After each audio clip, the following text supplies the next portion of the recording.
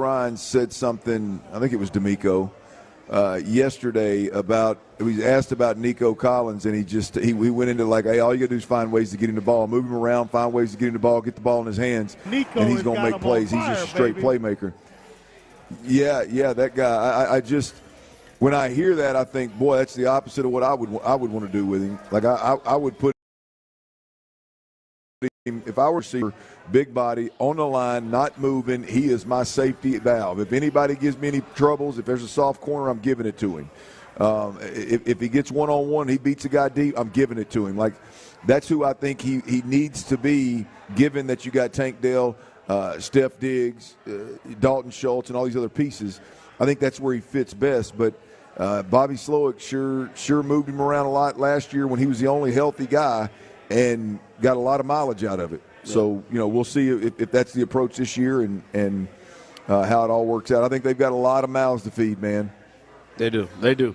Nico is one. Nico is a Tank, another one. It says, I see someone text in. All right, coming up as we continue, what you got going on at the 4? There's a ton of pressure on one guy in this organization. One guy on this football team. There's a ton of pressure. I'm going to tell you who that is, and we'll discuss next right here on Sports Radio 16. Thursday Night Football is on Sports Radio 610. The Chiefs and Ravens kick off the NFL season under the lights in Kansas City. Hear it tonight at 7 on your home for the NFL.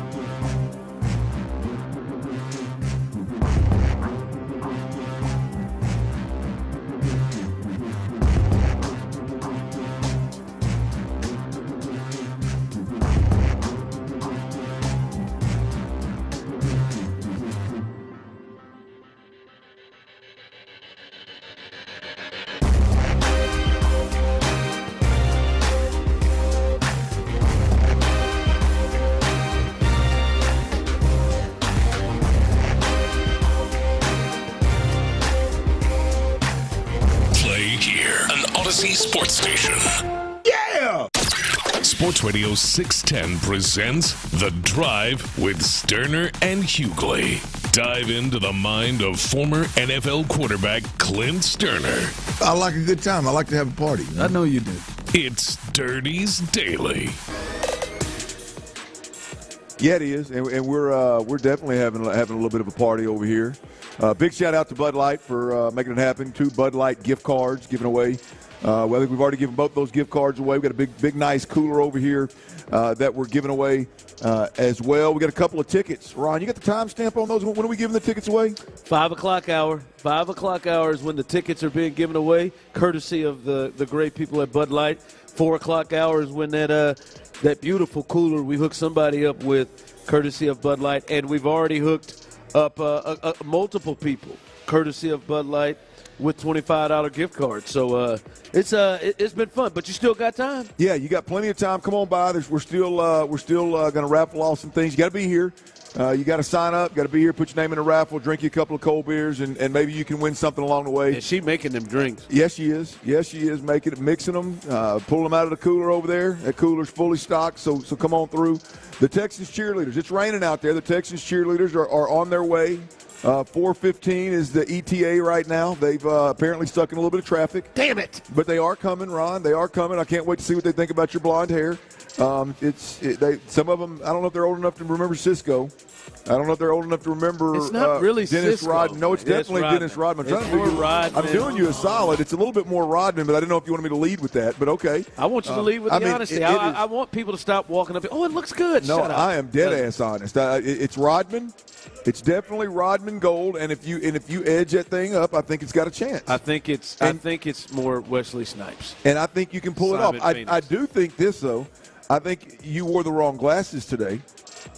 I tried to put it on. Yeah, but he can't give himself Wesley. I mean, you can't give That's himself Wesley. Wesley. But that's the closer look to it. No. Here's the deal. Pull up that Dennis Rodman when he had that wedding dress on. Pull that one up. I think it's going to be real The close. hell you put me in a wedding dress? Oh no, I didn't put you in a wedding dress. But I tried to give you a tip here. I tried to let you know that them glasses, them turtle shell frames, were on point with that blonde hair. That gold was matching, man.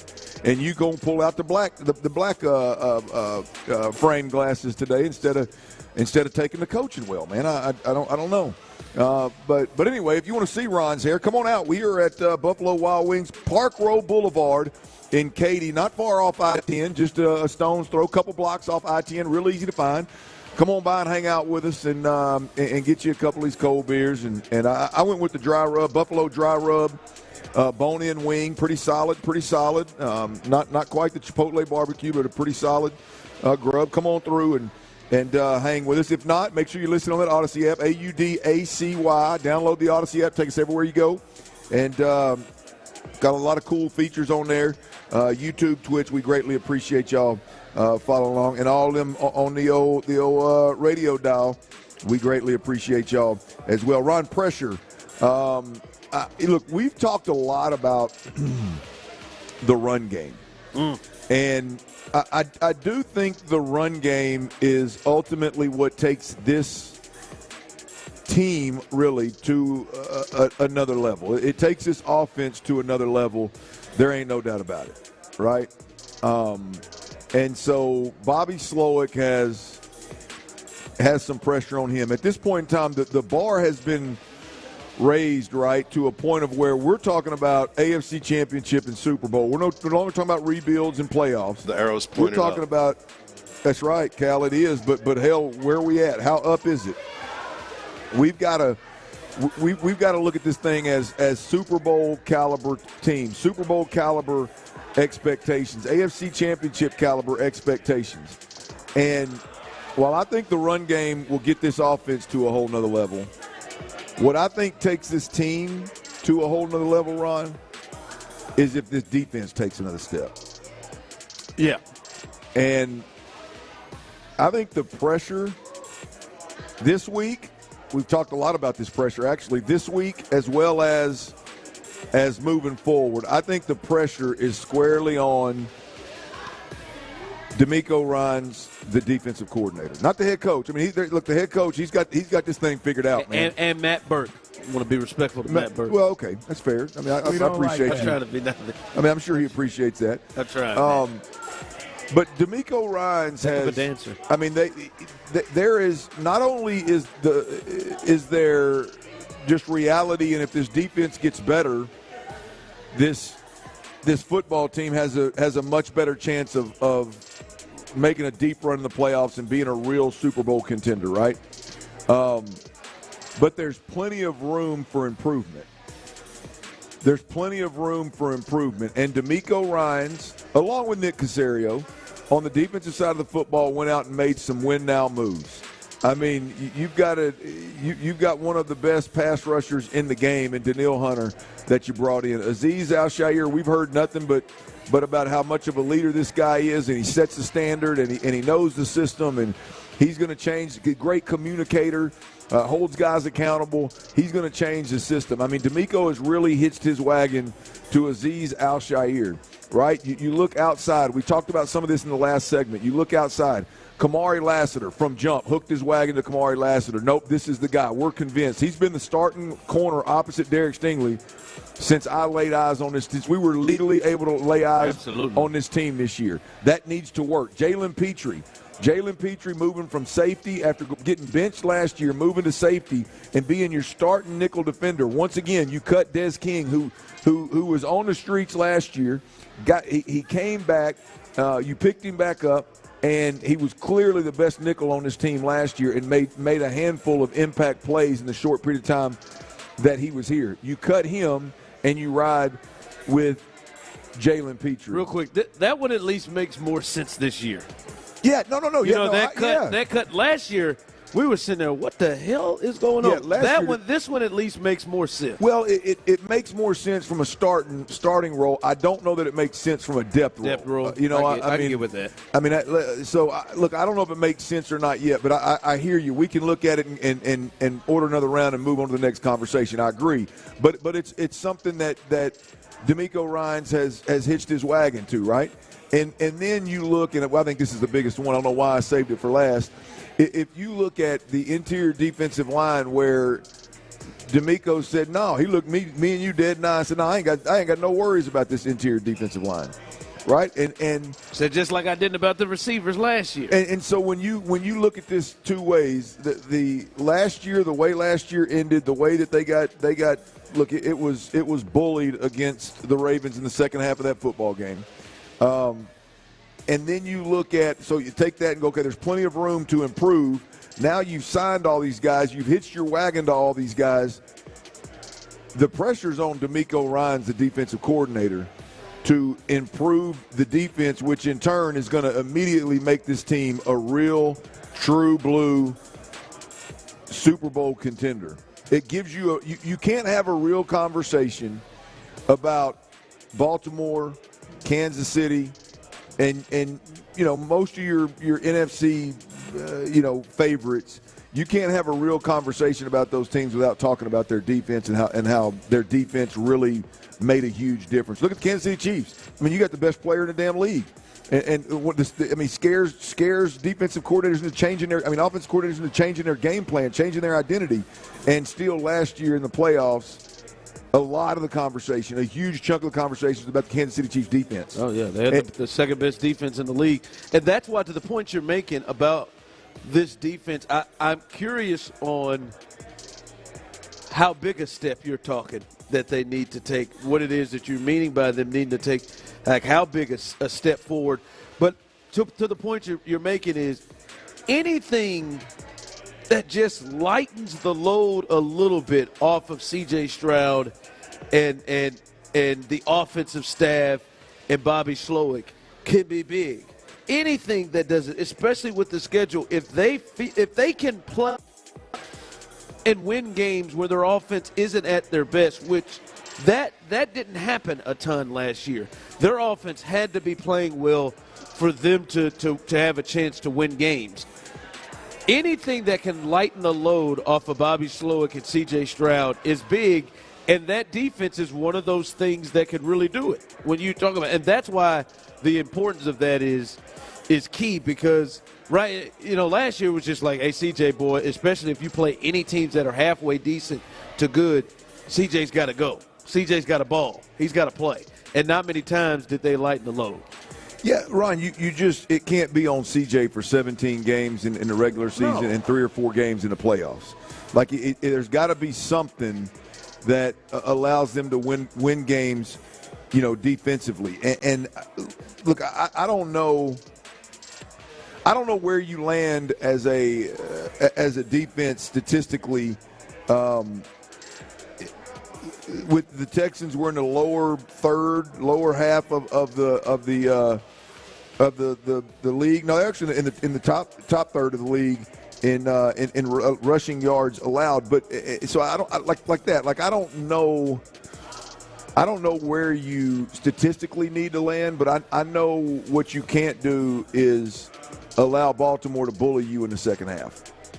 Again, the bar is set, the standard is set with the Kansas Cities of the world, the Baltimores of the world, the Green Bay Packers, the Cowboys, the Eagles, the 49ers, and they got out-physicaled against that football team. And I just don't think you can do that again this year. I don't care where they necessarily land statistically.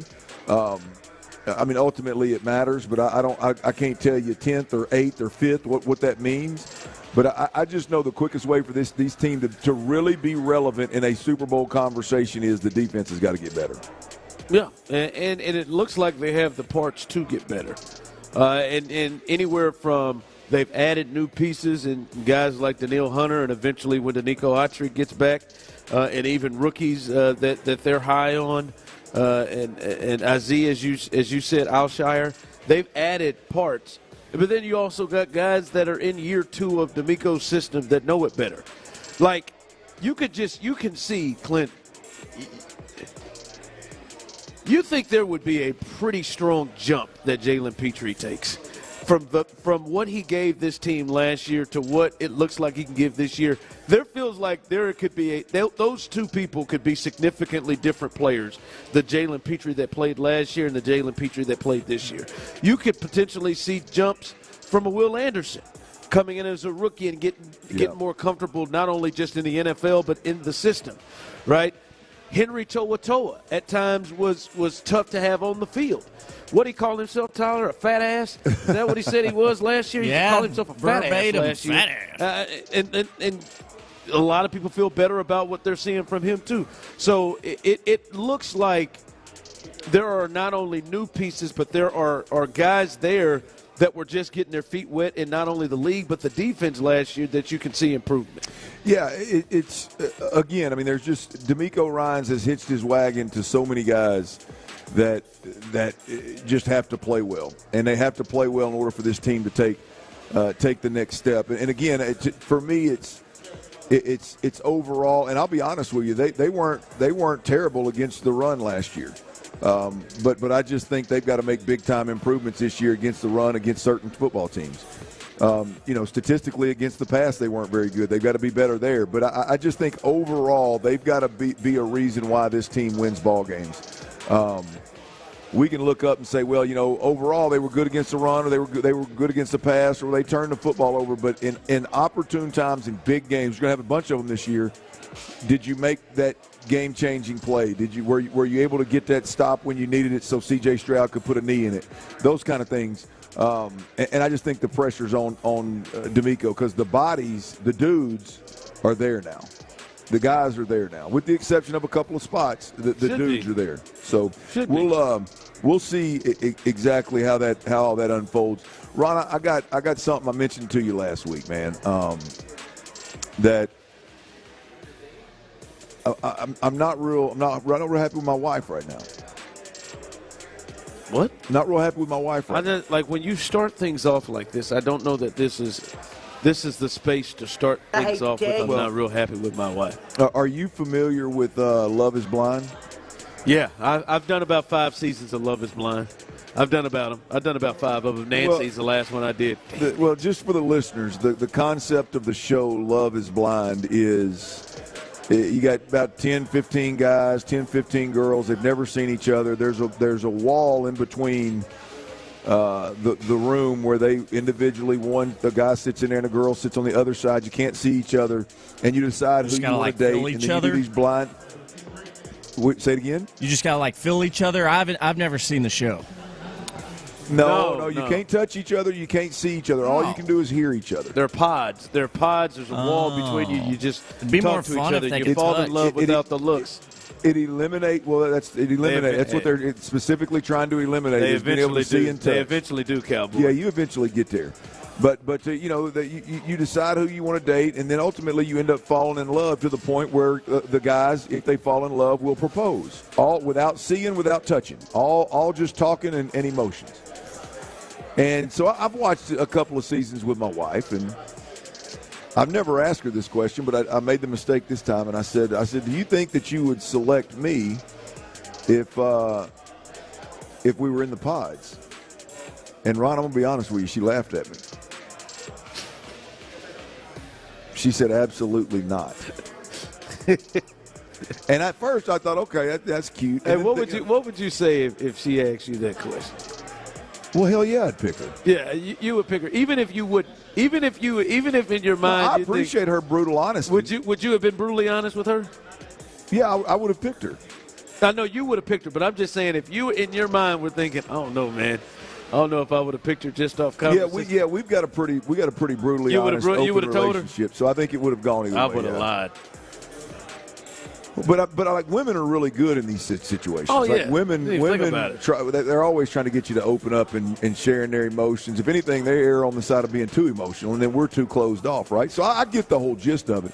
But how quick she said, hell no, I wouldn't. And then I circled back the next week on the next episode and said, hey, babe, were you serious? Would you not pick me? Were you hurt?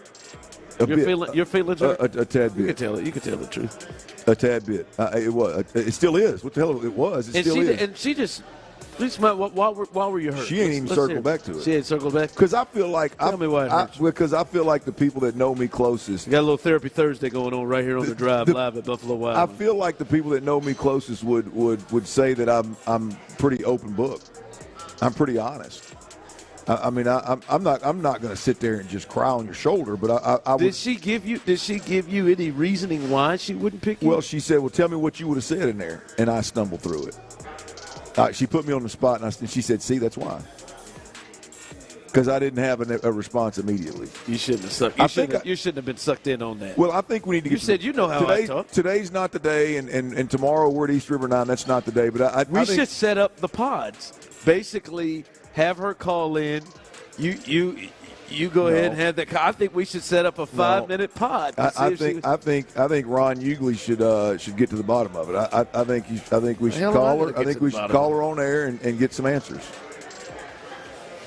I think she gave you some answers, and you didn't put you fell for the trap. I'm hoping that you disagree with it and you'll straighten this out. Well, hey, don't put that pressure on me. Shoot. All right, coming up as we are live here, still a chance to enter to win tickets to see the Texans take on the Bears coming up here Sunday Night Football on the 15th, and your chance to win a wonderful big-time cooler, all courtesy of Bud Light, as we are live here in Katy. Buffalo Wild Wings, come on out and get involved in that raffle. The Astros took an L today as they lost, but the real thing is some people are putting a series on Jeff Bagwell because he was the broadcaster. His last night's loss squarely at the hands of Tyler Milner. We'll discuss that coming up next.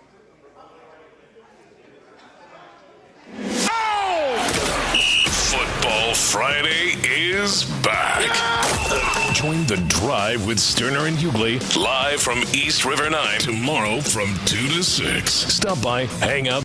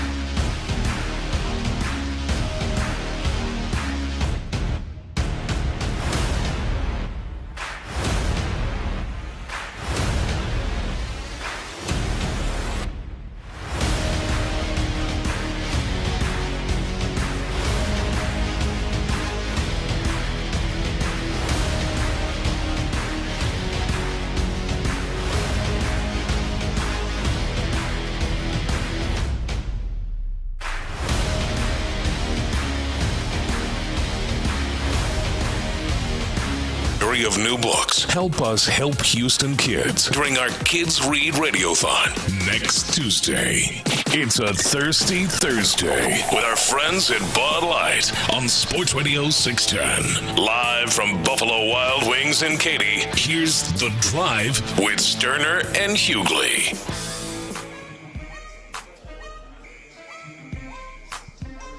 All right, welcome back in. Coming up here after this segment ends will be the drawing of the cooler provided by Bud Light. So if you are driving in, please drive safely. If you are here and you have not filled out your name yet and put it in our raffle box, you might want to do that, as this gentleman seems like he is going to head to fill out his name to put in that raffle box over there.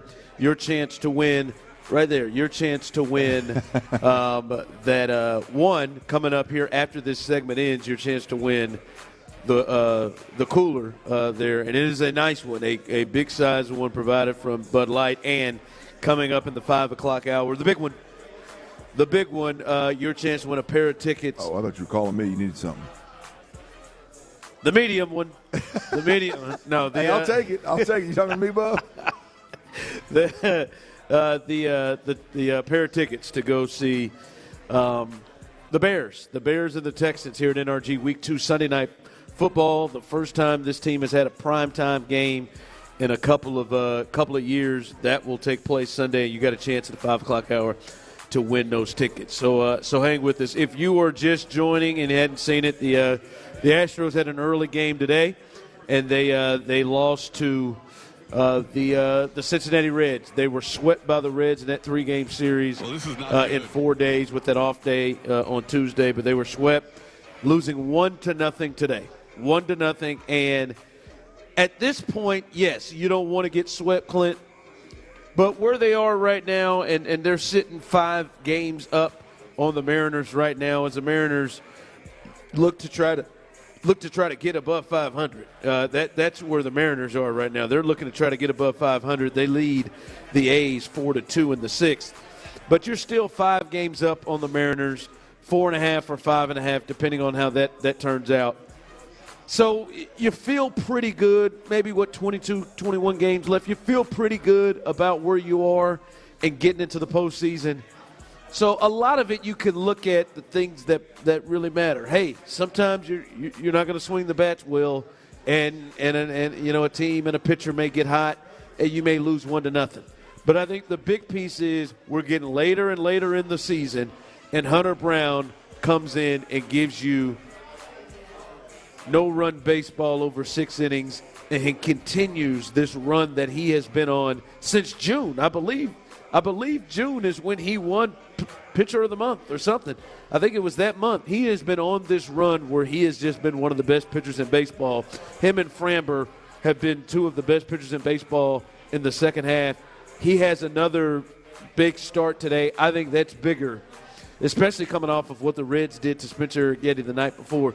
I think that is bigger than just, hey, you got swept in Cincinnati. That's a bigger, more important deal that Hunter Brown continues to roll. I think the Astros have positioned themselves where we can talk about silver linings. Yep. You know, we can talk about positives in a series where they got swept by the Reds, and I agree. Whether we're looking at Verlander throwing 107 pitches in the first game against the Reds, although it wasn't real pretty, you get 107 pitches. Clearly the distance is not a problem, right? Number one. Number two, Spencer Arrighetti. It was so bad that I feel like Spencer Arrighetti was probably tipping pitches at that point in time. But I don't want to let that one game minimize what Spencer Arrighetti has done, because he was being mentioned before that game on the same graphics as Hunter Brown and Framber Valdez. And so I'm not going to let that one game where clearly the wheels came off in the first inning. I'm not going to minimize what he's been able to do to date because of that. It's going to take a lot more. And then, like you said, Hunter Brown just keeps on keeping on, man. And by the way, Yusei Kikuchi is a guy that is being looked at right now as the best acquisition at the trade deadline. I love Kikuchi! Thank you for that. Yes. So, I mean, you've got – You're welcome. I know it was a rough series. I know Spencer Arrighetti was bad for whatever reason. But boy, I'm not going to let this series minimize or diminish what they've been able to do today. Well, and with Spencer Arrighetti in particular, I think you can look at it, and that's not really his fault. That's Tyler's fault. I think this. I think this is one where we could look at this and put it on Tyler. That's silly. silly. I'm just saying. Last year, we've all agreed that the debacle that happened in Charlotte between the Panthers and the Texans, that was not really on the Texans. Ain't happening in Minnesota, son. That was on you showing up. And yesterday, Tyler, I mean, you could not have been more confident. I mean, you were definitive. I mean, do you blame me, though? I mean, it wasn't. I mean, no one saw that crap coming. Are you kidding me? Listen, and I said it yesterday, and I say it here. It was a good bet. I heard John Lopez giving it to you, but he also said it was one of those bets that made sense, understanding why you were salivating over it. But damn, Vegas is good. They know something all the time. Shoot, that's better than being good because they leered your head. 2/3 of an inning, bro. Holy well, hell. the beautiful thing about it is at least, Tyler, at least they didn't flirt with us, man. At least they just went ahead and let us down, man. Right to me, don't flirt, man. Don't tease me. They just flat let us down right out. I mean, the entertainment value would have been better for a while if they would have at least flirted with it. No. If you're going to take $100 from me, just walk up and snatch it. Because we're sitting in there early. Don't dangle me along now. We're sitting there early as we're about to leave, and Clint's like, damn, man, they are hitting him. And then Clint said, well, the good thing is he's only thrown 13 pitches through 4 batters. So, cool, we're good. I thought maybe he gets out of it, maybe he settles down, and now you're just playing for the strikeouts. Yeah, he had the 3 walks, too, man. I mean, that was rough. And even like that first out was, or that second out was tattooed, just hit to somebody. But nah, man, my man threw 38 pitches in one inning that he didn't even complete. Was just out of control. Somebody on YouTube and Twitch, hell yeah, that was on Tyler. But I still think people trust you. I don't know, your locks have been a little shaky. I will say that. It's just because the 2 Clint followed that those 2 didn't hit, so now they're all blown up. But there's been 3. But name them. There's look, I don't can't think that far. That's convenient. I'm just telling you, there's been 3. I've been counting them. I need some evidence. But here's the deal, T. I told you, T. I mean, the overall bet's tremendous. You got to stop with the locks, man. No, my locks are fine. My percentage hit on my locks is actually really good. Y'all just got on the wrong ones, man. I mean, there's no denying last night was that's horrendous. I mean, I said it was the lock of the month, and it was done before the first inning was over. So I'm not hampering that at all.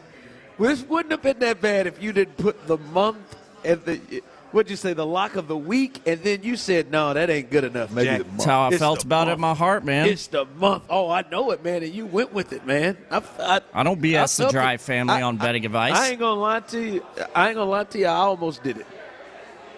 From the text line, Bijani was trying to get me to it. He was like, damn, glad I didn't. See, that's why you can't do that thing he wants you to do right there, man. We got to talk about that at some point. I wouldn't have been able to live with that. I got it. Someone said, Ron, not at all on T-Mail Bagwell is god-awful to listen to. The arrogance, you'd think he was Ted Williams. So that's what I'm saying, man. It's the arrogance. I mean, it just drips off the dude's lips. It just became arrogance because he was arrogant about Jose Abreu. That's what. And I mean, maybe he should be a little arrogant. He is a Hall of Famer. Like just I hear his voice now and I get peeved, man. I'm like, man, something about this guy. I just want to punch him in the throat. Because you keep. I think all of you keep seeing Jose Abreu. That's what it is. And maybe Rafael Montero with his back turned. That's what you see. The face of Abreu, and Abreu turn around with Montero with his back to you. That's what you see. I mean, it's all right, man. It's a tough one, man. You take an L. Why not? At least your bet just was money. Yeah, scared money don't make money. We'll get it back. All right, the Texans cheerleaders are out, and my man, you missed it. My man came in. They walked in. My man said, "Yo!" And he was, he was the only one that said something. And he said, well, "Let me bring it back down a little bit." He said, "I look crazy." They walked in. He sounded like he thought everybody was going to say, "Hey, they're here." It was just him. Oh, let me bring it down a little bit. But the Texans cheerleaders out, and right now, as soon as we get done, Clint, we are going to hook somebody up with this cooler, courtesy of Bud Light. A lot going on here as we're live here in Katy at Buffalo Wild Wings. Stefon Diggs, man, he spoke about how excited and how privileged it was to be chosen a captain here for the Texans. Boy, man, we could be a lot of us could have been really, really wrong about what we thought the potential of what could happen here with the Texans. All of that coming up next right here live on The Drive. All right, now it's never a bad time to take a trip east.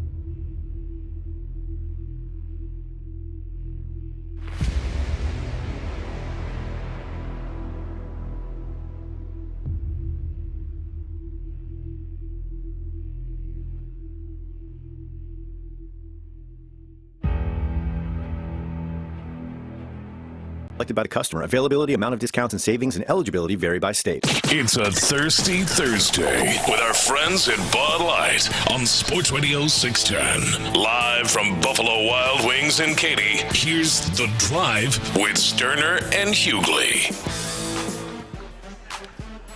All right, shout out to the great people at Bud Light and the great people here at Buffalo Wild Wings who have taken care of us here on this Thirsty Thursday, the first one of the year. And congratulations to Scott. Clap it up for Scott. Congratulations to Scott.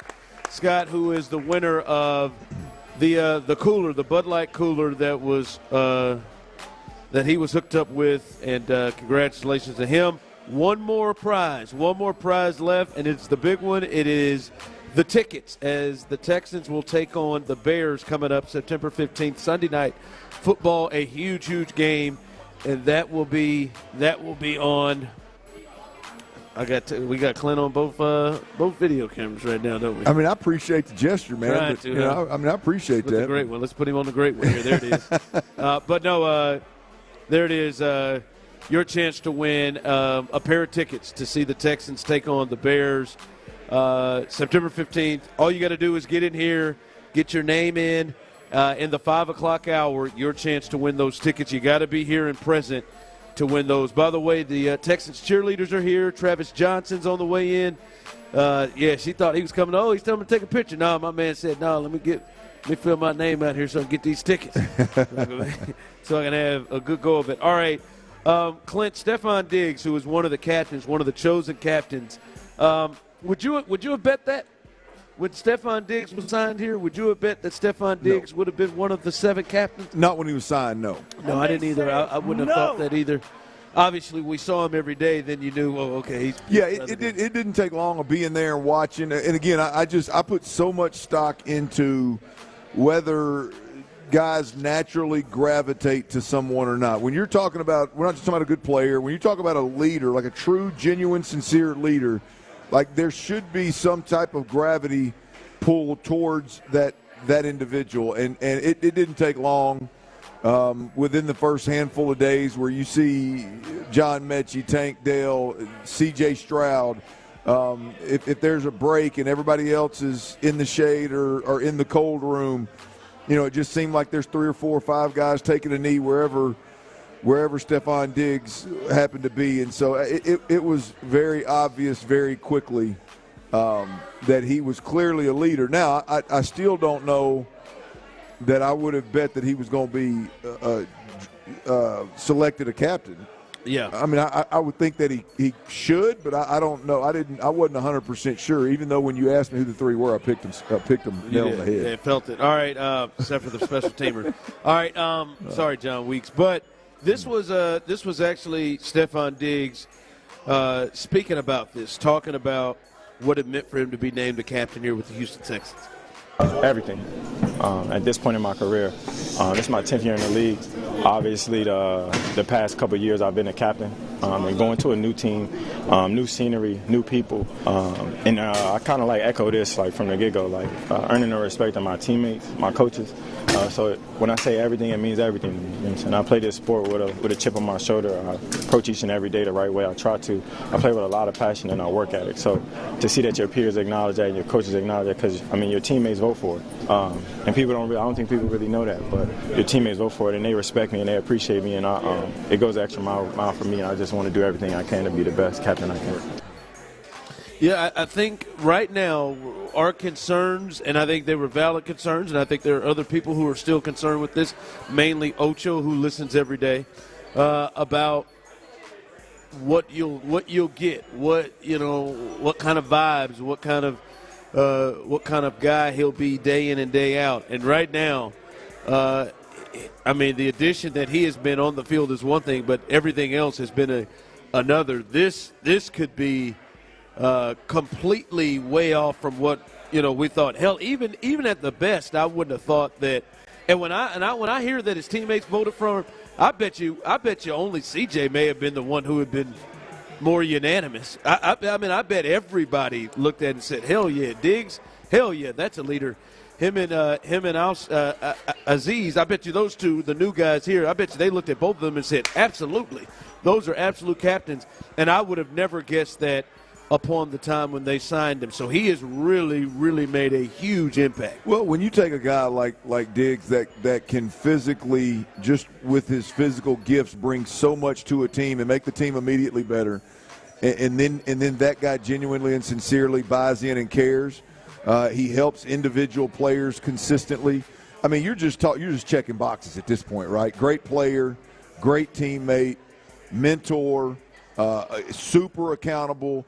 As good as C.J. Stroud is, there's a lot of work that goes into the chemistry that we saw with Tank Dell and Nico Collins. He understood that immediately and started grinding with C.J. Stroud.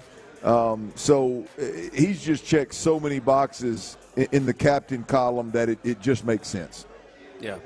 From the text line, my favorite here, from the text line, it's getting hairy in here. This guy, his wife's waiting on his ass at the house. Someone texted in and said, Ron, wasn't it Clint who didn't want Diggs on the Texans? I mean, but you get new evidence, and you see what it is. He's allowed to change an opinion. He'd really be an asshat if he just continue to sit there and say, oh, no, I don't want him. He's not good for the Texans. He's not a real leader. Like, no. Yeah, you can get new evidence. It was valid and understood why some didn't want Stephon Diggs, didn't want to potentially bring that in. They've been completely wrong up to this point. And you can change off that. Yeah, look, I mean, I don't have a problem. I stand by that. Before when I knew from a distance what went on in Minnesota and what went on in Buffalo, and how that you watch that from a distance, how it unfolds. I didn't. He was the last receiver on my list in terms of those high caliber guys that I would like for the Texans to have pursued.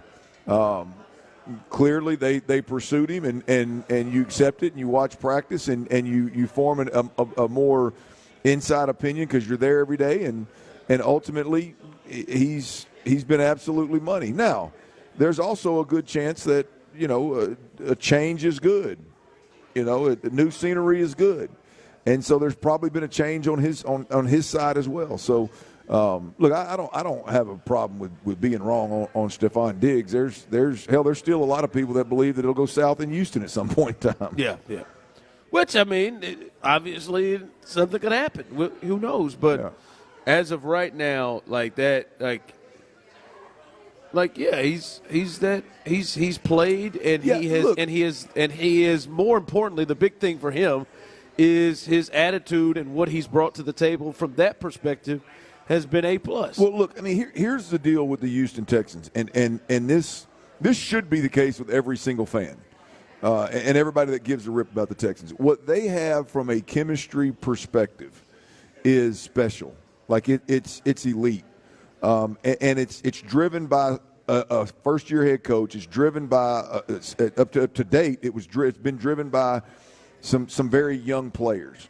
Right, and yes, if there's any player when free agency rolls around again next year, and if there are any players that have reputations around the league that are sourced, by the way, that there's some level of credibility to, then I hope the Texans are going to pass on those individuals.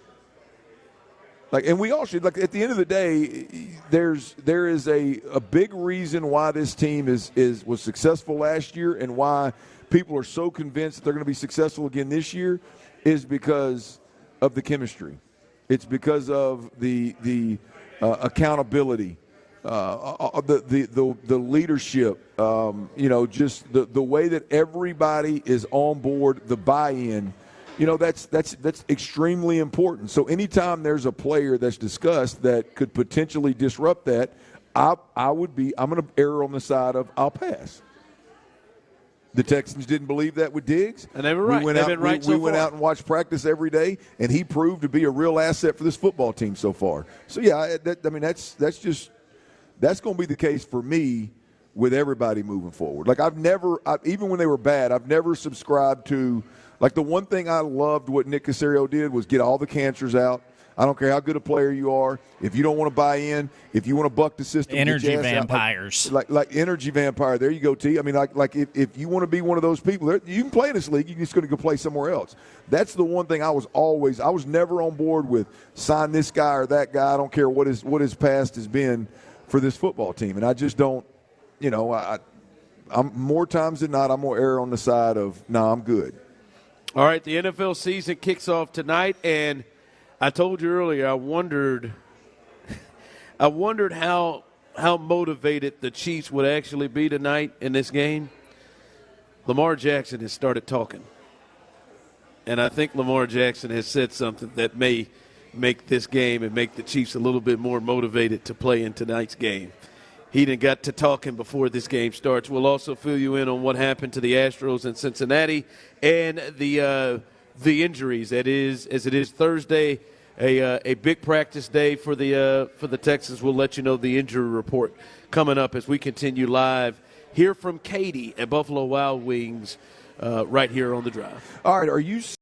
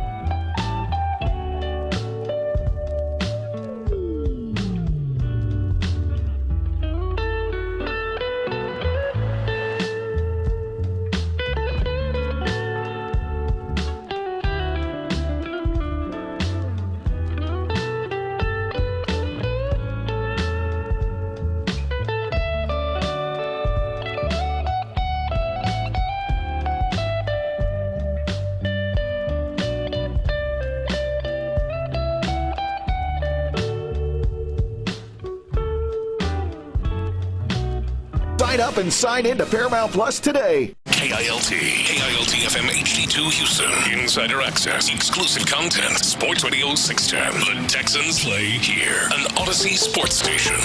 Give me a hell yeah. Sports Radio 610 presents The Drive with Stoerner and Hughley. It's the 5 o'clock fire. It is 5 o'clock. Congratulations. Hopefully you're off work. Luckily for you, old dirty blondie. And Psycho T, a.k.a. T-Mill, a.k.a. Moneybags, have the latest for you. The latest is 5 o'clock fire, which you're listening to, is brought to you by Kirk Holmes. And we are live here at Buffalo Wild Wings and about to hook somebody up with our big prize of the day. Coming up in this hour, in the 5 o'clock hour, your chance to win 2 tickets to see the Texans host the Chicago Bears. That's Caleb Williams, this year's number 1 pick, versus C.J. Stroud and the Houston Texans right here in NRG. We are hooking you up with a chance. Not we. Bud Light is hooking you up with a chance to win a pair of tickets to see the Texans and the Bears. So hang with us, stay right here, and if you're on the way, you might want to get here because we're going to be hooking somebody up with that here in the 5 o'clock hour. It's been a great time here at Buffalo Wild Wings here at the Katy location.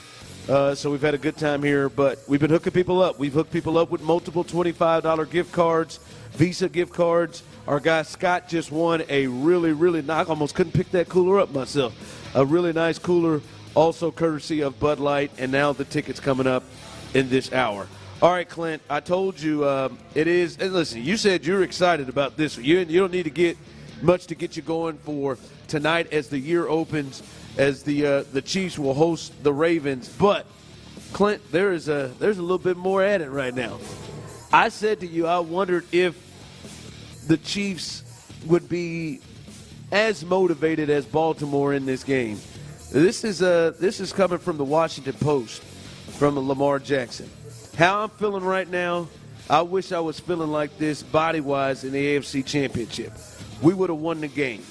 I would have been able to move around for my guys. We would have won the game. With me just hurting and couldn't move, I know if my legs were good, we would have won that S. We wouldn't have had to even throw the ball at all. F throwing the ball. That's Lamar Jackson going into this game, saying now, giving some understanding a little bit to why Todd Monken wasn't running him. Although the few times when he ran in that game, if I remember, his legs were good enough for him to catch his own pass and run for about 13 yards. But now he's out here talking, saying, hey, if my legs was right, we would have won that game. Yeah, I actually love this. I love it, though. I'm happy. I don't know if I advise it before you play the Chiefs, but I actually love it. I mean, here's why. If you remember correctly, this time last year, what was Lamar Jackson talking about, Ron? 5,000 yards. I'm going to throw for 5. He may even went for 6,000 because nobody else had done it. I'm going to throw for 6,000 yards.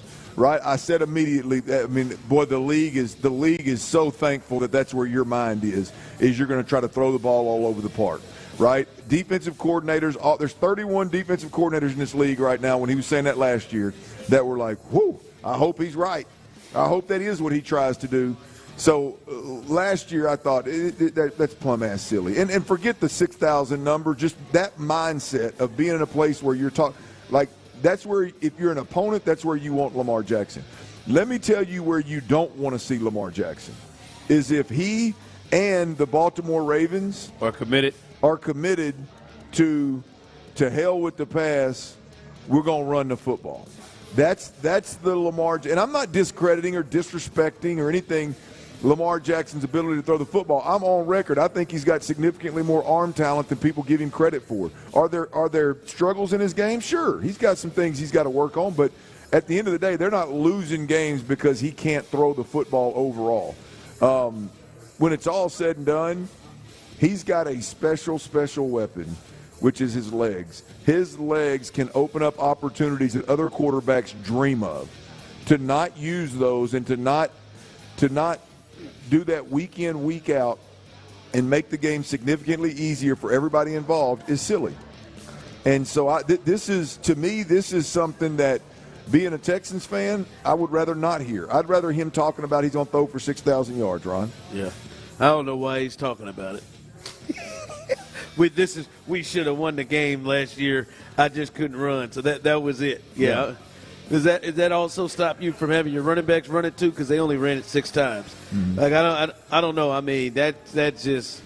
Hey, I love it because I think it has now maybe made this game a little bit more intense. We couldn't run the ball.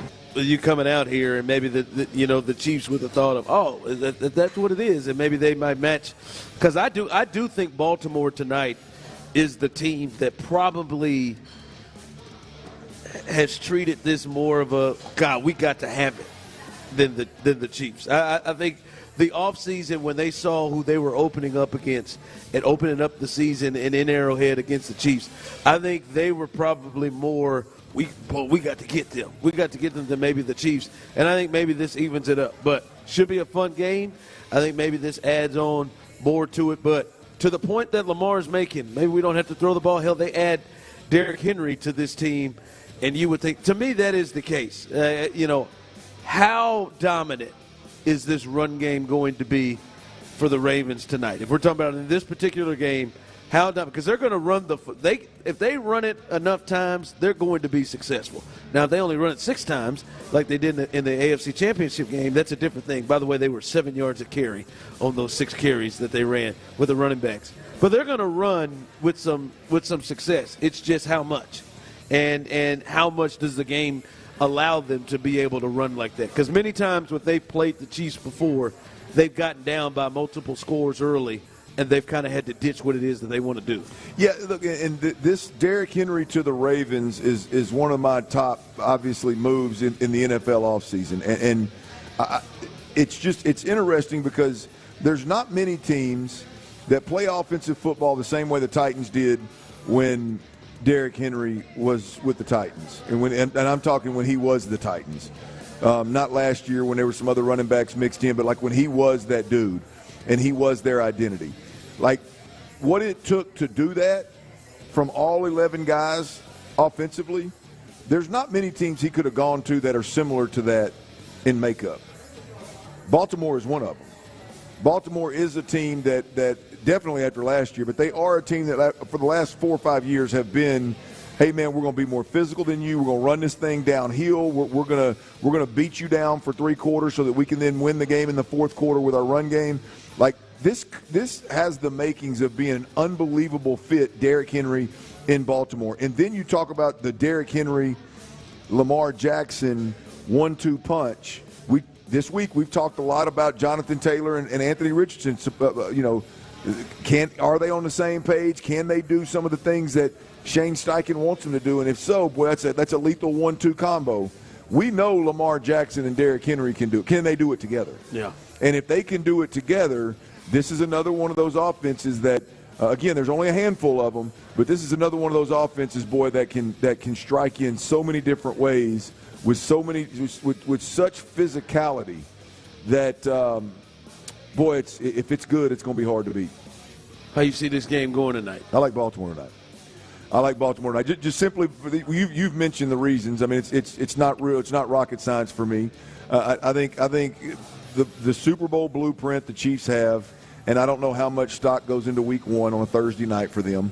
I don't know. I think they're motivated to see what Worthy's got and kind of come together as a unit with the new guys more so than playing with a chip on their shoulder right now. And I think Baltimore is the exact opposite. They are a 180. This is a game, a lot like Detroit last year, where you need to make a statement and win this game. You need to make a statement to the entire NFL. And, look, it helps that it's the Chiefs, but ultimately because you fell short last year, Lamar Jackson's clearly pissed off. You need to make a statement this year of what the 2024 Baltimore Ravens are going to look like with Derrick Henry and Lamar Jackson in the backfield, having learned from that AFC Championship loss last year. I just think this is one of those games where for a month now, one team has taken it extremely serious, and the other one's throwing behind the back passes. I'm not hating on that. I'm just saying that's the mentality. It happened one time, and it was listen, I get where you're coming from on that. The only thing is, I think the Chiefs' offense and Patrick Mahomes may feel like they have something to prove. Their offense, that was the worst we've ever seen them look under him. They kick field goals all the time. There's Travis Johnson. They kick field goals all the time. They struggle. I do think their offense. So I think this one could be a high-scoring game, and I think in the upper 20s, lower 30s, I'll still go with the Chiefs here tonight.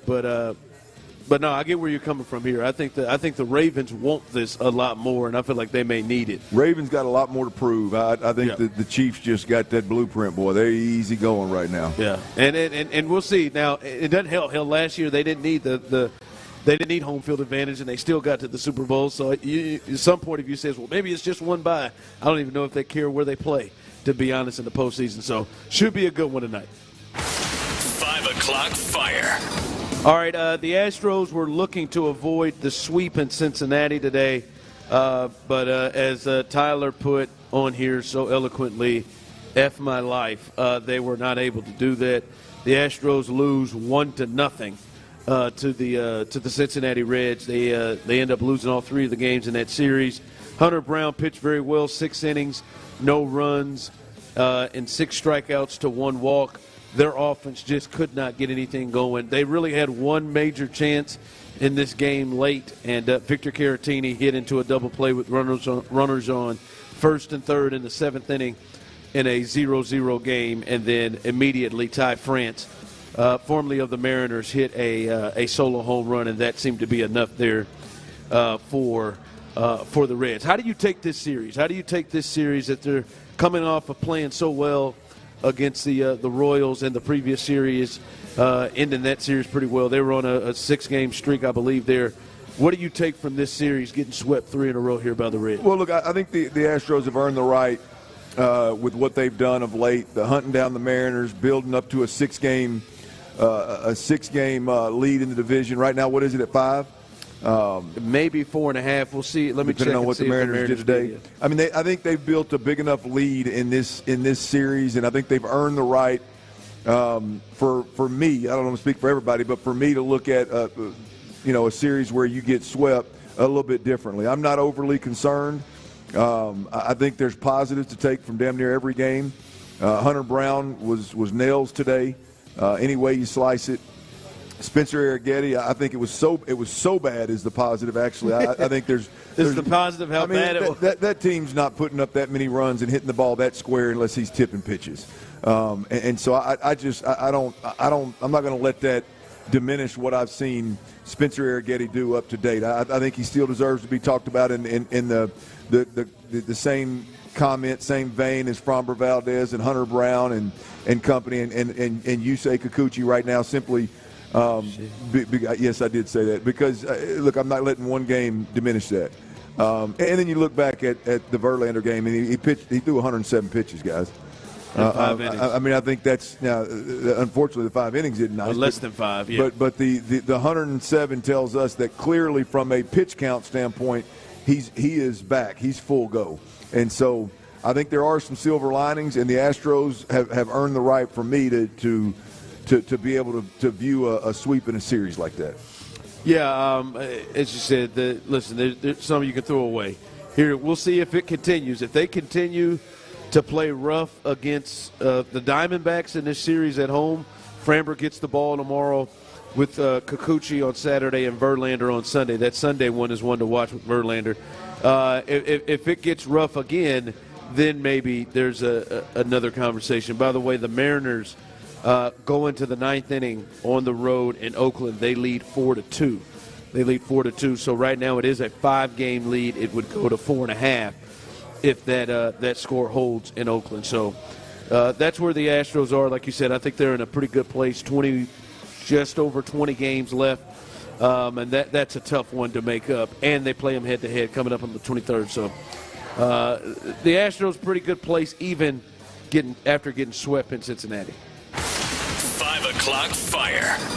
All right, guys, the Texans injury report is out, Clint, and if you remember last year, this is a lot different than last year.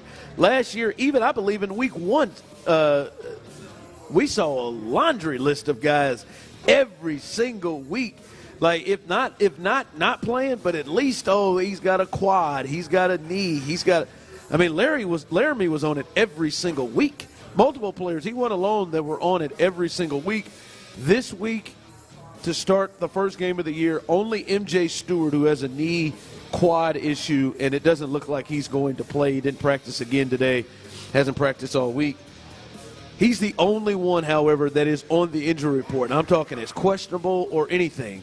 So they come into this pretty healthy right now. Yeah, and look, what does that mean? That means a successful camp. I mean, yeah, their priorities. There's things that they got accomplished without a doubt, and they did a hell of a job at that. I thought they got unbelievable work throughout the joint practices. They went to camp a week earlier than everybody else, so you could get through camp at a little different pace when you start a week in advance. When you've got an added preseason game. I just think they got tremendous work, and the way that they came out on the back end of camp, especially after a D'Amico Ryans camp, which is generally speaking a little bit more physical than most camps around the league, I would think. To be healthy at this point is big on the backside of camp, and it's big, obviously, to kick off the season. All right, that is big, and I think it's a big thing that Will Anderson doesn't even show up with the ankle on the injury list, that they feel like, hell, you look at that, he may be 100%. I didn't know if he was going to be, but that's a big thing to look at. All right, as we continue live here from Buffalo Wild Wings here in Katy, remember, in this hour, we are going to be hooking somebody up with a pair of tickets to see the Texans and the Bears. All you got to do is come on in, sign your name, put it in our raffle box, and you'll have a chance to win there. I see the cheerleaders here. I see Travis Johnson. Trap has walked into the building. You want to join? Why not, man? Let's hear him, man. I do. I want to talk to him because I want to talk to him about his position. His position in particular, coming up on the other side, Travis Johnson. He'll join us live here at Buffalo Wild Wings. But first, Texas Star Grill Shop. And before we do that, though, I'm sorry. Thank you, Tyler, for the reminder. You're Texas welcome. Star Grill Shop. I mean, why would I not want to talk about Texas Star Grill Shop? Listen, they have held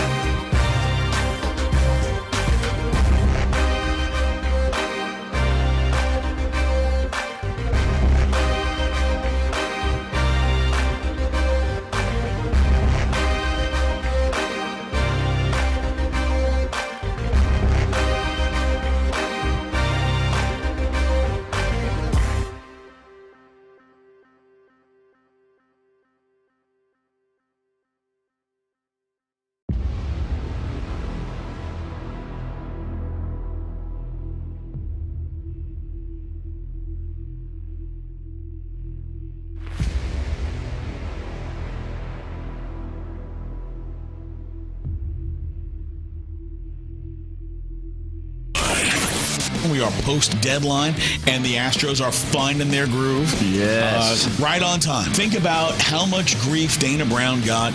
We're a good team. I believe in this team. We're going to turn it around. He was right. Yeah. New episodes every week on the free Odyssey app or wherever you get your podcasts. Houston's sports leader, Sports Radio 610. It's a Thirsty Thursday with our friends at Bud Light on Sports Radio 610. Live from Buffalo Wild Wings in Katy, here's The Drive with Stoerner and Hughley. All right, welcome back in. I want to let you all know in the building, and if you're on the way here, the Texans cheerleaders are in the building. Travis Johnson's in the building. He's going to join us here in a second. And when this segment ends, that is when we will do our drawing for the winner for the pair of tickets to see the Texans take on the Chicago Bears. And as I just got here, it also comes with 2 wristbands for the Bud Light tailgate. And you have free beer, free food. So we are hooking you up. Bud Light is hooking you up big time. So that is coming up as soon as this segment ends. So if you have not got your name into that raffle box, you might want to get your ass on over there and do that. This is how the hell you party right here. Yeah. Come to a Buffalo Wild Wings. This atmosphere, tremendous, right? I mean, like you mentioned, cheerleaders, the Bud Light promo girls over there. Ladies. Trap gets thrown in that mix somehow, some way. Always. Must be living right. Must be living right. But how about that? I mean, 2 tickets, and don't just show up to the game. You show up early and they're going to feed you and drink you. I mean, that's absolutely beautiful. You give away 2 $25 gift cards, courtesy of Bud Light. You give away a top-notch cooler over there. You get a chance to party. That's right. Dusty, hell yeah, you do. And Bud Light knows how to do it now. It sounds like you need to marry Bud Light. If she feeds you, no, I'm married. I can't cheat. My wife don't mind me cheating with Bud Light. Well, I wasn't talking about my wife, but I'm just doing my job, if you know what I mean. I'm married in that family, but they're doing a hell of a job. I'll marry your ass. You ain't wrong. I'm just saying I'm open. Hey, you're not wrong at all. I'm open, but like, hey, Trap, man, hey, I'm looking at this game coming up on Sunday, and this would be a game that's made for you and your position group, because it feels like this game may come down to, and I think this would affect so many portions of the game, how long CJ's on the field, how long that offense is on the field. I think we know what the Colts want to do and what they have to do in this game. They got to use Jonathan Taylor, and they got to use Anthony Richardson off them. They got to run the football. If the Texans are successful in stopping the Colts from running the football and then making them have to do something different, what will that look like? I think it looks what you want it to look like. When you put it basically, I look at Anthony Richardson like he's a rookie right now. This is a guy who didn't play all last season. Now he's on the field, coming off an injury. You don't really know what you're going to get. He didn't get as many snaps in the preseason as you would have liked him probably to get, as far as if you're a Colts fan or if you're a part of the Colts organization, because you didn't want to get him hurt. But I think it looks good. I think when you can pin your ears back with the group that we have, especially up front, those guys want to rush the passer. Those guys want to put all 7 cleats in the ground. I don't even know if they wear 7 studs anymore. But they want to put those 7 studs in the ground. They want to pin their ears back, and they want to go after that quarterback. And we got to remember, this guy's also a big dude. Now, this is Cam Newton reincarnated. Yeah. I don't know if he's as good as Cam yet, but I think we have the tools to go out there and really force the issue with making him have to beat us. How do you feel throwing? Making him have to beat you throwing, exactly. Yeah. How do you feel about the interior defensive line in particular? I know they took some big swings, and I'm not talking about obviously Danielle Hunter and Will Anderson. We all feel good about them. But the interior defensive line on this football team, I think D'Amico Ryans and Nick Caserio set out to make a big splash there. And in free agency, it happens. You swing, you miss on a couple of guys, and you've got a backup plan. They seem to be very confident. I look at it and go, you got a lot of depth. You can rotate some dudes through there. But how do you feel about the Tim Settles, the Foleys, the Mario Edwards Jr.? How do you feel about those guys being able to get done what you guys just talked about getting done? Well, I think for me, when you sign a guy like Mario Edwards Jr., in my opinion, I think this is a guy who now you put him in the right defense that he hasn't been able to play in for a long time. We've heard that a lot. We've heard that he's not been in the scheme that fits him the most. No, this is a guy from the time he got to Florida State when he was a young kid. Me and his daddy, we missed each other by a year at Florida State, and I've known this kid probably, I feel like, his whole life. He's a kid that should have been a 4-3. 3 technique. He's a guy who can get off the ball. He causes a lot of problems. You can put him at the nose in a 4-3, and he wreaks havoc. I think you can really get some amazing things out of him. I think he's the X factor for me inside that interior, who a lot of people, they think, okay, he's a good vet, he's a journeyman. I think it's year 9 or maybe even year 10 for him. But guess what? You're going to get a guy who's going to play like a year 4, 5, or 6 guy with a mind of a vet, and is going to give you a lot of plays. I look for him to have the biggest year he's ever had. I really believe in this defense, he has the potential to be a double-digit sack guy this year. Really? There's no question. Yeah. I think he'll really take us to another level. I mean, when you look at the other guy, what's the guy we got out of Jacksonville? Foley. Yeah. Well, Foley, I think Foley's going to be a pretty good addition to us. I think we have the tools to really do some things. I mean, when you get him, Foley and Junior, 1-5, I call him, excuse me, Foley and Mario Edwards Jr. starting together, I think those kids right now, they're going to be awesome, man. I think with having Daniil on the outside, having Anderson Jr. on the outside, I think this D line is going to be our focal point. I think they're going to be the bell cows of this defense that keeps everything running. Sunday is the test. Though Sunday is a big test, and I like what you said. They have to stop the run to a point where they get to do what they want to do. And that's rush the passer. Because if this game at all comes to, hey, Anthony Richardson, you got to drop back, whether that's because CJ and company have put up points and now we can't just run the football, exactly. Whatever. If it comes to that, I mean, now that's a scary bunch. Danielle Hunter, that Will, and then you bring old man Jerry Hughes off the bench, and now all of a sudden you get – Jerry's still making a lot of plays right now. Jerry easily last year probably could have been a double-digit sack guy if he doesn't miss. I think he missed about 10 sacks where he has his hand on the quarterback and just didn't finish it at the point, or he got knocked off by another pass rusher. I'm super excited about this D-line play. To me, I don't even want to think about what's behind them right now. But to get Danielle Hunter, he looks like he's 215 pounds, and he's not. He's huge. Yeah, you get up on it. He cut up like a turkey, man. This is a good-looking dude. He looks like he's 215 on that TV. When you're standing next to him, he looks like a damn gladiator. No question. Hey, Trap, when he walked up on us at practice at first, I was like, because I was in the mindset of like, dude's just one of those, kind of, because if you – from a weight perspective, he's a lot bigger than he weighs. Oh, no question. But when I think, pass rush specialist, wins with speed. He's probably not going to be. He's one of them humans that walks up on you, and his skeleton is just larger than most. His forearms. When I say 215, for all you listeners out there at Sports Radio 610 and SportsRadio610.com, for all you listeners out there, when I say 215, he's probably 270. If I give him that, he's probably 270, but he looks like. He's a physical specimen. Like, dude has a 32-inch waist, probably with 40 legs. His ass is probably a 40. You know what I'm saying? Like, he's literally like, if God made anything better for a D lineman, he kept it for himself. Yeah. He looks like, when you talk about guys, defensive ends that look the part, when you talk about Julius Peppers, you talk about Mario Williams, you talk about Danielle Hunter, it's a lot of guys that you say God literally took those guys and chiseled them out and said, I'm going to make the perfect defensive end, and these are what these guys look like. And he's one of those guys that look that part and plays that part. Yeah. What's been your impression of Kenyon Green? What you've seen a little bit of him? He was a first-round pick a couple of years ago, and they set him down to kind of get his body together, and he seems to have gotten his body together, and he has passed every test. What's been your thought as you've seen him kind of get ready to get back into this year? I think it's the epitome of stick-to-itiveness. You know what I'm saying? One of them coaching words that I don't think you find it in the dictionary. I don't think so. But it's a stick-to-itive guy. This is a guy who's good at tuck tail and decided, it's not for me, or could have went the other way. But you see him grinding it out. You see him take care of his body. You see him come back and say, you know what? I'm going to be back in the starting lineup. I'm going to be the guy who they expected me to be. And I think he's on the way. I think he's really taking ownership of who he wants to be and the type of player he wants to be. I think he takes the next step of being the pro's pro. Yeah.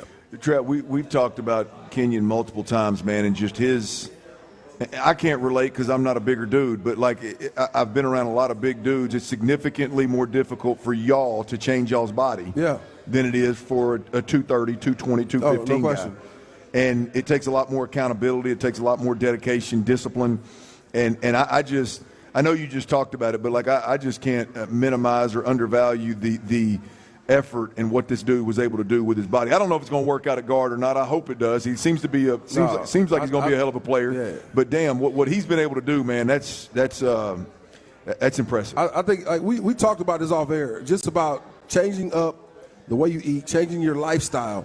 When you're a big kid and you've been a big kid your whole life, it's kind of hard. You know what I mean? Because you look at the scale and you've always been the tip top, but you're also a great athlete. So you've gotten away with a lot of things, but then when you get in the league, refer to yourself, correct? Yeah, exactly. Right. You're just looking at me. You probably was a good athlete. I was all right. I had a hell of a swim move. He spatted his ankle. Great spat. He said he looked great. He looked great off the bus, huh? Oh, spat, man. Quick feet. Oh, baby, quick feet. But I say that to say, it takes time, and when you start racking up those injuries, you got a lot of questions. You're saying, what am I doing? Because I'm going to the weight room. I'm going to practice. I'm working hard. I'm giving all my effort. But it takes another step to say, you know what? Maybe I got to stop drinking. Maybe I got to do this. Maybe I got to get to bed on time. Maybe I got to go make sure I'm seeing the chiropractor. Maybe I got to make sure. Yeah. It's a lot of things that turns you into a pro. Yeah. That takes you to that next level. And I think he's literally dedicated himself to saying, how do I become better? How do I become a better me? And I think that's what you're seeing out of him right now. Yeah, I don't know what he did at Oregon, but that's where he had to go. He went to Oregon for a few months and did his thing, but he got his body together. All right, man. I need to go to Oregon then. They give it out on Ozempic over there? I don't know what they're giving out, but he did something. He did something in Oregon. All right, Travis, we appreciate you stopping by and hanging out with us. That's Travis Johnson. Give him a hand out here. As we continue. Give Bud Light a hand. There you go. And Bud Light is about to hook somebody up with a pair of tickets to see the Texans and the Bears. We're doing that coming up as well. And, hey, be thinking about this because we talk about this on the other side. Who is the Texan you're most excited to see coming up on Sunday? Who is it you're most excited to see coming up on Sunday? We'll discuss that as we continue rolling right here live on The Drive. All right, before we do that.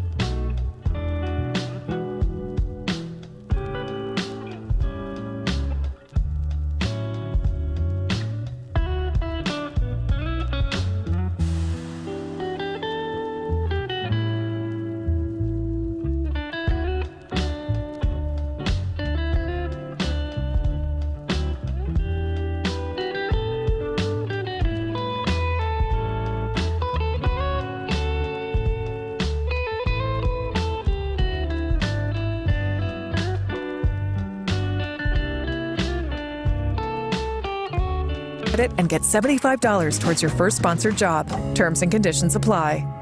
It's a Thirsty Thursday with our friends at Bud Light on Sports Radio 610. Live from Buffalo Wild Wings in Katy, here's The Drive with Stoerner and Hughley. All right, as we are live, congratulations to our latest winner, Edwin. Edwin, who won the tickets and also who won the beer and drinking passes courtesy of Bud Light. The beer and drinking passes. Beer and drinking passes. That's what it's basically. The tailgate package. That's what he said to me. He said, "This my drinking passes." That's what he told me. They are. The hell with that food. The hell with that food. It's drinking passes. So congratulations to Edwin and all our winners today. As it's been a fun time today here at Buffalo Wild Wings. As we'll do this again next week, and we will be at this location. We will be here in Katy. Come on out, and you can still come on out here, man, if you're looking for a place to watch the game tonight. As the NFL season kicks off here between the Chiefs and the Ravens, you can come here. There are 197 televisions, it looks like, in front of me. There is not an angle, not a spot, not a seat in the house where you're unable to see the game. So come on out here at the Katy location. Again, we'll be out here next week for Thirsty Thursday as well. Tomorrow, we'll be at East River 9. Come hang out with us downtown for a little Football Friday. It'll be a good time. Again, giveaways again there as well. So come hang out with us as the first Football Friday kicks off tomorrow. East River 9. Come hang out with us and enjoy yourself as the drive continues to be on the road. And tomorrow is Academy Sports and Outdoors, the $1,000 ultimate tailgate prize pack. You can register to win that, obviously. Along with that, there are two more Houston Texans tickets to hang with Ron and I at a Texans game. I believe it's the Christmas Day game. So tomorrow, come on through. There's some other gift cards, gift certificates that will be given away as well. So Academy Sports and Outdoors, East River 9, tomorrow, 2 to 6 p.m. Come through and hang with the drive. Yeah, come on out. Hang out with us as we'll have a good time as we did today as well. Remember, coming up behind us, Texans All Access and defensive coordinator, DC, defensive coordinator, the man, Matt Burke. I'm trying to be better about. Meow. Trying to be better about with Matt Burke. Matt Burke. He will join the fellas on Texas All Access, as well as the Hall of Famer John McClain. They'll talk about Week 1 coming up. And remember, Texans All Access now is 6 to 8, and then from 8 to midnight. I'm looking at one of the hosts right now. Man, I'm guessing he's putting together the show right now while having a drink. Patrick Creighton's over there. Bijani and Creighton, Area 45. Live and local until midnight. Until midnight tonight. They'll take over at 8 o'clock. And go until midnight so you can enjoy your time and hang out with the fellas through the night. All right, Clint, tomorrow, obviously it's Football Friday. We'll dive into this game between the Texans and the Colts even more. But I think there are a lot of guys, a lot of players that we are looking at that we would say, hey, I cannot wait to see this cat. Some of you can't wait to see C.J. Stroud. Some of you can't wait to see Will Anderson because he hasn't practiced since before this week, since July. Some of you, there may be others, some of the new guys, some of the rookies, whatever. There are certain guys. Some of you, Cam Akers, I've seen people send in. Can't wait to see Cam Akers. Who is it? Who is it that you are most amped to see on Sunday? Yeah, look, it's easy for me, man. I mean, it's Derek Stingley Jr., and there's a lot of guys that I'm intrigued to see. I want to see who they are. Can they play? How do they fit this defense? I feel like I know who Derek Stingley Jr. is. We've seen, because of the injuries, we've seen shorter sample sizes. I don't want to call them small, but shorter sample sizes than we had hoped to see at this point in his career. And reality is the night that he shadowed Amari Cooper with the Cleveland Browns and took him completely out of the box score, when two weeks previously he had gone for I don't remember what it was. He'd gone off and tore us up. That was, to me, his coming out party. Now I'm anxious to see this dude in this system in year 2 be the key to the defense that I talked about when he was drafted. I referred to him as the key to a defense. I truly believe he can be that guy, and he's in a spot in his career where now's the time to take off. He's on the runway. Let's have 17 games. Let's be a Pro Bowler. Let's be an all-pro type of corner. I think he has that caliber player in him. Also, you look across the ball from him, the corner, number 2 corner on this team is a rookie. There's going to be a need. I don't know how often, but there's going to be a need for Derek Stingley to do some of what he did against Amari Cooper and travel and shadow wide receivers on this tremendous schedule. And so Derek Stingley, from the impact he can have on this team to the impact he can have on Kamari Lassiter, the second-round pick, to him just legitimately coming into his own and being the best corner in this league, I'm here to see it, and I think the Texans will benefit unbelievably if he plays at that caliber. Yeah, some people texting in saying Kenyon Green. I know it's not sexy, but Kenyon Green against that front for the Colts. Like, that's one that I want to watch. I don't know that I'm excited to see that. Because I'm more in the how is that going to look? How is he going to hold up? Not excited, right? Like you said, you're excited to see, like, you're thinking that this cat could be a game changer, right? Maybe you're excited to see that. It's going to be one of the big things that we'll probably talk about tomorrow, one of the big things in the game, but I'm not sure if I'm like, whoa, DeForest Buckner against Kenyon Green, Jack. Woo. Yeah. Wow. Like, I don't know. That's definitely going to be a big part of it. For me, it's Joe Mixon. Joe Mixon is – I mean, that was the run game.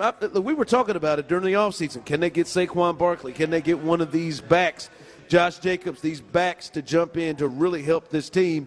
And they go and get Joe Mixon, and everybody has been pretty excited to see what Joe Mixon can do. I want to see what he does behind this line because we've yet to actually see him in any of these preseason games. We've watched the run game not look great. We've watched Cam Akers have to make something out of nothing all the time when he was out there for many times with the third or even the second string O-line, but we haven't been able to see Joe Mixon. And I want to see the impact that Joe Mixon brings to this team. He's a guy that catch out of the backfield, which means he doesn't really have to come off the field if you don't need like a third down back because he is so good with his hands. I'm really intrigued to see the impact he has on this offense. Yeah, as am I. I mean, he was my number 2, without a doubt. And we hadn't even seen this guy get tackled yet. I mean, so I'm no, we haven't. I'm anxious to just see him play and how he can help this run game. I think it's going to be a big upgrade. Now, I still think the O-line and the scheme has to be better just to get a consistent, like a true complementary run attack. But a guy that has the physicality to go get plus yardage inside the tackles, the guy that has the speed to bounce it and turn the corner, the ability to help you and expect to help you and expect to have catches throughout a game. I think he can have a monster season from a pass catching perspective. So I think he's a huge upgrade at that position, and I think the run game is significantly better because of him. And I'm excited to see exactly how much better it can be. Yeah, I am. Tank Dale, someone texted in. Yeah, the receiver, and we can talk about this more tomorrow. I am intrigued to see who is the receiver that kind of gets off in this game because I know they're going to throw the ball. They're going to throw it. It feels like from what we've seen in the offseason that it's been Stephon Diggs who they have made it a point to get involved early or to get involved in games to try to get the ball in his hands, during practice at least, to get the ball in his hands. But I'm intrigued to see who is it that is the receiver that's the one that's the lead guy coming up in this game because we may see it kind of fluctuate week to week. It may be that way, or it may be Stephon Diggs is the lead guy. But is it Nico? Is it Tank? Is it Stephon Diggs? I'm interested in seeing that too. Yeah, what is the best version of the Texans offense? Look, I mean, you can't continue to ask all the receivers to play all the positions. At some point in time, guys have to settle in and have some some identity of, hey, you're going to be our X receiver, you're going to be our H receiver, you're going to be our Z receiver, you're going to be our move guy. It doesn't make sense to continue to ask everybody to do all of those things just because you want to get somebody touches. Like it's a lot easier, in my opinion, to have a guy, especially when you have them, because you do have them, like Diggs, to be the focal point, and everything plays off of him. Now he's got a big responsibility. He's got to know the playbook inside and out. He's got to use his experience to obviously see pressures and recognize zones and things of that nature. But he's plenty capable of doing that. So it is how they deploy this wide receiver group, I think, is going to be interesting. It will be. All right, again, as we said, coming up behind us, Texans All Access, and then Area 45 after that. Tyler, I know you got your ass kicked yesterday in terms of betting. Did you make it up at all today? Not yet, but I got quite a bit of action on Thursday Night Football. Woo! Oh, God. We'll give it to us real quick. What you got on Thursday Night Football? Let me pull it up. I know I'm on the Chiefs spread. Oh, my God. He's been having baseball, Clint. Now he's adding football. Oh, I've been waiting to bet football for a while. He's got college football, NFL, and the Astros rolling. Oh, my God. Yeah, I got better be deep. Real quick, Xavier Worthy under 3.5 receptions. Travis Kelce over 5.5 receptions. Pacheco over 58.5 rushing yards. And finally, Patrick Mahomes over 268 passing yards tonight. I would have told you, boy, whatever that number is for Rashee Rice on receptions, I would have taken the over. I think tonight's a big Rashee Rice game. I think Worthy going up the field, down the field, scaring the Ravens to get back with Kelce in the middle of the field, the number one guy you got to take away. And I think that's going to leave a lot of Rashee Rice in the middle of the field open here tonight. It's been a good one, baby. I started to make a bad joke. Yeah. I'm glad I bit my tongue. Hey, you caught yourself. Being soft over there. Well, I'm going to bite my tongue. It's a Rashee Rice joke. Yeah. You might want to bite your tongue on that. That'd be fun. That'd be a damn thing if they came out there and Roger said, actually, you know what, you're suspended right before the game started. You know what, your suspension's going to start right now. It's going to start right now. All right. Hey, shout out to Travis Johnson who joined the show earlier, and shout out to everybody here who have been great. The people at Buffalo Wild Wings, the people of Bud Light, all our winners. We appreciate you. Our promo team, our engineer Matt, we appreciate you. Tyler back at the station working hard as always. Clint, great job. I am Ron Hughley. As always, Houston, we love you, baby.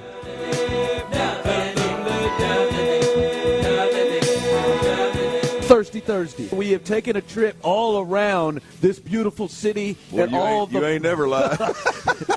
You ain't never lied. I had to get me a new set of tires, and I ran out of gas twice making these Bud Light Buffalo Wild Wings rounds. Now, that's completely your fault, but the gas. Thursday Night Football is on Sports Radio 610. The Chiefs and Ravens kick off the NFL season under the lights in Kansas City. Hear it tonight at 7 on your home for the NFL on Westwood One. Sports Radio 610. And your traffic report is sponsored by AmericanStandardAir.com. I-10 the Baytown East Freeway, eastbound at Cedar Lane. It's an accident that has a left lane blocked. I'm Laura Reynolds, Sports Radio 610. No more hot, sticky nights. No more high utility bills. Backed by 150 years of home comfort innovation. That's American Standard Air. Be ready for the 12 months of Texas. Comfort the way you like it. AmericanStandardAir.com. Why choose a Sleep Number smart bed? Can I make my side softer? Can I make my side firmer whenever I want? Can we sleep cooler? Sleep Number does that. Cools up to 8 times faster and lets you choose your ideal comfort on either side. 94% of Sleep Number smart sleepers report better sleep. J.D. Power ranks Sleep Number #1 in customer satisfaction with mattresses purchased in-store. And now, during our biggest sale of the year, save 50% on the Sleep Number Limited Edition smart bed. Limited time. For J.D. Power 2023 award information, visit jdpower.com/awards. To find a store near you, visit sleepnumber.com. Vanguard is 100% client-owned, serving over 50 million investors every day. Whether you're planning for retirement, putting your kids through college, or saving up for your next adventure, Vanguard can help you set personalized investment goals. All investing is subject to risk. Vanguard is owned by its funds, which are owned by Vanguard's fund shareholder clients. Copyright 2024, The Vanguard Group, Inc., all rights reserved, Vanguard Marketing Corporation Distributor. Sunday morning. You can smell it.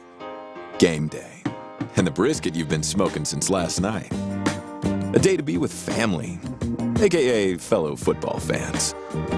Traditions make Sundays easy to enjoy. Beers do too. Bud Light.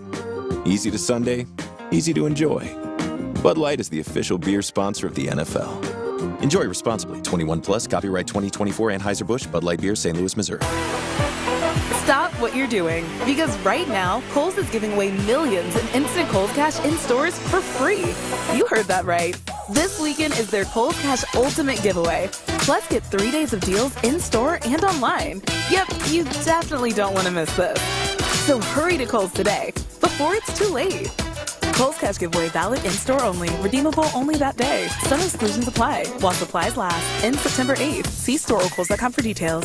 Diabetes, high blood pressure, anxiety meds, everyone's on them. If you're a 50-year-old male, maybe a bit porky, and you may even have type 2 diabetes, $1 million of term insurance may only cost you about $200 a month. Call Term Provider. Speak with Big Lou at 800-700-6898. Big Lou will find a term life policy for you even if you have type 2 diabetes, are overweight, or have high blood pressure. Term Provider has helped thousands of people like you who think they can't afford term life insurance. To buy $1 million of affordable term life for you, all you need to do is call Big Lou at 800-700-6898. Lou will make sure the scales are tipped in your favor. Call 800-700-6898. Big Lou will answer your call and work to fit you into a term life policy that you can afford. Remember, Big Lou's like you. He's on meds too. Call 800-700-6898. 800-700-6898 or biglou.com. A cancer diagnosis can be overwhelming, but when you choose MD Anderson Cancer Center first, you'll have the nation's leader in cancer care with you every step of the way. Our world-renowned subspecialists collaborate across teams and disciplines to develop personalized treatment plans for every patient and their cancer. This unmatched expertise, delivered with the utmost compassion, brings hope and healing even in the most complex cases. Choose MD Anderson first at mdanderson.org. Football's back and a brand new show by the NFL for every fan. GMFB Overtime. This week, hang with Eagles coach Nick Sirianni and Jerry O'Connell. It's GMFB Overtime Premiere Week. West Point Lincoln is where you need to get your next SUV. 2024 Lincoln Navigators, 0% financing for 60 months, 2.9% financing for 84 months. Go online right now at westpointsales.com. Katy Freeway, exit Kirkwood. It's West Point Lincoln. Kirk Holmes was just awarded Southern Living's 2024 Builder of the Year Award. Discover why their superior building process and service is second to none. Visit them at kirkhomes.com. That's K-U-R-K, because at Kirk Holmes, it's all about you. Timmy, everybody. Great job. Next up for our 5th grade class recital, we have Samantha. 10 times better performance can make a big difference. Castrol Edge Motor Oil gives your engine 10 times better high-stress performance. Castrol Edge, better oil for maximum performance. Now through December 28th, Castrol Edge and Edge High Mileage Motor Oil are on rollback at Walmart. Claim based on sequence dyne test under high-load conditions versus API-SP test limits. KILT FM HD2 Houston. Insider access, exclusive content. Sports Radio 610. The Texans play here. An Odyssey sports station. KILT FM HD2 Houston.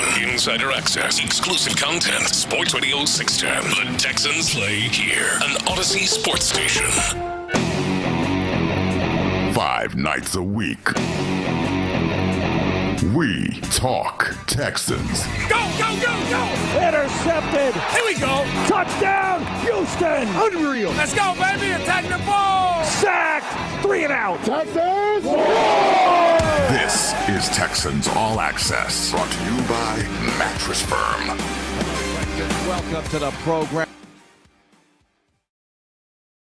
In less than 72 hours, we will know the result of the Texans-Colts game. Wow. Let's go. NFL starts Thursday Night Football. Chiefs and Ravens getting it on. Texans will play both of those teams this year. But let's begin the show like this. Now, usually it's John McClain on a Thursday to lead us off, but we've got Matt Burke, defensive coordinator, in the hopper. So let's talk to the DC, and then we'll get to the general afterwards here as Johnny and I catch up with Matt Burke in studio.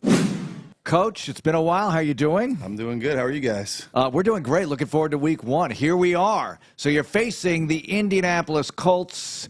And tell us a little bit about the kind of attack you're going to be seeing on Sunday, because we saw them last year.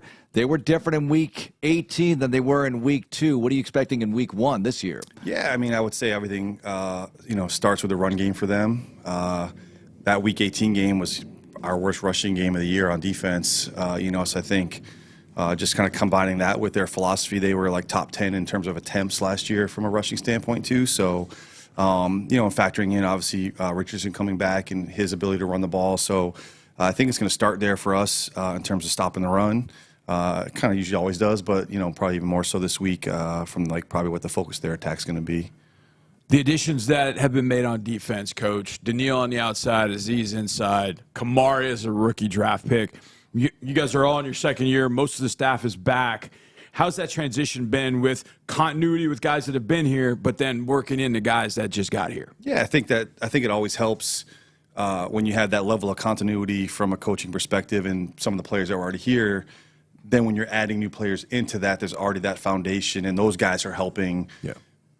Preach the message, talk the techniques, all those sort of things. So, I mean, last year, if you think about it, we were essentially had to teach everybody all of it, So I think it's just hopefully is a smoother transition for easing those guys into playing our style of football. You talked about stopping the run last year. You want to do it better. How hard is it to tell in the preseason, training camp, preseason games, how good you might be stopping the run? You make the changes personnel-wise and teach them everything, but you really haven't had that many reps at it yet. Yeah, for sure. I mean, that's always like, week one's a big unknown in a lot of areas, and you try to, between the practices and obviously preseason games and what you're doing through this whole training camp, try to have a sense of what your strengths are and what your players' strengths are and how we're utilizing them. But, just like probably for everybody around that's going to be watching the game, there's always that little sense of unknown of like, all right, how's this really going to look when we put it together, And so, but we're excited. They've done a really good job of, again, what we can glean information from in terms of practices and the preseason reps and stuff. We're excited about where we're heading with that. Coach, I think one of the players that I get asked the most about, local kid, play at Baylor. I think Jalen Petrie is probably a player that I get asked a lot about, probably more than any other player, because I think fans really, because he's local, because he had a solid rookie season, that they want to know, how's he doing? He's been playing some nickel. He's playing a different spot. How do you think Jalen's training camp will help him be better for this year, you think? Yeah, he's had a great camp. And, I think just it's like all the players, and I always felt like our job as coaches was to, put the players in the best position to be successful. So, in terms of just deploying him and moving him around some, we're just trying to get him. He's a really good player. Yep. He is. And so, how do we unlock that, and how do we almost weaponize his talents? So we've tried to do that a little bit this year, and I think we'll see how that plays out on Sunday. In a TV production meeting, we had a visit with Aziz Al-Shire, and we all left better people for it, Coach. I mean, I'm kind of joking, but I'm not. The guy's amazing on and off the field. What's he bringing to the table so far? What can you share with the listeners? Yeah, I mean, I know he came out, he was named captain, and obviously in a short stint here, and, so players respecting and seeing what he is, and just, I think for me, always with players, it starts with his approach from a work ethic standpoint and the time he puts in and the care and importance he has for how he practices and how he prepares himself. So, I mean, that's the starting point. Before, to be a leader, you have to live it before you can talk it, and he does. But he is. I think I would say this just in general, from a free agency standpoint, when you're trying to sign guys, when you have somebody obviously with Aziz that has a history with Miko and some of the other guys on the staff that you can vouch for that part of them. That's always an unknown. You can watch film and evaluate these guys and talk to guys around the league. But when you have someone that's been around that can be like, this is the type of person he is and the type of character he's going to bring, and we talk about culture around here a lot and what that means, and bringing the right people in is what helps define your culture. So I think having the background that we had with him as a person made it a real easy decision to kind of bring him into the fold. So he's been awesome, helping not just the linebackers but all levels of the defense. It's been cool. Coach, I'd imagine you try to find that with your rookies as well. Like you try and find that with whatever guys you're bringing in. I think with Will Anderson, it was like, okay, we get it.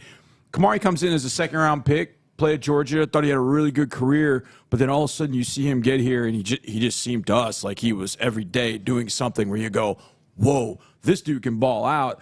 What are your thoughts on Kamari, how far he's come, and what you expect out of him? Yeah, I'm not going to necessarily push back. I think the thing I've been impressed with Kamari is not the whoa moments, it's all the other stuff. Yeah.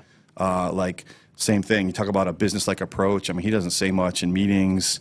I mean, he's just sitting there taking notes, but you ask him a question or whatever it is, he's spot on. He's just been very, very mature and business-like with his approach to preparation, and I think that's what's probably showing. I mean, he's putting himself in really good positions to make some of those plays because of his preparation. So it's been impressive to watch, honestly, the day in and day out with him and the consistent level of every time he steps in the building, who he is, whatever it is. He's attacking rehab, he's attacking meetings and learning, or he's attacking technique on the field. Like it's a very high level consistency of approach to all those things. So that's been kind of what's been impressive with him most. Defensive coordinator Matt Burke with us. The guys on the edges, I know pass rush comes from everywhere, but the guys on the edges, when you look at Wilt, adding Danielle Hunter, Derek Barnett back, and he really was significant for you at the end of last year.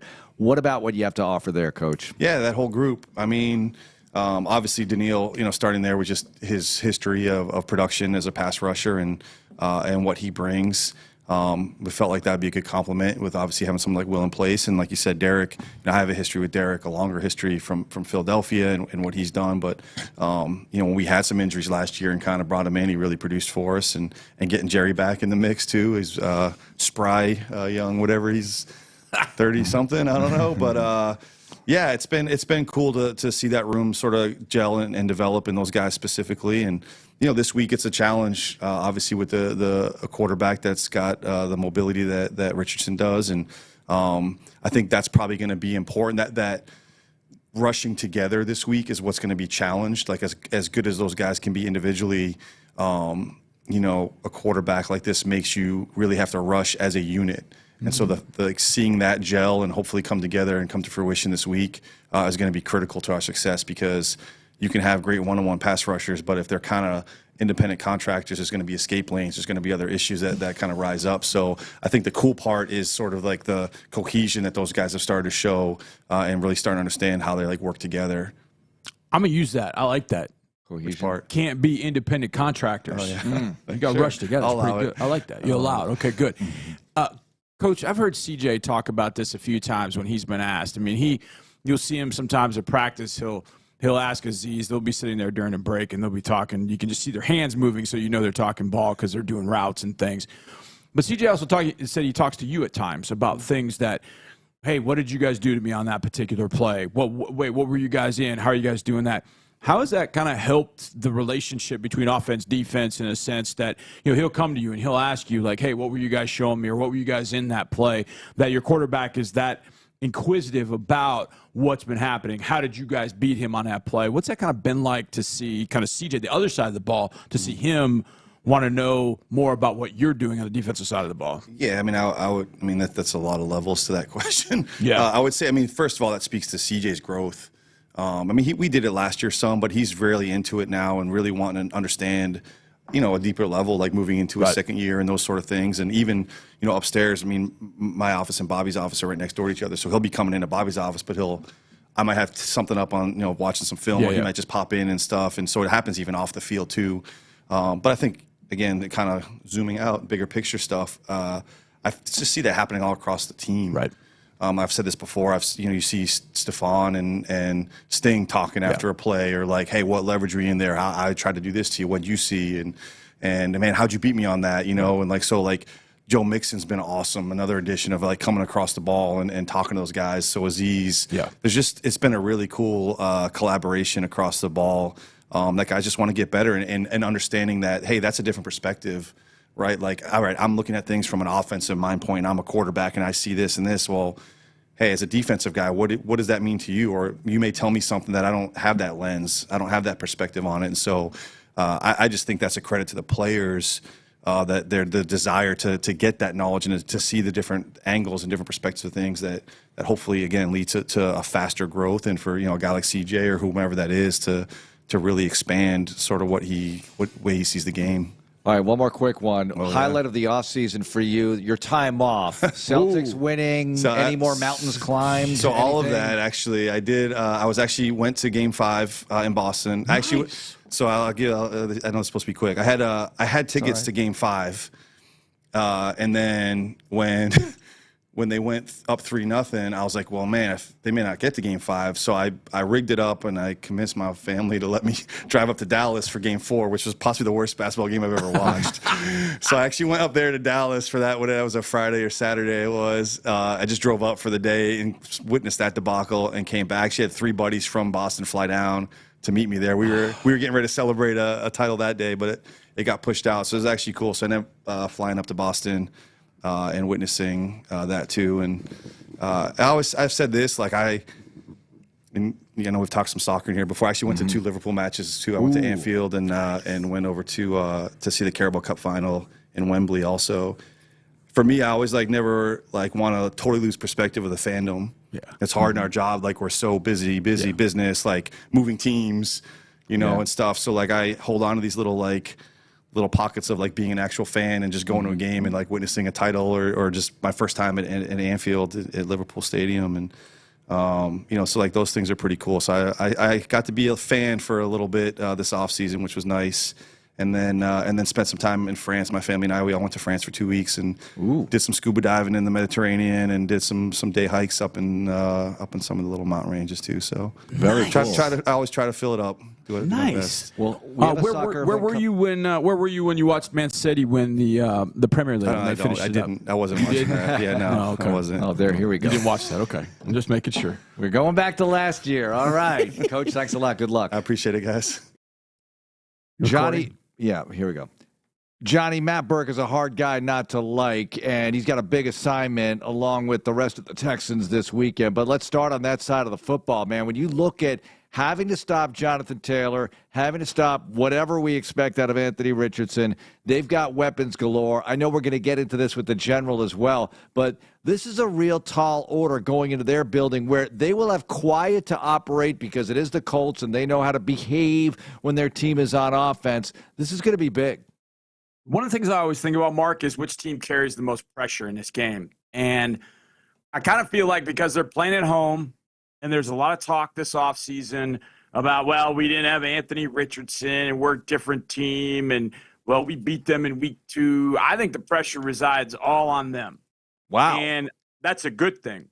Now, obviously, there's a lot of talk about us and what we can live up to, but I just think it's on them because if they think that Anthony Richardson – now, if Richardson comes out, goes the first 2 drives for a touchdown, okay, that pressure flips all the way back over to our side. That's 4 touchdown drives in 5 drives that he's had against the Texans, and 4 of them would have gone for touchdowns. Oh, my goodness. Now the pressure is definitely on us. But if they struggle out of the chute offensively, Texans are tackling well, and Richardson can't really get it going with the passing game, I think they start to feel more and more pressure, especially if we then take a lead. Because I feel like if they've got to chase, it gets them away from their game. And I think they've got one way to win a game, and that is Richardson and Taylor dominate on the ground, spiced in with maybe some deep shots to Mitchell or Pierce or probably one of those two. Because Downs has been out for a couple of days. I don't know that he's going to be ready to go on Sunday. But either way, I think that's the way they win the game. But they've got to do that from ahead. So if they get ahead, yeah, the pressure flips. But if they struggle offensively and the Texans are moving the ball, putting up points, picking up first downs and touchdowns when they need to or want to, I think the pressure just amps up that much more for Anthony Richardson in this offense. Like, hey, this was supposed to be different. Number 5 was supposed to be the guy. He was number 5 pick in the draft. Like, well, here we go. But that being said, I think the pressure is on Indianapolis until this game gets rolling, and then we'll see whether the Texans can tackle well enough to stop them. Well, it's funny with the pressure situation. I think the pressure meter is about equal on both teams because of what you said. If the Colts can't beat the Texans at home, opening day, everybody healthy virtually, then when are you going to beat them, right? When is it all going to come together for the Indianapolis Colts? But the Texans are the favorites, and they're supposed to win the division. So if the Texans can't go in there and win, then what are you looking at that point? So I'm not sure who to gauge the pressure toward in this game. I think you're right. It ebbs and flows. Now, you look at the point totals last year. You look at what happened in Week 2 for the Houston Texans. They put up 20 points. They gave up 31.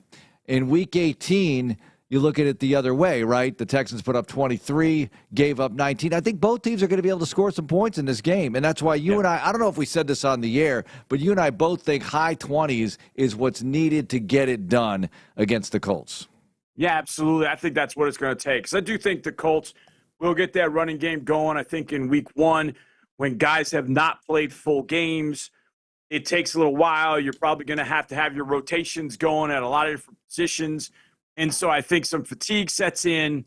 I remember back to 2022, the Texans had a big lead, and then fatigue set in, and then the Colts got back in it by just pounding away with Jonathan Taylor and couldn't stop them at that particular point. So I do think 28's got to be your number. I think that's what it's got to be. Now, I'll take 23 and take my chances, but I think 28 is what gets you a win. As long as you're not turning the ball over, making dumb mistakes early in the game, which hopefully this is a Texans team that doesn't do that. But I think 28 is that magic number to go get a win. If you get to 28, like if I give you 28 points right now, Mark, would you take it? I would, because I think that's a win. 28 points to Sunday against the Colts, absolutely. And if you give me 10 wins, I've had this conversation with people in the 2024 season, I'd take that as well. I hope for more, and I think they can get more, but I'd rather just take the sure thing if you're going to give it to me, but there is no sure thing. There is a sure thing about injury reports coming out, and the injury report for Thursday, MJ Stewart's still a DNP, so I would expect that he would not go. This is a kind of sneaky one. Look, it's not like C.J. Stroud is out, right? We love MJ. MJ helps on special teams, can play safety for you, of course. He's been the personal protector in punts very often. So there's that. I don't know how they're going to set it up this year. And obviously without him, you got to do it another way on Sunday at the very least. But what are your thoughts on the injury report situation? It could be a whole lot worse. I love seeing Will not on it at all. Yeah, I think that's the biggest thing is just Will not being on it. I mean, what do we get from Tim Settle? We don't know. What do we get from Jeff Okudah? We don't know. And I'd like to think we know what we're going to get from Will. We saw him for a little bit more of training camp, but we don't know. And I think the good thing is that you're going in there about as healthy as you can be. Obviously, would you like to have Christian Harris? Absolutely. But you haven't been with Christian since camp started, basically, except for that one Sunday, and then he went out in basically 30, 45 minutes. So you really haven't had him. So you've been able to do everything that you were going to do, I guess, without him. It wasn't like you've been practicing and all of a sudden, boom, he gets hurt, and now you got to change course. I mean, you can basically stay the course of what you've been doing. And I think the game, to me, comes down to linebackers, Azeez Al-Shire and Jake Hansen and Henry Toa, Delshon Phillips, whoever plays there, Neville Hewitt. It comes down to me to those guys. Because of the line stalemates, like hopefully that leaves the linebackers open to go make tackles, and they better go make tackles. Because if there's one thing that has sprung Jonathan Taylor on longer runs against the Texans, it's missed tackles. And then he's got 4.39 speed to take it the distance. So the Texans have to tackle well. And if you're not going to tackle well, you better swarm with 4 and 5 guys to the football at all times. So the first guy doesn't get there. Guys 2, 3, and 4 can end up making that play. So I think that's going to be instrumental. But that, to me, is going to come down to linebackers for sure. Well, 2 things would surprise me. Them not being ready, the Texans, not being totally ready to play. It's not going to be one of those, they weren't ready to play situations. Right. They'll be sky high. I expect the Colts to be that way as well. And I think the Texans might give up some points, but they're going to score points. They're going to score points against the Colts. They'll move the football. They might not run it according to our dreams, the way we'd love to see it. look, if it happens, I'm down with it. I expect the running game to be effective with Mixon overall. But I think with the Colts, that's tough to run against their front. We'll see. I just expect them to score points one way or another. Throwing it to Mixon, throwing it to the big three, the tight ends mixed into the game. You got C.J. Stroud. You're going to find a way to protect him and move the football. I'm convinced that if you can get the ball off, you can get what you want in a passing game. What I'm curious to see is how the Colts respond, because last year they played a lot of zone and the Texans ate them up. I don't think they've got good enough players to go man-to-man against the Texans and be successful. But I think that's what they're going to have to do. I think they're going to have to blitz more than probably Gus Bradley wants to. That's just not his thing. But I think they're going to have to do it to try and force CJ's hand to get rid of the football. Then that puts the big three man-to-man against a secondary that's not that good. So, like I said earlier, how many different ways do you have to win a game? It would be great to find out in week one you could win this game with 100 yards from Joe Mixon. But you know you can win it on the arm of C.J. Stroud. You know you can win it throwing it to the tight ends. You know you can win it throwing it to the big three. You know you can win the game in different ways. I don't know if the Colts have those ways, but I would love to be able to see, oh, man, we won this game with Joe Mixon in a running game that we weren't really sure about. So that would be kind of fun if that were a different way to win a game, if that emerged on Sunday, because then that makes you really, really scary in the future. Well, there's so much we haven't seen. Danielle Hunter in a regular season game. Joe Mixon in any kind of game for the Houston Texans. Laramie Tunsil since last year. So looking forward to it. Thank you, Johnny. All right, let's get right back to it as John McClain is going to join us. We'll have the general in for a Thursday visit coming up here on Texans Radio. Texans All Access continues in a moment. Rooting for the family team has become quite the tradition at Amity Bank. It's something we grew up doing, and it's something that defines who we are. We're also big fans of rooting for family businesses, because in all of our years of banking, we found that when we treat every business like family, they tend to prosper. So, if you're a family business and you need a bank, come see us today. Amity Bank. Here you grow. A division of Zions Bank Corporation and a member FDIC. Behind every door at Houston Methodist, you know what to expect. Expertise. Whether it's life-saving brain surgery, your 3D mammogram that catches breast cancer sooner, or orthopedic specialists helping you feel stronger than ever. With hundreds of doors across Houston, you can get expert care everywhere. That's the difference between practicing medicine and leading it. Houston Methodist, leading medicine.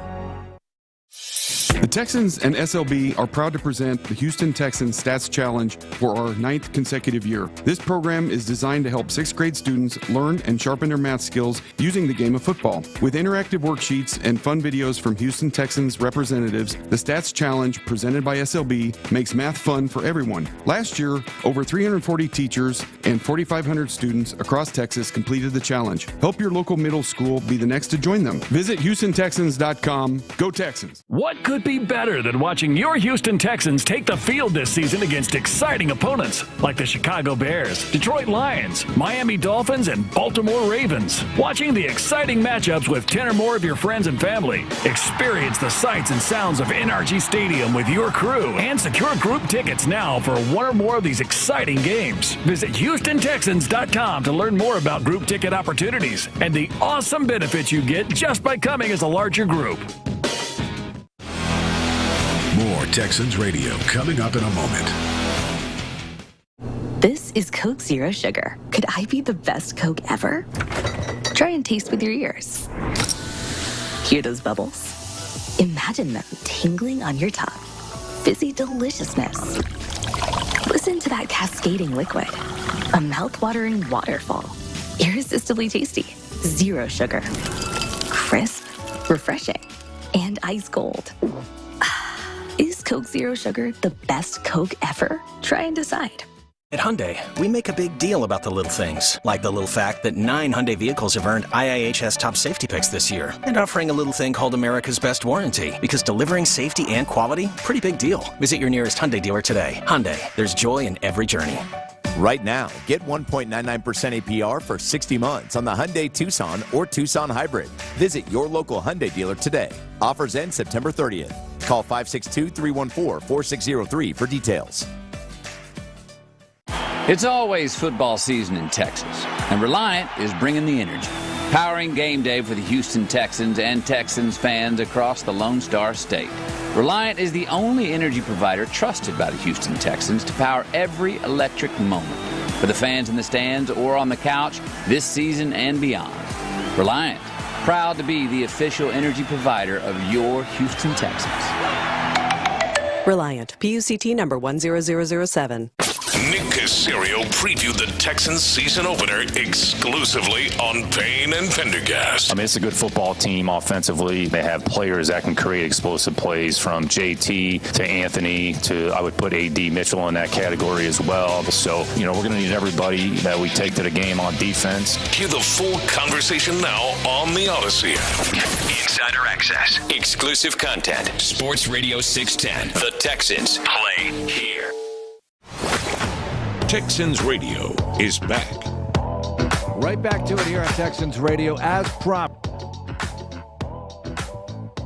The General, John McClain, joins us. Let's get right to it. General, a lot has happened. Off-season, training camp, preseason games. Here we go, week one. Anything change about your opinion regarding this team based on what you've seen through training camp, the preseason games, all of it? I think the offense will play great. I think the defense, considering the schedule and the quarterbacks and all the changes made on defense, I asked Matt Burke this question. For a team that played so well, there have been massive changes on this defense. There's only two players starting on defense in this game who started the last game last season in Indianapolis, and that's Stingley and Petrie. And so you just don't see that much, but obviously that was a plan that Nick Caserio, D'Amico Ryans, and Matt Burke came up with. So I think their success or failure is going to depend heavily on the defensive side, starting against Anthony Richardson and Jonathan Taylor. Texans have been terrible against Taylor. He's got 4 consecutive games at least 143 yards, including 188 last year. But they won. His record's 4-1-1 as a starter. So I'm thinking this is the way it is in Baltimore, too. When Anthony Richardson puts the ball in Jonathan Taylor's stomach, the Texans automatically, because of history, are going to think Jonathan Taylor's going to get the ball, and then Richardson pulls it out and takes off around in. And we saw he had 2 touchdowns around in last year before he got injured in that 31-20 victory. So I know the offense is going to play great. Passing game's going to be great. I wish they could throw on every down because they're so exciting. But to me, so much hinges on the defense. And fortunately, other than Christian Harris, they're in really good shape physically. That is big that they obviously, but they will miss Christian Harris. General, as you talk about that defense, one thing I kept thinking about is what's the Achilles heel? You talked about the changes they've made. They brought in Daniel Hunter. They brought in Azeez Al-Shire. They drafted Kamari Lassiter. If the defense does have an Achilles heel or it has a kryptonite, what do you think it is? Tackle, because the top 2 were there last year when they went from 32nd to 6th against the run. And the 2 starters, Malik Collins and Sheldon Rankins, combined for 11 sacks. And they had set the team record for sacks.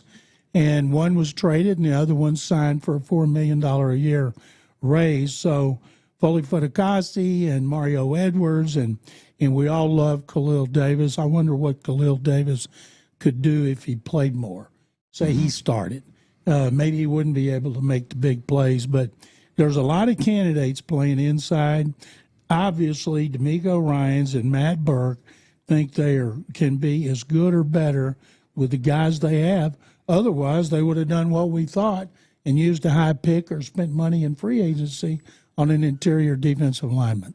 We all know they want to run the ball better, so how do you think it's going to go? Pierce makes the team, obviously. Akers out there at practice. British Brooks, what do you think they're going to do at the running back position? And we'll throw in possible fullback British Brooks. I don't know if he dresses or not. We talked to Bobby Slowick about Brooks, and They were fourth in using a fullback last year. And now they don't have a legitimate fullback, but I think it's because they can change.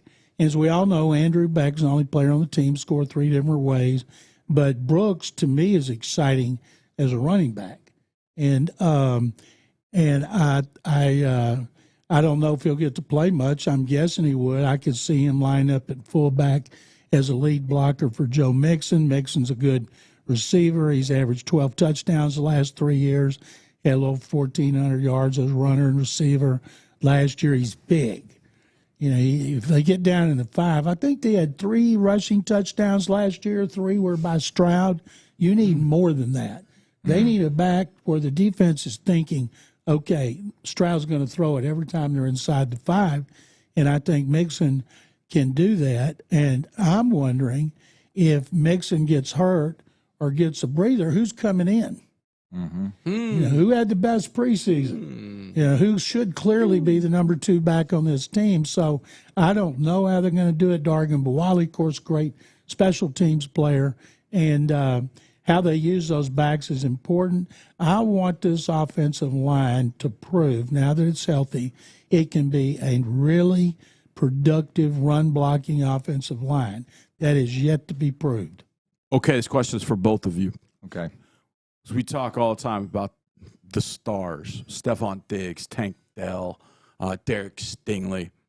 I'm always interested in the X factor, a player that doesn't get a lot of publicity, a player that just does his job, may not be a Pro Bowler, might be, but probably isn't going to be.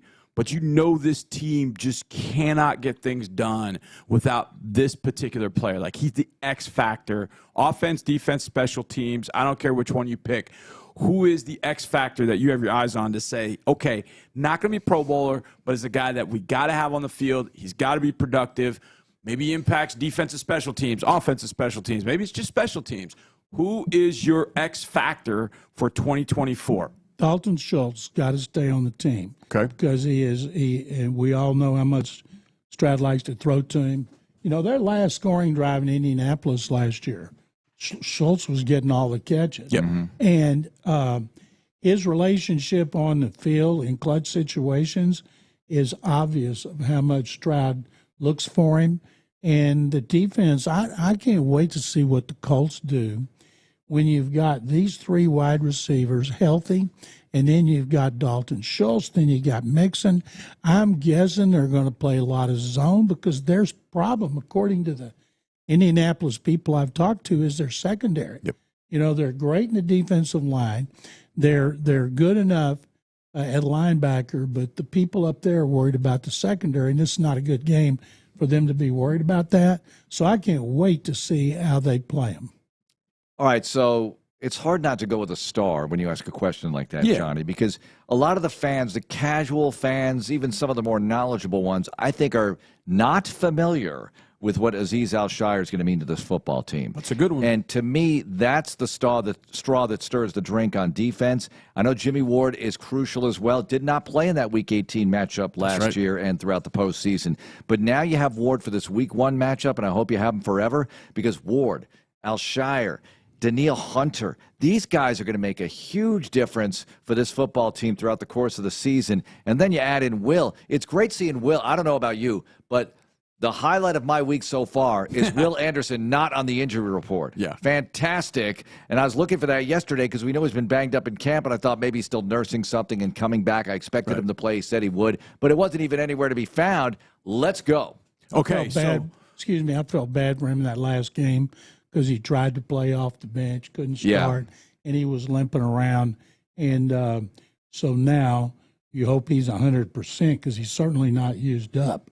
Yeah. And I expect him to be a double-digit sack guy, especially with Danielle Hunter on the other side.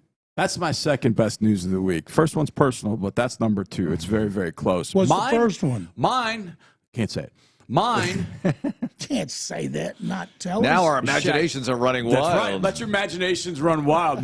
My Shaq Mason, because I feel like this offensive line, and it's funny, when we were at the Combine, I ran into Brooks. Why am I blanking on Brooks's last name. Used to write for us here. Why am I? Oh, Brooks Cabina. Brooks Cabina. So I was talking to Brooks, and we were talking about what this team is going to be in 2024. And I said, we need to run the ball better and help that run game. And he looked at me and was like, "Do you?" And I was like, "Maybe he's got a point. Maybe you do have to throw it, and you can throw it." But I said, I think this offense, you have to run the ball better because of what comes off of that. The play action, the boots, the keepers, those kind of things. To be able to run the ball better this year, I think Shaq Mason has to have a really good year. And nobody's really going to talk about Shaq unless he's getting beat for sacks and things like that. But I think Shaq is instrumental with the leadership that he's got to be able to show. He's got Juice starting for as a center for the first time. He's working next to Titus for the first time. Mm-hmm. So now he's working in between two guys. They got to work their synergy and all that kind of stuff. So mine ends up being Shaq Mason because it's not a guy that we're going to talk a lot about. He's the only player on the team started every game last year. Yeah, exactly. And the availability part, I love that too. So hopefully availability ends up being something that filters down through everybody because Danielle Hunter played, if he didn't play all the games, he played close to him. I think Diggs played every game last year. Mixon played every game last year. Shaq Mason did. So hopefully that filters down. It's just like a good virus that gets to everybody. A good all virus. Available. I got you. As an observation to all those people in Buffalo that say they're happy that Diggs is gone, you take away 4 consecutive 100-catch, 1,000-yard seasons for a guy who I think missed 2 games in 4 years. That can't help but hurt that offense. They're going now. Everybody says they're going to run the ball more, and that's fine. They could have run the ball more, and but I still think the Bills' offense is going to miss Diggs, and I can't wait till the Bills come in here and they play him, and they quadruple team him so he won't have a big game, and they get burned by everybody else. How much do the Bengals miss Joe Mixon? They'll open with the Patriots this weekend, same time the Texans play the Colts. But without Joe Mixon, I think that running game is going to suffer a little bit. And without their offensive coordinator, who's now the head coach at Tennessee, I think they might suffer a little bit as well. Now, not against the Patriots this weekend in all likelihood, but as you march on through that AFC North. Well, they were going to cut Mixon, and I can't figure out why. Nick Caserio did a really smart thing. Instead of letting him be cut, because they knew they wanted him, Bobby Slowick thought he was really good with the scheme they play, that instead of letting him be cut and having to bid for him, hey, we'll give you 7. So the Bengals took the 7. They bring him in. He's 27 years old. Redo his contract. He should be sufficiently motivated. And I'm really eager to see what Mixon does because he's got, the Texans did a great job against him last year up there, which to me, that other than that last game against Indy was their biggest victory of the season on the road because they beat Burrow, they beat Mixon. I think he had 46 yards, something like that. But this year is Bobby Slowick didn't get to sign off on Dameon Pierce as he's able to run my scheme. But every other back that's come in, not Dare Ogunbowale, of course, he's been saying, yes, that guy can do it. And I'm really pumped to see what he's going to be able to do in Akers. Okay. You ready? Yeah. We got to get him. We got to put it on wax. We got to get him down. Put it on wax. Let's put them down. Our predictions for 2024 because we got Chiefs and Ravens kicking off in a little bit, so we got to get them down. So here's what we're going to do. You get one team. That's it. That's all you can say is one team. You can't explain it. You just got to say it.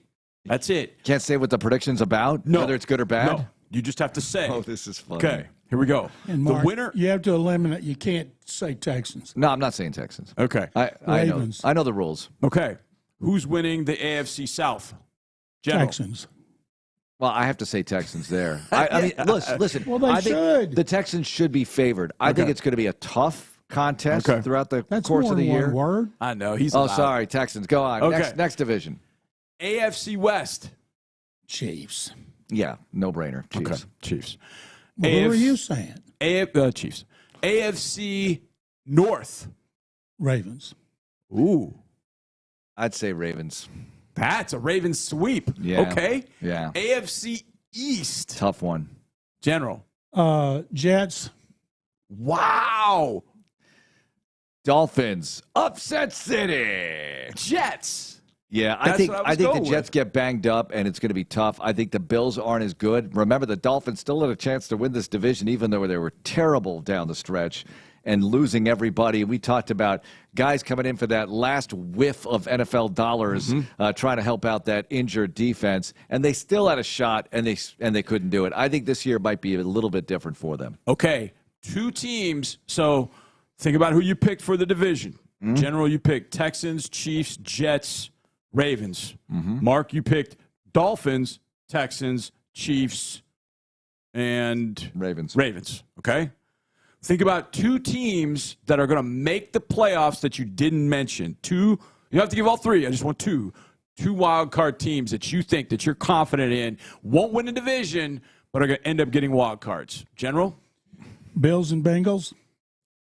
Ooh, nice. I would say Steelers because they always find a way in, don't they? I want to say the Bills, but I feel like I'm dissing the AFC South, which I talk up all the time. So I'll put my energy into the Jaguars here. Nice. Yeah. Because I was going to say 9 wins. I thought about Bills and Bengals, but I'm going to go Bills and Jags. Okay. How awesome would that be? A Jags-Texans playoff game? I want to win playoffs? it. As long as we win it, it'll be awesome. Okay, let's go to the NFC. Okay. NFC East, General, go. Eagles. Gosh, I hate picking the Cowboys, so I won't. I'll go with the Eagles.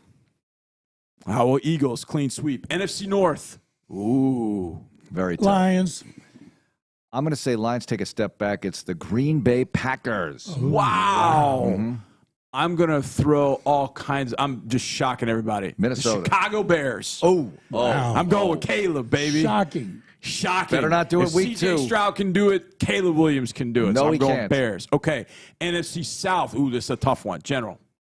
NFC South Falcons. So I feel like a closet Buccaneer fan right now because not enough people are talking about them. In fact, they're laughing at them. And they're thinking the Falcons have improved themselves so much. Yeah, I know. All right, great on paper. Let's see it on the field. And the Buccaneers won this division. I'll go with the Buccaneers. Kirk Cousins blowing out his Achilles had more touchdown passes than the Falcons. I'm going as a team. I'm going Buccaneers. I just can't go with Dad Jeans Kirk. I just can't do it. NFC West. 49ers. Yeah, you got to go with the 49ers, but I think the Rams can make the playoffs. 49ers. Okay, give me the 2 teams in the NFC that you didn't mention that you think are going to make the playoffs. Cowboys and Packers. I'll go with the Lions really take a step back, so I'll go Rams and Cowboys. Because it's so enjoyable, Johnny, to see the Cowboys lose in the playoffs. You almost want them to make it just so you can watch them lose and keep talking about how they haven't done anything since the mid-'90s, which is just fun. It's one of those Texas pastimes that everybody enjoys other than Cowboy fans themselves.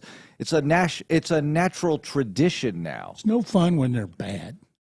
Exactly. You want them to be good enough to make it to the stage, then lose. Yeah. That's satisfying. That's better. It's kind of like the Yankees. Devastated. You want to see the Yankees get into the postseason and then flame out spectacularly rather than not make it. Right. It's like letting the steam out of a pressure cooker. I'd rather the Cowboys pressure cooker explode in January as opposed to being let out little by little all throughout the year. If you hate the Yankees, which most people do, and the Red Sox, wouldn't you rather see the Astros beat those teams? Yeah. Beat the great teams? Yeah. Now, I'd love to see the Texans knock the Cowboys out of the playoffs, but in order for that to happen, the Cowboys have to make it all the way to the Super Bowl, and I don't want to see that. So I'd rather have the Texans make the Super Bowl, Cowboys lose on opening weekend. You want to see the Texans beat the Cowboys in the Super Bowl? Think how miserable those Cowboy fans They would be, but then they'd be saying, at least we got there, and they would get a boost from that. I don't want to see it. I totally disagree. Just lose wild card weekend. My 2 would end up being the Lions and the Packers. I think the NFC North is going to be pretty good, and unfortunately, we play them this year. All right, give me, other than Mahomes, the MVP. You got to eliminate Mahomes. We're going to put him in the Michael Jordan category. So Mahomes is out of it. Who is either second or going to upset Mahomes for MVP? And we got a candidate right here who could possibly do it. General? He could possibly do it. My pick is Brock Purdy. Contract year. He's got all kinds of talent. Wanting to get over the hump. I think there's I'm going with Purdy. I call it prejudice, discrimination, whatever, against guys who are drafted in a certain spot. We can't respect them until they win 1 or more Super Bowls, because Brady was going to have that on him until he just blew through all of that narrative, and you couldn't ignore it anymore. And they were still saying he's probably not the greatest quarterback ever after he won the first 3 Super Bowls, but then he just made it impossible to say anything else. I will go with C.J. Stroud. I love it. I'm putting my, and you know I don't do that. I'm putting my Homer spear in the ground like, yes! I am a Homer. Chief Osceola? Chief Osceola. No sophomore jinx. Yeah. I'm going with C.J. Stroud. And my dark horse, because I did pick the Jets to win the AFC East, is Aaron Rodgers. He'll win comeback player of the year, but if the Jets are going to win a division, he's going to get some votes for MVP. There's no doubt he'll Aaron get some Rodgers. votes. You're right. That's the dark horse. Will he win the Ed Block Courage Award, too, if he does well? No. There's no courage in coming back from an Achilles. But isn't that Or about coming out of the dark? Ed Block is whatever you want it to be. Oh, okay. All right. Didn't Seth Payne win that one year? He won the local version. I think he was the nominee here. Yeah. He was the nominee. Okay, not the national guy. Who would you say? Your question. I think if it's not Stroud, Jordan Love's got a shot. Because if I'm going to go with my Packer pick to win the NFC North, there's a lot of love for Love. And people want to jump on that narrative. They want to jump on that story that Love, he takes over for Aaron Rodgers, who took over for Brett Favre. I think people like that story. The media, they love that story, so they'll go with Jordan Love. I think he'll get a lot of love. Yeah, see, absolutely. that's an easy one to do. All right, General, what do you have going on? HoustonTexans.com, etc. I have a column that'll be posted Friday about Stroud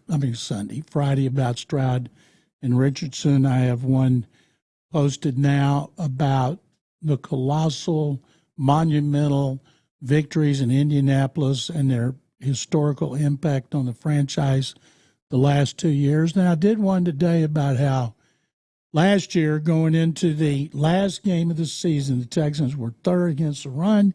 They ended up 6th against the run because Jonathan Taylor could not be stopped. And how are they going to contain Taylor when they got to worry about Richardson as well? I'm starting to feel the stress. I can feel it in my face right now. Jonathan Taylor's stress is real. Yes, I can feel it because this is, and I'm thinking of Anthony Richardson week 2, and then add Taylor to that, and it's just a nightmare. And you better be ready for it. They know it's coming. They got medicine for that, I don't care about me. I care about them. I care about the defense. Let's go, General. Thank you, guys. Thank you very much as always. There he is, the General, John McClain. Coming up, final thoughts, stuff going on around the league, Houston Methodist Minutes. It's all on the way here on Texans All Access.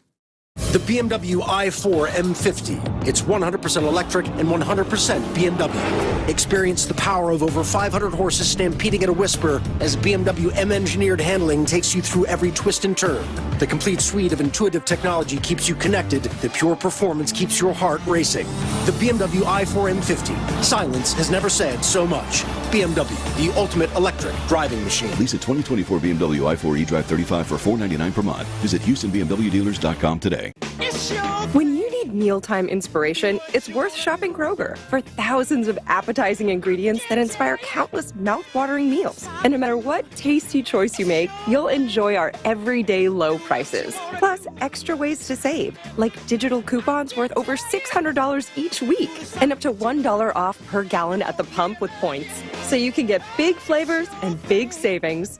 Kroger, fresh for everyone. Fuel restrictions apply. In H-Town, we got that hustle, that swag. And now you can too with Houston Texans scratch tickets from the Texas Lottery. Play for a shot at $100K and enter to win wild Texans prizes like away game trips with the team, luxury VIP suite experiences, and a chance to win up to $1 million on field. Because with Houston Texans scratch tickets, winners really are H-Town made. Must be 18 or older. Play responsibly. On with Payne and Pendergast, Nick Caserio shared his thoughts heading into the Texans season. We're going to adjust and adapt as we go because that's what this league forces you to do. Done some decent things here in training camp. Now we're going to put it on display here on Sunday and see if we can build on some of the things that, we've done successfully.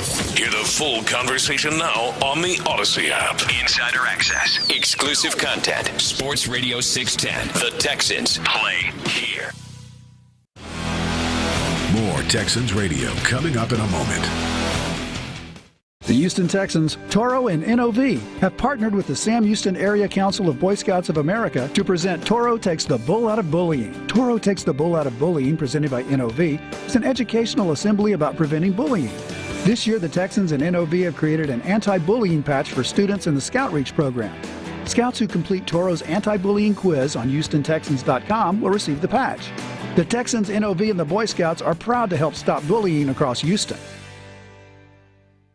This season, fans attending games at NRG Stadium can walk right through entry screening without stopping or emptying their pockets or bags. This new improvement, which is powered by Evolve Technology, the preferred fan screening provider of the Houston Texans, delivers a superior experience for Texans fans while maintaining best-in-class security protection. If you would like to enjoy the same level of convenience and security where you gather to work, live, learn, or play, visit evolvetechnology.com to learn more. That's EVOLVtechnology.com. Evolve Technology. Your next celebration starts here at the new David's Bridal. You'll find unforgettable looks, including the world's most luxurious wedding gowns and bridesmaids dresses, plus fun styles for homecoming, date night, prom, and more. Planning your big day? Pearl by David's turns your dreams into reality. It's all things wedding planning all in one app. For 15% off, sign up for emails and texts at davidsbridal.com. Because your next celebration starts at the new David's. Kick off the regular season Houston Texans home opener against the Chicago Bears on September 15th in your very own private suite. Limited single-game suites are still available for this season. Enjoy an unparalleled game day experience with hassle-free valet parking, James Beard award-winning chef curated food selections, and more. Suites are almost gone for the Sunday Night Football matchup. Call 832-667-2299 or visit HoustonTexansLux.com to reserve your private suite today. Back to the show that keeps you plugged in with the Houston Texans. Okay, Texans All Access final segment. Let's get to it with Houston Methodist Minutes. This week, it's about hydration. We all need to be more hydrated in the hot weather. It's still going on. It's still a factor. Dr. Alicia Robichaud from Houston Methodist tells us about it. Doctor, how's it going? We're doing great. Well, I know we're trying to keep cool, and some days have been actually pretty decent this summer, but many have not, and hydration is a big topic for athletes, for everybody, really. Let's start with the athletes, Doctor. Before they go out, when is it too late to hydrate? How soon, how early should one hydrate?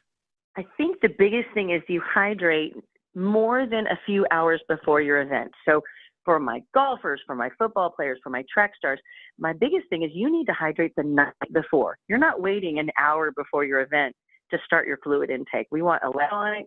We want good water intake. We don't want dehydrating beverages, but we really want to focus on the night before your event so that you're ahead of the game and not just chasing your tail. All right, give me a couple of examples of dehydrating beverages. I know adult beverages would be in that group, but what else? Absolutely. Alcoholic beverages of any kind can be dehydrating. Beverages with caffeine also, because of the antidiuretic hormone, also can be very dehydrating. So think about your tea, your coffee, all of the Starbucks fun foo-foo drinks. But the biggest thing is people asking about green tea and some of those. I think some of the orange teas and the green teas are a little bit less caffeinated, but you'll have to look on the label because you don't know when they sneak in other caffeine substitutes like guarana or some of the other hydrating stimulants. What about, those little powder packets that I see? People use those for electrolytes, things like that. What would you recommend going outside the general H2O box? You know, I think a lot of people look at a lot of different name brands between Gatorade and Powerade and Liquid IV and all the different things. Celsius has a brand, et cetera. A lot of those are electrolyte components that are supposed to help you replace the sodium and the potassium that we lose while we sweat. When you lose those salt components, you can sometimes have rocky sweat. And so replacing those electrolytes either with food or with beverages that contain electrolytes is very important because we don't want you to lose too much salt, just like we don't want you to overhydrate. The dangers of sodium and potassium balance can be really kind of concerning, and you hear about those stories of someone who drank too much water and died. Those are not our primary concerns for the general public. Eat and drink your normal foods. Drink your water. Drink your electrolytes. But if you're an athlete, those powders can be really helpful because you can put them in your normal water rather than searching for what kind of beverage you can purchase. So back in the days of the Junction Boys, when they were doing the salt tablets, they had part of it right. They just didn't give the guys water, which was a big mistake. But the salt part of it could have been correct? Absolutely, and that's why you hear about people drinking pickle juice when they're cramping and chewing Tums and other things because they can get their sodium, potassium, magnesium. You know, the different tablets that we used to do were very helpful, but the water and the balance is really key. And, you know, it all depends on if you're a rocky sweater or if you're just kind of a graceful glistener. Graceful glistener. I like it. Doctor, thanks so much for joining us today. Absolutely. Anytime. We always enjoy talking to you guys. All right, there's Dr. Alicia Robichaux from Houston Methodist, the official healthcare provider of the Houston Texans. Houston Methodist leading medicine. All right, that's going to do it for tonight's show, which will be up in podcast form soon enough. And you want to check out defensive coordinator Matt Burke's conversation with us and the general, John McClain. Tomorrow night, D'Amico Ryan's on the show, Nico Collins on the show. Big show to get you ready for Texans-Colts opening weekend. Thursday Night Football on the way, followed by Area 45. Have a great night. Go Texans. This is Texans Radio on Sports Radio 610. Community Coffee is proud to be the official coffee of the Houston Texans.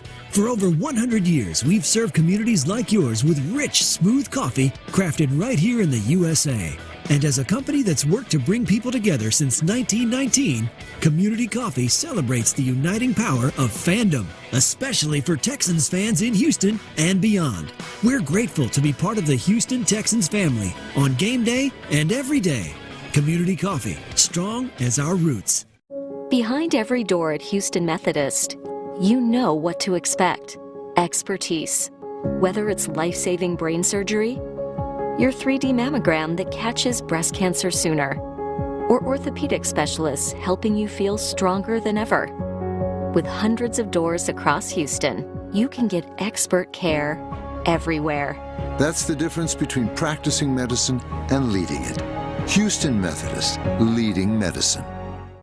Gear up for college football, H-Town, because a rival showdown is coming to NRG Stadium for the first time since 2011. Get your tickets now to secure your seats in the stands on Saturday, September 28th at 2 p.m. as the Sam Houston Bearcats and the Texas State Bobcats go head-to-head on the NRG Stadium turf. You can even get discounted group ticket opportunities and enjoy game day together with 10 or more of your friends and family. Don't miss this Texas-sized matchup. Visit lsse.net for tickets and suites information now. Tired of blending in with the crowd? Want to make a lasting impression? Look no further than 6J Marketing, trendsetters in the industry. Our team of creative minds will take your brand to the next level. Your vision is our priority. Don't settle. Choose 6J Marketing and watch your business soar to new heights. Visit us today at 6jmarketing.com. Let us help you shine bright in a sea of competition. 6J Marketing, official partner of the Houston Texans. Fun and adventure at 3 great parks all year long.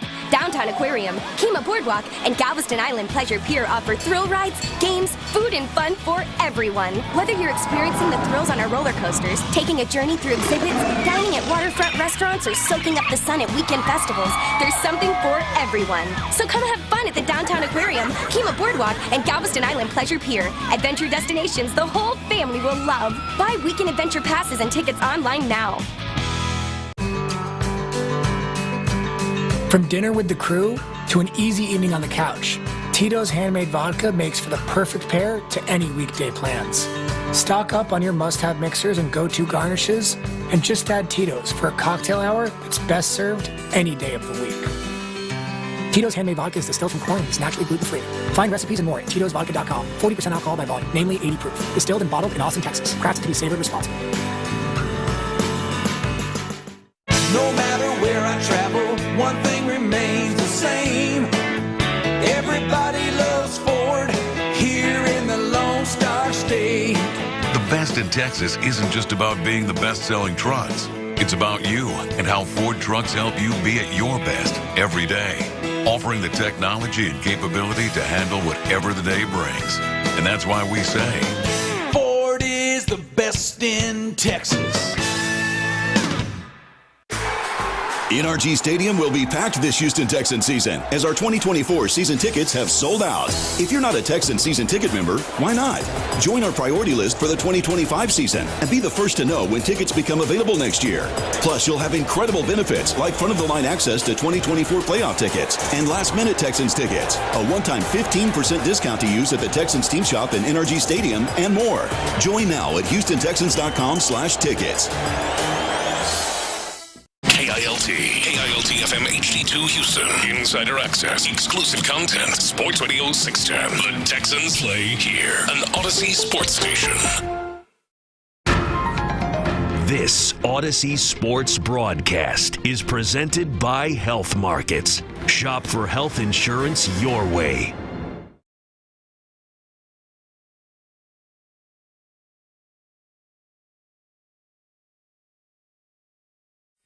Talked about his thoughts on this upcoming season. Thank you to Mike Danger, host of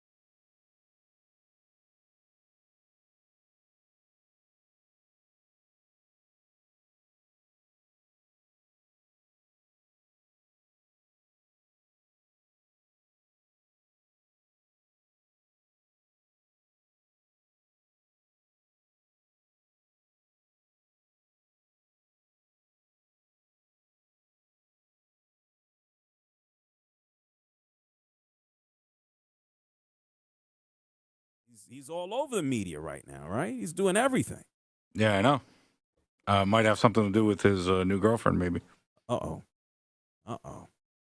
Maybe So she put him on to the gram.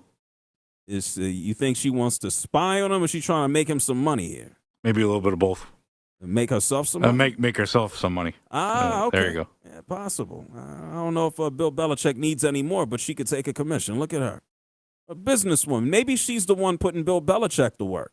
This guy has I don't even know, 3, 4, 5, 6, 7 TV jobs right now. Bill Belichick did not waste no time getting to the money as he is, I don't want to say retired from coaching. Might not want to go back. What, with all these TV? You don't think, do you think he enjoys, well, he has to enjoy coaching, right? But he never looked happy as. Yeah, even when he cracks a smile on TV now, it just doesn't look real to me. Looks like a really forced smile. But you got to give him credit. Give him credit, yeah, but he's good. But it's really hard for him to act like he's having a good time. I think deep down he doesn't really like it, but he likes to check. Well, he has to do something, right? What is he going to do? Sit at home? Yeah, hang out with his girlfriend. That's what I would do. Oh well, maybe he doesn't want to hang out with her. Maybe on the special occasions. I don't know. This is what I think a lot of people know. Out of sight, out of mind. Like if Bill Belichick were not on television, and this man is going to be on TV seemingly every day on whether it's the Manning Cast or Pat McAfee or this Underdog show or the CW show that he's on right now. And I'm probably missing one. But if he's not on TV every day, people, I'm not going to say they're going to forget about Belichick. His name would probably still pop up, but I think there's going to be more of a desire to bring him in. I think it's going to be easier to bring him in if he's seen. And one thing he is going to be seen everywhere. If the Giants have another bad season as expected, do you think he'll go there? We spoke to someone on the air either earlier this week or last week about Belichick coaching. And it was said that, the New York Giants, they might be a possibility. Why would that be a shot? That would actually be full circle for the New York Giants if he were to return, winning two championships as a defensive coordinator in the late 80s and early 90s, and then to come back to the Giants. to end things, at least to try, it's not just one hell of a story. That might be where he ends up. Would you like that? Would you prefer that as a Giants fan? Yeah, I wouldn't mind. I mean, it really can't get much worse, but they definitely need a new quarterback, too. So I know the quarterback's the main issue. Yeah. Does Bill Belichick at this stage of his life, this stage of his career, would he want to walk into a rebuilding situation? Maybe if he, still has the same power. I don't know. I don't think they'll let him be GM like he was before. But if he has like a say in it, then it takes time. If the Giants, there's so much that has to go into that. The Giants have to stink. The Giants have to have a top draft pick, which they probably will. The Giants have to feel comfortable with whoever they're bringing in at quarterback. And then if I'm Bill Belichick, I want to feel comfortable with the quarterback options as well, based on, where we would be selecting. So this has been said, and they're right down the turnpike from the New York Giants. It's an easier thing to say because the team is put together already. But the Philadelphia Eagles are night and day. If they stink with the talent that they have, I don't expect them to. And so I know if Nick Sirianni, if he can't get the job done, if he and Jalen Hurts can't get along, and Nick Sirianni's going to be looking for work, I just don't see that with all of the talent. They had issues last year. I think the Philadelphia Eagles were on too much of a Super Bowl hangover coming off of that loss. I don't know if they're going to suck. But Bill Belichick, just plug and play with the Eagles, I don't know what other team in the NFL currently has another situation where you can look at it and go, hey, I can win today if I show up. Would Bill Belichick say, hey, I want to babysit for a year? I'm not so sure. Everybody is not, destined to be the Houston Texans. I don't. If I'm Belichick, I want to win today. When Tom Brady left Belichick, where you left off with a new defensive coordinator, and they said they've tried to build it that way so the next guy in can kind of pick up. But I'm interested to see. They were so dynamic last year. They've got some great playmakers, Roquan Smith, Kyle Hamilton to build around. But, their blitz packages and all the different things that they did, will that be seamless? And then something maybe we're not talking about as much because we have Lamar Jackson and Derrick Henry is 3 new starters on the offensive line. And so, meshing up front, whether that's in pass protection or being able to work together to try to bring Derrick Henry over and fit him in quickly with this Ravens offense. So can they be as good? I'm not sure. Can they be as good quickly? That's another question I think we're going to get answered tonight, or may it take a little bit of time for both the defense and the offense to mesh? Kickoff 31 minutes away. Fans in their seats, sunshine in Kansas City, where we're looking at from 11 stories up. We see blue skies. And as I look up here in our terrific broadcast booth here in the Len Dawson press box at Arrowhead Stadium in Kansas City, we're graced with Rich Eisen. Rich normally is in our studios in Los Angeles. He is here. He originated his Roku show, his Westwood One show from Kansas City yesterday. Today he'll do it again tomorrow morning. About time he came on the road. I'm glad you're here. Normally he's on his couch doing this thing. The boss is here. The boss is here. We can say, can we make this an every Monday night? Us, Rich. Let's do it. I don't know, Kevin. I'm enjoying it here. A lot of hesitation. No. I am going higher register on that. I love being here with you guys. And Kevin Harlan driving us to the game and then giving us rain updates. This has been traffic and weather together. With Kevin Harlan on the nines. And there's that laugh. There it is. There's the laugh. There it is. And I do want to say this while we are taking time.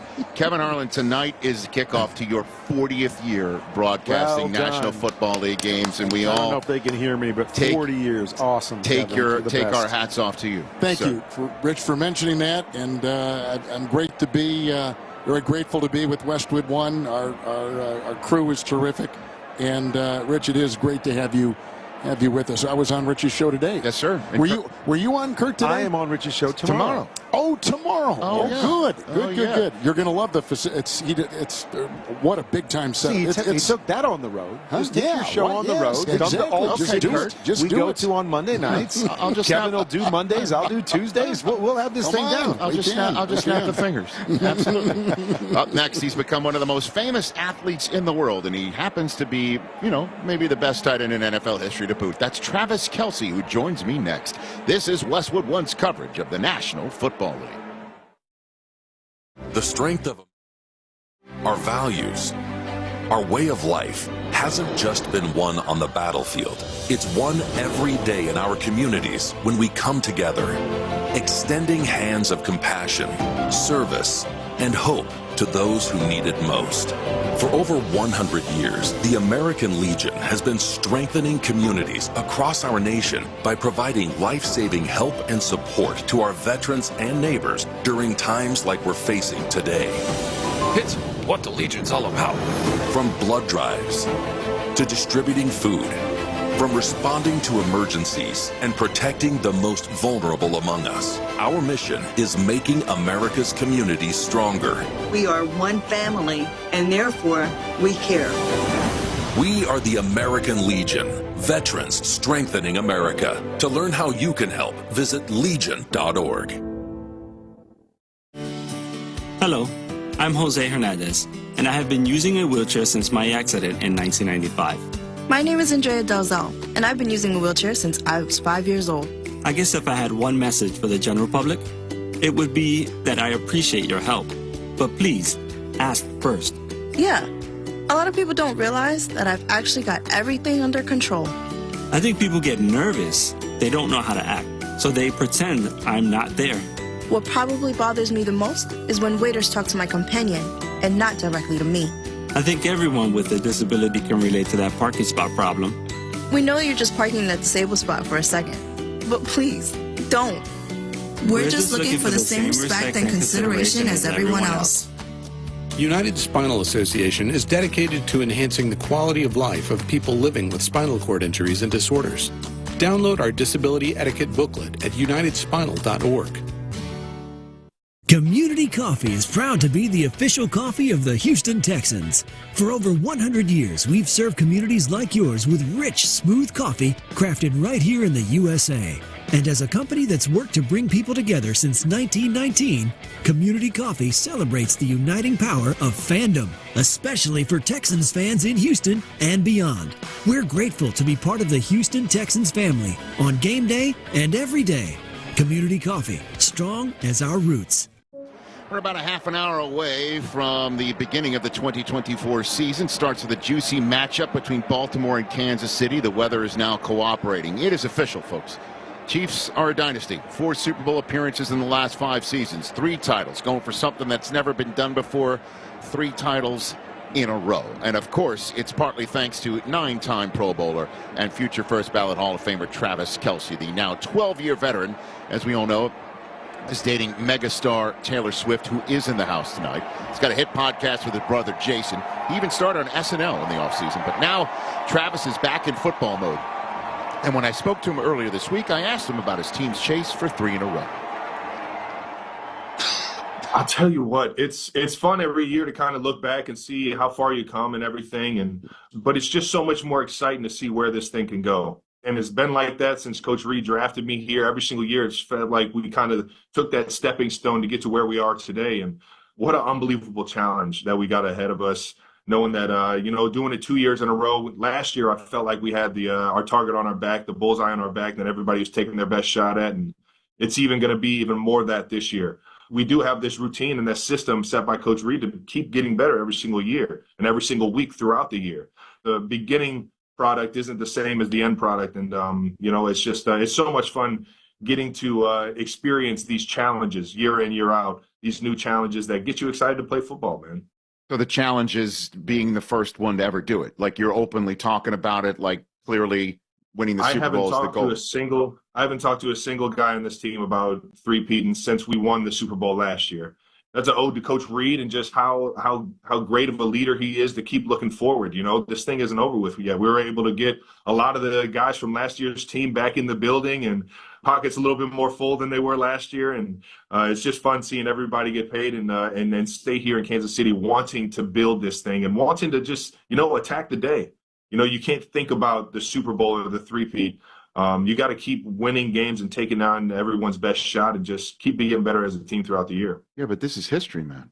I mean, I'll be honest. Like, I'm kind of surprised. Nobody at any point in time, you don't think even maybe before Thursday opening night, somebody says, like, this is our time and we're going to do it, and people can't believe that we have a chance, all that sort of, none at all. Zero. Everybody's just focused on the now. We're focused on Baltimore. We know we're not going to get to the playoffs without playing our tails off in the regular season and getting off to a great start. And Baltimore is a hungry, hungry team. They were, you know, the number one seed in the AFC last year. Just that alone sets the tone of, you know, this is the AFC kind of rematch here, the top dogs in our conference. And we just, we're excited about that challenge, man.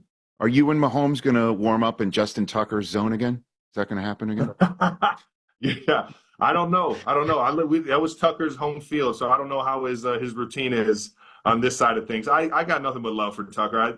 He was kind of giving me the wink and laughing about it last year, and I don't know, I just wasn't in a laughing mood, but it was an interesting interaction that caught a lot of wind. So we'll see what happens this year, but just know I got nothing but love for Justin Tucker, man. All right, so what about you, man? Are you thinking your dozen, you know, you get a shot at a three-peat, and are you looking at this as maybe your last year? Like, just walk through the front door here, brother. Man, I'll tell you what, I'm still enjoying coming to work. I'm not dreading practices, and I had my guy Julian Edelman jump on New Heights with me and my brother last year, and he was mentioning, you know, he had to hang it up when he couldn't go out there and practice, when he couldn't get out there and work on his craft to feel like he's, you know, accountable for the guys next to him. That's when he kind of started questioning, and I'm just having so much fun. I'm just so appreciative and so fortunate that I've been able to come into year 12 and still have this energy and this love and the ability to go out there and get to work, man. How much did you think about it after winning a second time? It didn't cross my mind one bit. I think the excitement of the challenge of this year and being able to maybe do it a third time in a row, I think that alone was all I needed to come back. And I mean, that was instant thought. So it was never even a chance and I hope that I wasn't coming back this year. Really? Just because, again, that you're able to just say, you could say something for the rest of your life, that you're part of that first ever and what you and Mahomes and Reed have built. Pretty much it. Oh, yeah. These are some of the challenges in football that what is it? I think only 5 or 6 teams have had the chance to do. Like, that's a very rare achievement to even get the opportunity to have that challenge, you know? And I just think that it's so unique, and I'm just excited to be able to, you know, lace them up still and play at a high level. And so what do you think is going to go through your mind? You're in the tunnel, Arrowhead, place is going nuts. You know, banner's already been raised, the whole thing. What's going on? Back. You're making the hair on the back of my neck stand up right now just talking about it, man. It's just, there's nothing better than coming out the first game of the season, knowing that you got the first game of the season. That excitement, that buzz in the air already in the city is electric. And it's just going to be so much fun getting back out in front of the Chiefs Kingdom and playing my tail off for the guys next to me, man. It's what I've learned to love to do. It's one of my favorite things to do in the world, man. Amazing. Great chat with Travis Kelce, who loves facing the Ravens. 11 catches for 116 yards and a touchdown against him in last year's AFC Championship game. His 91.8 receiving yards per game against Baltimore. Second highest average of any tight end ever against any opponent. When we come back, Kurt and I will go around the league to get you set around the rest of the National Football League landscape for the 2024 season. You are listening to the NFL on Westwood One. Broken bricks, falling fences, damaged doors, Gorilla Glue. Of course. It's incredibly strong and 100% waterproof and bonds, well, virtually everything. While you're at it, look for Gorilla Tape, a heavy-duty double-thick duct tape, and Gorilla Super Glue, great for all your quick fixes and repairs. There's also Gorilla Epoxy, Gorilla Wood Glue, Gorilla Construction Adhesive, of course. You get it. If you can break it, Gorilla can fix it. For the toughest jobs on planet Earth. Football season is here. Do you have your picks in on Sleeper? Just pick more or less on at least 2 player stats, and you could win up to 100 times your money. For new users, Sleeper will even match your first deposit with up to $100 credit to your account. Just download the Sleeper app today and use code BLOCK for a credit up to $100 match on your first deposit. That's code BLOCK. Must be 18 years in most states and in state where it is legal. Promo code and other restrictions apply. Visit sleeper.com. Please wager responsibly. Gambling problem? Call 1-800-426-2537 for help. Paid for by Blitz Studios. Mom, meet Sarah. From first-time Nana moments. Yeah, welcome to Flight 101. To annual girls trip moments. Your can't-miss moments are worth protecting against RSV. If you're 75 or older or 60 plus with a chronic condition like asthma, COPD, heart disease, or severe diabetes, you're at higher risk of landing in the hospital from RSV. And there are no prescription RSV treatments. Check eligibility and schedule your RSV vaccine at vaxassist.com. So where should we go next? Sponsored by Pfizer. Welcome to Staples. Hi, I need to print for my business, but I really have to watch the budget. Staples can print whatever you need. And now you get up to 30% off print purchases. So the more you print, the more I save? Right. So if I print $600 worth of signs, you save $180. Ooh, and if I print $1 million worth, I'd save... No clue, but I'm thinking there are a lot of zeros. Now at Staples, the more you print, the more you save. Up to 30% off. Plus, you save even more with hundreds of hot deals throughout the store. Ends 9/7, exclusions apply. Visit staples.com/print for details. Every business faces challenges, but complicated, expensive, and uncertain shipping shouldn't be one of them. With USPS Ground Advantage from the United States Postal Service, you can avoid all the noise. No more unexpected surcharges, hidden fees, or complex rate structures. It's just easy, cost-effective, and dependable shipping. Tune your business's frequency to success and turn shipping to your advantage. Learn how at USPS.com/advantage. USPS Ground Advantage. Simple, affordable, reliable. I'm at the movies, asking people if they'll switch seats with me for $574. Here, take mine. So what about $574 if you switch your home insurance to Allstate? Too much work. Not if you call them. They handle the switching. Now, that's a plot twist. Shh. Check Allstate first, and you could save hundreds on quality home insurance today. You're in good hands with Allstate. Not available in every state. Based on the national average annual savings for new home insurance customers surveyed in 2023 who switched to Allstate and reported savings. Savings vary.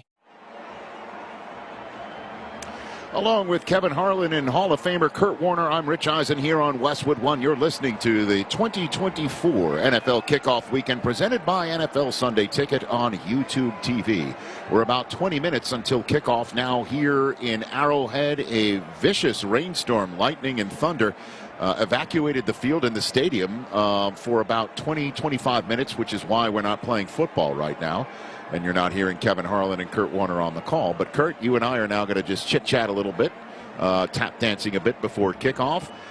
It was the Detroit Lions in this building last year, and they shocked everybody by beating the Chiefs here on a banner raise night. And then they made it all the way to the NFC Championship game and gave the Niners all they could handle. Are they the team to beat, do you think, in the NFC coming into this year? I do believe they are the team to beat. Maybe put San Francisco up there with them, but I believe that team got better.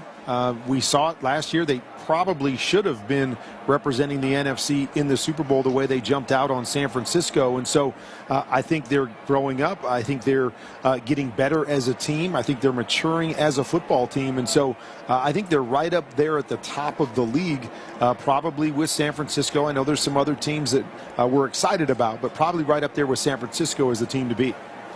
And then who else would you say in the AFC outside of this building has a chance to make the Super Bowl? Well, I mean, I think, there's a lot of excitement in New York with the Jets.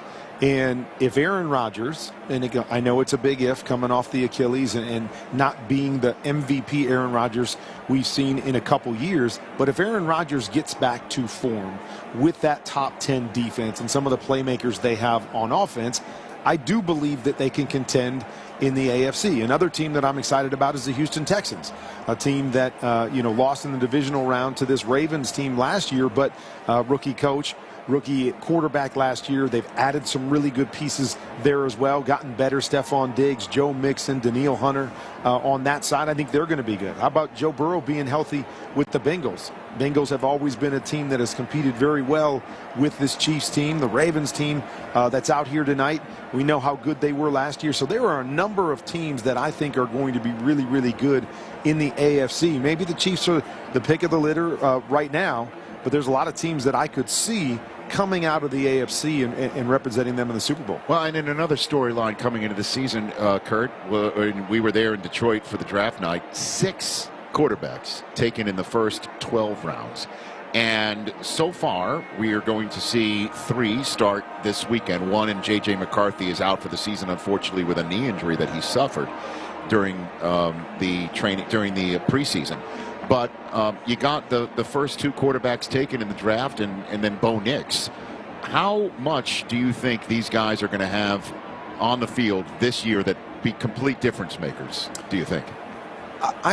What I've seen in preseason, it reflected what I saw from each of these guys in college. And so that to me bodes well, that when you're able to take your skills in college and they transfer over to the NFL. We saw some flashes of greatness from Caleb Williams, and what we're excited to see is not only what he does inside the pocket, but just as much what he does outside the pocket. So I'm excited with the defense that they had last year, the playmakers, that they can do some things and maybe contend for a playoff spot. Jaden Daniels, you saw some really good things, although limited time in preseason, but you've heard rave reviews from him. Also, I think a good football team. I'm not sure they're quite a playoff team, but they might be able to push as well. And then you have Bo Nix on the other side, that he didn't necessarily give you those flashes that the other 2 guys did, but played good, solid football, making the right decision, moving the football, putting points on the board. So I'm not sure anybody believes Denver will contend, but all of these guys showed some really good glimpses in preseason that say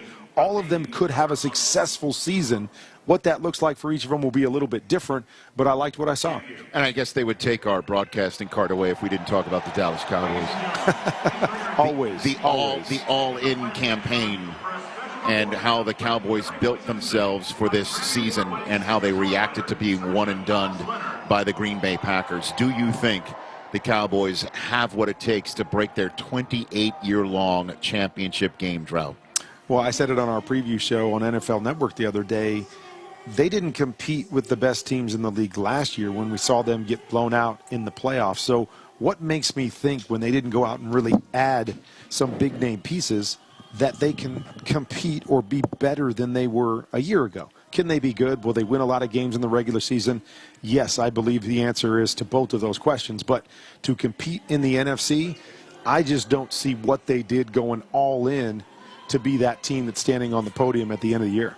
All right, so are you ready, gents? You ready to call some action? You ready for the 2024 season to kick off? We ready. We ready. We are indeed. It is time for Kevin Harlan and Kurt Warner to give us some action, some football action, and kickoff for the season opener is right around the corner. I'm Rich Eisen. Be back at halftime with more of my conversation with Travis Kelce. You'll find out if any of Taylor Swift's plays made it into Coach Reid's playbook. That made a little bit of news this week. You are listening to the NFL on Westwood One. Young people with... Hey everybody, I'm Colin Allred. I'm a congressman, 4th-generation Texan, and dad to 2 perfect little boys. I'm running to beat Ted Cruz to become your next U.S. Senator from Texas. I was raised by a single mom who taught me how to work hard to earn your keep. Mom was a public school teacher. Sometimes she worked 2 jobs to make ends meet. I got a scholarship to play football at Baylor, where I became captain of the team. I spent 5 years in the NFL, then became a civil rights lawyer and worked in the Obama administration, and now serve in Congress. I spent 3 terms in Congress putting Texans first. I'm Colin Allred. I'm a congressman, 4th-generation Texan. I'm running to beat Ted Cruz to become your next U.S. Senator from Texas. And now I'm running to be Texas's first black senator. I'm running for Senate to fight for all Texans. I'm Colin Allred. I'm running for Senate, and I approve this message. Paid for by Colin Allred for Senate. A cancer diagnosis can be overwhelming, but when you choose MD Anderson Cancer Center first, you'll have the nation's leader in cancer care with you every step of the way. Our world-renowned subspecialists collaborate across teams and disciplines to develop personalized treatment plans for every patient and their cancer.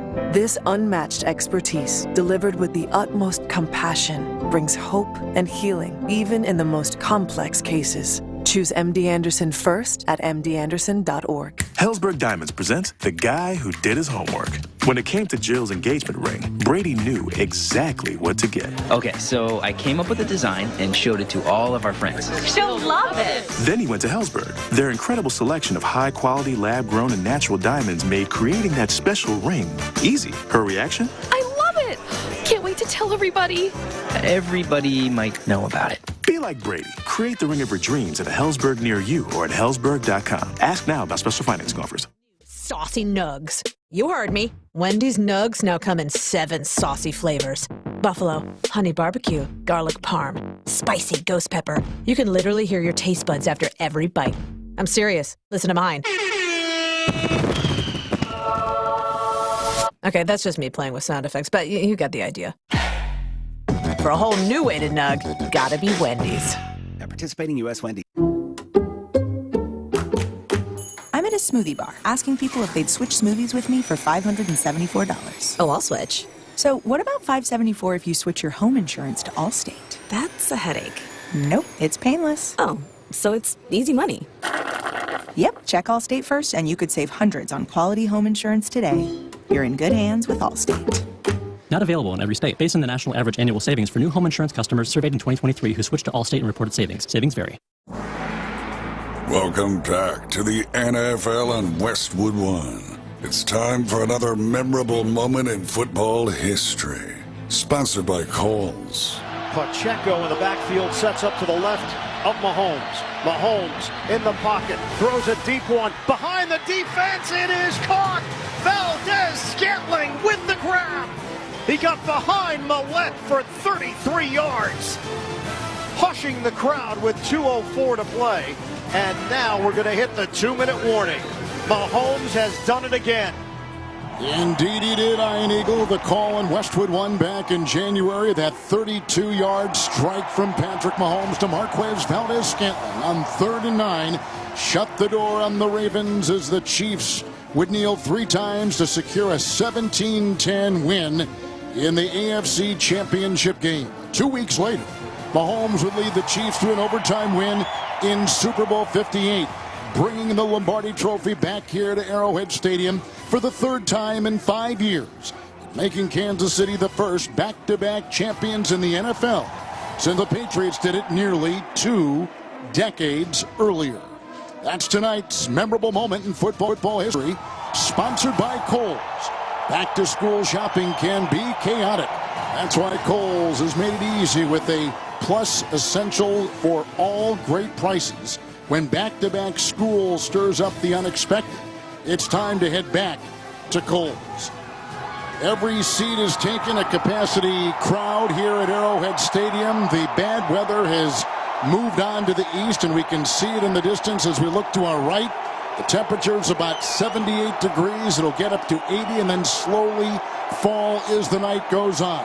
Hopefully no more rain in the forecast. Good time now to take a look at the keys to the game with our Kurt Warner. Where do you want to start? How about quarterbacks? Does that sound like a good place to start? That's always a good place to start. And I'm going to start by, my prep for this game was obviously to go back and watch the conference championship game and go, what were the themes? What came out of that game and allowed Kansas City to move on to the Super Bowl? And the thing that jumped out at me was the ability to handle pressure by these two quarterbacks or these two teams. Patrick Mahomes and company handled the pressure extremely well, making positive plays and not having those negative plays go against them. The Ravens, not so good on the other side. Not just Lamar Jackson, but it was missed protections. It was drop passes. It was the throw to Flowers where he fumbled as he was going into the end zone. They just didn't handle pressure very well. So I believe handling pressure in this game is going to be key. I'm interested to see the Zach Orr defense, right? Mike McDonald off to Seattle. Zach Orr now taking over this defense. Doesn't look the same. Do they bring the same kind of pressure packages that led them to be the #1 defense in the National Football League? And on the other side, we know Spags is going to bring pressure, but can the Ravens slow that down? Because what? They've added Derrick Henry. They've added the hammer to the mix. We go back to that conference championship game, and it's almost dumbfounding to think that the Ravens handed the ball to their running backs just 6 times in the conference championship game. 6 times. You have to believe Derrick Henry's probably going to get 6 touches in the first quarter of this football game. So those are some of the things that I'm looking for and themes that came out of that championship game. We always have the back-to-back-to-back theme for the Chiefs that we've talked about, and we've talked about Derrick Henry, talked about Zach Gore. You know, there was not a 1,000-yard receiver for the Chiefs last year with Patrick Mahomes at the controls. Everybody was a little bit short. I mean, there were a couple in the 900s, but no one had 1,000. And that was one of the more surprising statistics to come out of last season. Definitely knowing, who Patrick Mahomes is and how this team has played over the years, but it also speaks to who their receiving core was a year ago, right? No Tyreek Hill. They didn't have that big dynamic playmaker to get those big plays and get those big yards. And so what did they do in the offseason? They went and picked up Marquise Brown. Although he's not playing tonight, they brought him in because of his speed and his ability to stretch the field and get the big plays. They went and drafted the fastest guy from the combine. No, it wasn't Rich Eisen. It was Xavier Worthy. And they went and got him to be able to stretch the field and make big plays. So it's going to be interesting to see, can they get back to that high-flying Chiefs offense that we came to know and love, or is it going to take some time for them to fit those playmakers in and making those big plays and building the trust of Patrick Mahomes? But that's exactly what they saw. No 1,000-yard receivers, not enough big plays. Let's go add some speed and some big play weapons. They've got banners on the field. The teams have not taken the field just yet. Our kickoff is about 3.5 minutes away, and the crowd is ready. The weather is clear, and we're ready for some football. The opening kickoff is coming up. You're listening to the NFL on Westwood One. Prescriptions require an online consultation with a healthcare provider who will determine if appropriate. Restrictions apply. See website for details and important safety information. Subscription required. Price varies based on product and subscription plan. Hey guys, did you know there's a generic form of Viagra that works just the same, but is 95% cheaper? And you can get it online? Go to hims.com/joy. Through HIMS, you'll get a free medical consultation, discreet shipping if prescribed, and the process is 100% online. To start your free online visit, go to hims.com/joy. That's HIMS.com/JOY. At the UPS Store, we understand the importance of a first impression. That's why we're here to help you put your best foot forward and be unstoppable with our printing services. With high-quality paper stock options, banners, business cards, menus, and more, we make sure your small business stands out and your message reaches the masses. After all, we're the one-stop prints that pop store. Most locations are independently owned. Product, services, prices, and hours of operation may vary. See Center for details. The UPS Store. Be unstoppable. Come into your local store today and get your print on. Odyssey Houston is proud to announce the 4th annual Kids Read Radiothon, benefiting the Barbara Bush Houston Literacy Foundation. When a child learns to read, it changes the trajectory of their entire life. But did you know that 61% of low-income kids in Houston have no books in their home? Literacy is tied to almost every community metric, including crime, health, civic management, and generational poverty. Therefore, it's important to all of us to ensure that Houston kids get what they need to learn. On Tuesday, September 10th, we will be raising money for the Home Library Program, where for just $30, each student enrolled will receive 6 books of their very own. Last year, we were able to help over 3,500 kids. This year, thanks to Reliant and Phillips 66, we have a head start, but we need your help. Tune in Tuesday, September 10th to join the Odyssey Kids Read Radiothon and give the gift of literacy, sponsored by Phillips 66 and Reliant. And we all need to be ready to show up big for our country and local communities. Make sure you know your state's voter registration deadline and requirements. Registration only takes 2 minutes. For more resources and information on how to make your voting game plan ahead of Election Day on November 5th, visit NFL.com/votes. Why choose a Sleep Number smart bed? Can I make my side softer? Can I make my side firmer whenever I want? Can we sleep cooler? Sleep Number does that. Cools up to 8 times faster and lets you choose your ideal comfort on either side. 94% of Sleep Number smart sleepers report better sleep. J.D. Power ranks Sleep Number #1 in customer satisfaction with mattresses purchased in-store. And now, during our biggest sale of the year, save 50% on the Sleep Number Limited Edition Smart Bed. Limited time. For J.D. Power 2023 award information, visit jdpower.com/awards. To find a store near you, visit sleepnumber.com.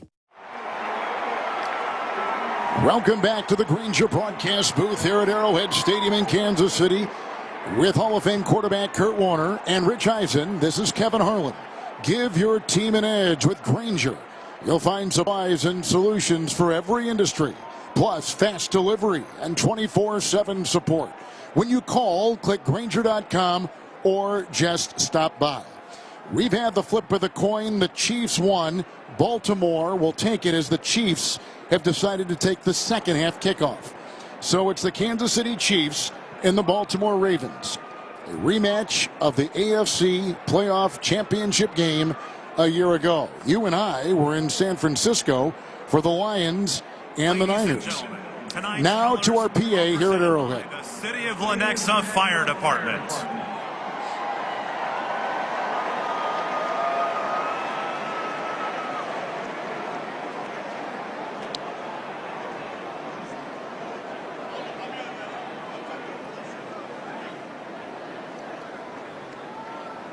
And now, please rise if able and remove your hats for tonight's national anthem, performed by Grammy Award-winning powerhouse singer-songwriter Coco Jones.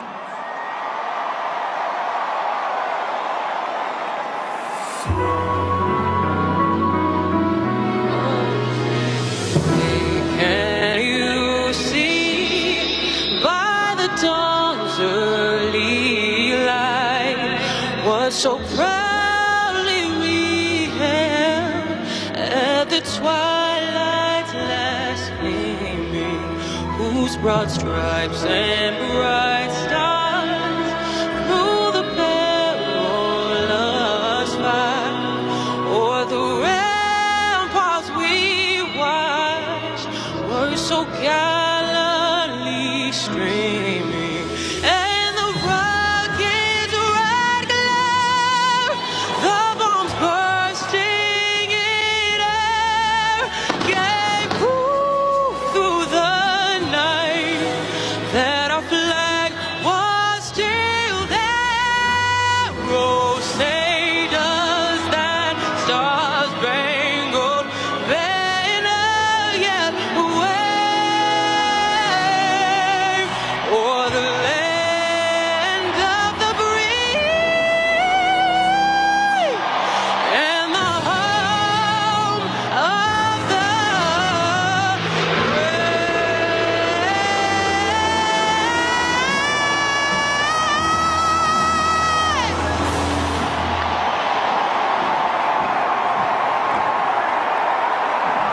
Everybody on their feet, fireworks on the rim of Arrowhead Stadium on this Thursday night, the first game of a new NFL season. Kevin Harlan, Kurt Warner, Rich Eisen here at Arrowhead with you tonight. And we're going to see in moments the new kickoff that has been instituted for this season in the NFL. The league is excited about it. I think the players think they're excited about it. What about you? Well, I'm excited about it just because it seemed like over the past few years it became a moot play in the National Football League. We've got these kickers that have such strong legs. We weren't seeing any returns. It was such a dynamic aspect of our game, and for us watching growing up, and we just had somebody go into the Hall of Fame in Devin Hester, who is the greatest returner we've ever seen. Those guys were being eliminated from the game. So there's an excitement to say, hey, let's bring that play back. Now, there's a lot of interest in how they're bringing it back and all the rules that go into it. Will we see some unique things that show up now that we're in the regular season, knowing that everybody in preseason was probably playing pretty vanilla? So I'm excited to see where this thing can go and the creativity from special teams coaches around the league. Well, they've been working on it, but we didn't see much in the preseason, and that was on purpose. I talked to Mike McDaniel, the coach of Miami, today. The Dolphins head coach said he is expecting that most will be touchbacks. They say when you look at it, is 5 yards that big a deal from the 25 to now the 30 on a touchback? He says, I think teams can live with that. Plus, it'll be more of a known commodity.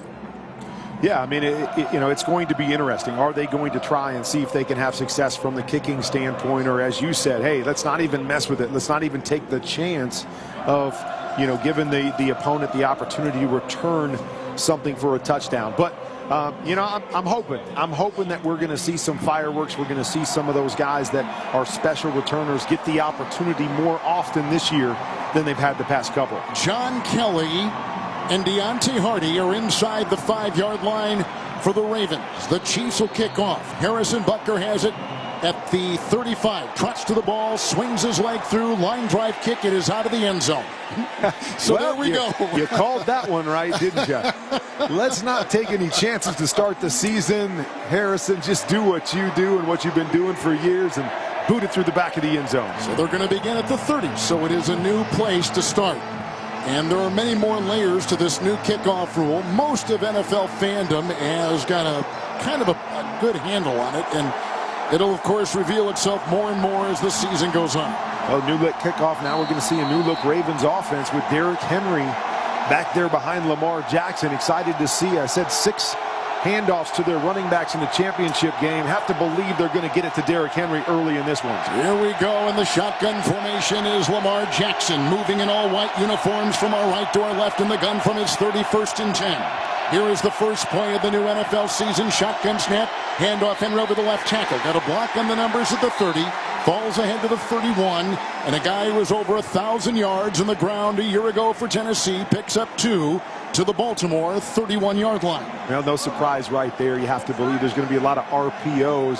Chance to hand it to Derrick Henry if the defense wants to load the box. Opportunities for Lamar Jackson to keep it or pitch it to the outside.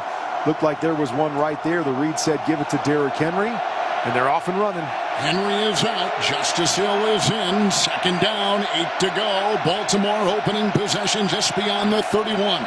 4 in the defensive line for the Chiefs. The running back is in motion. A shotgun snap. There's a flag and a quick throw, and it's caught on the numbers.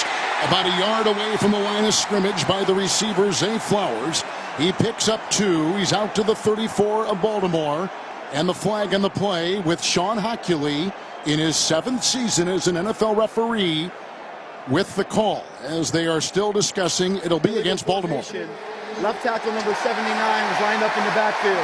It's a 5-yard penalty.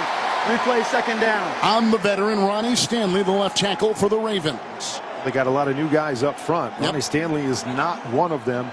So they went with the power run game on the first play, and then they decided to take Derrick Henry out and spread into an empty set and throw the football. Unfortunately, big left tackle moved a little bit early. 5 in the Kansas City secondary. Second down, 13.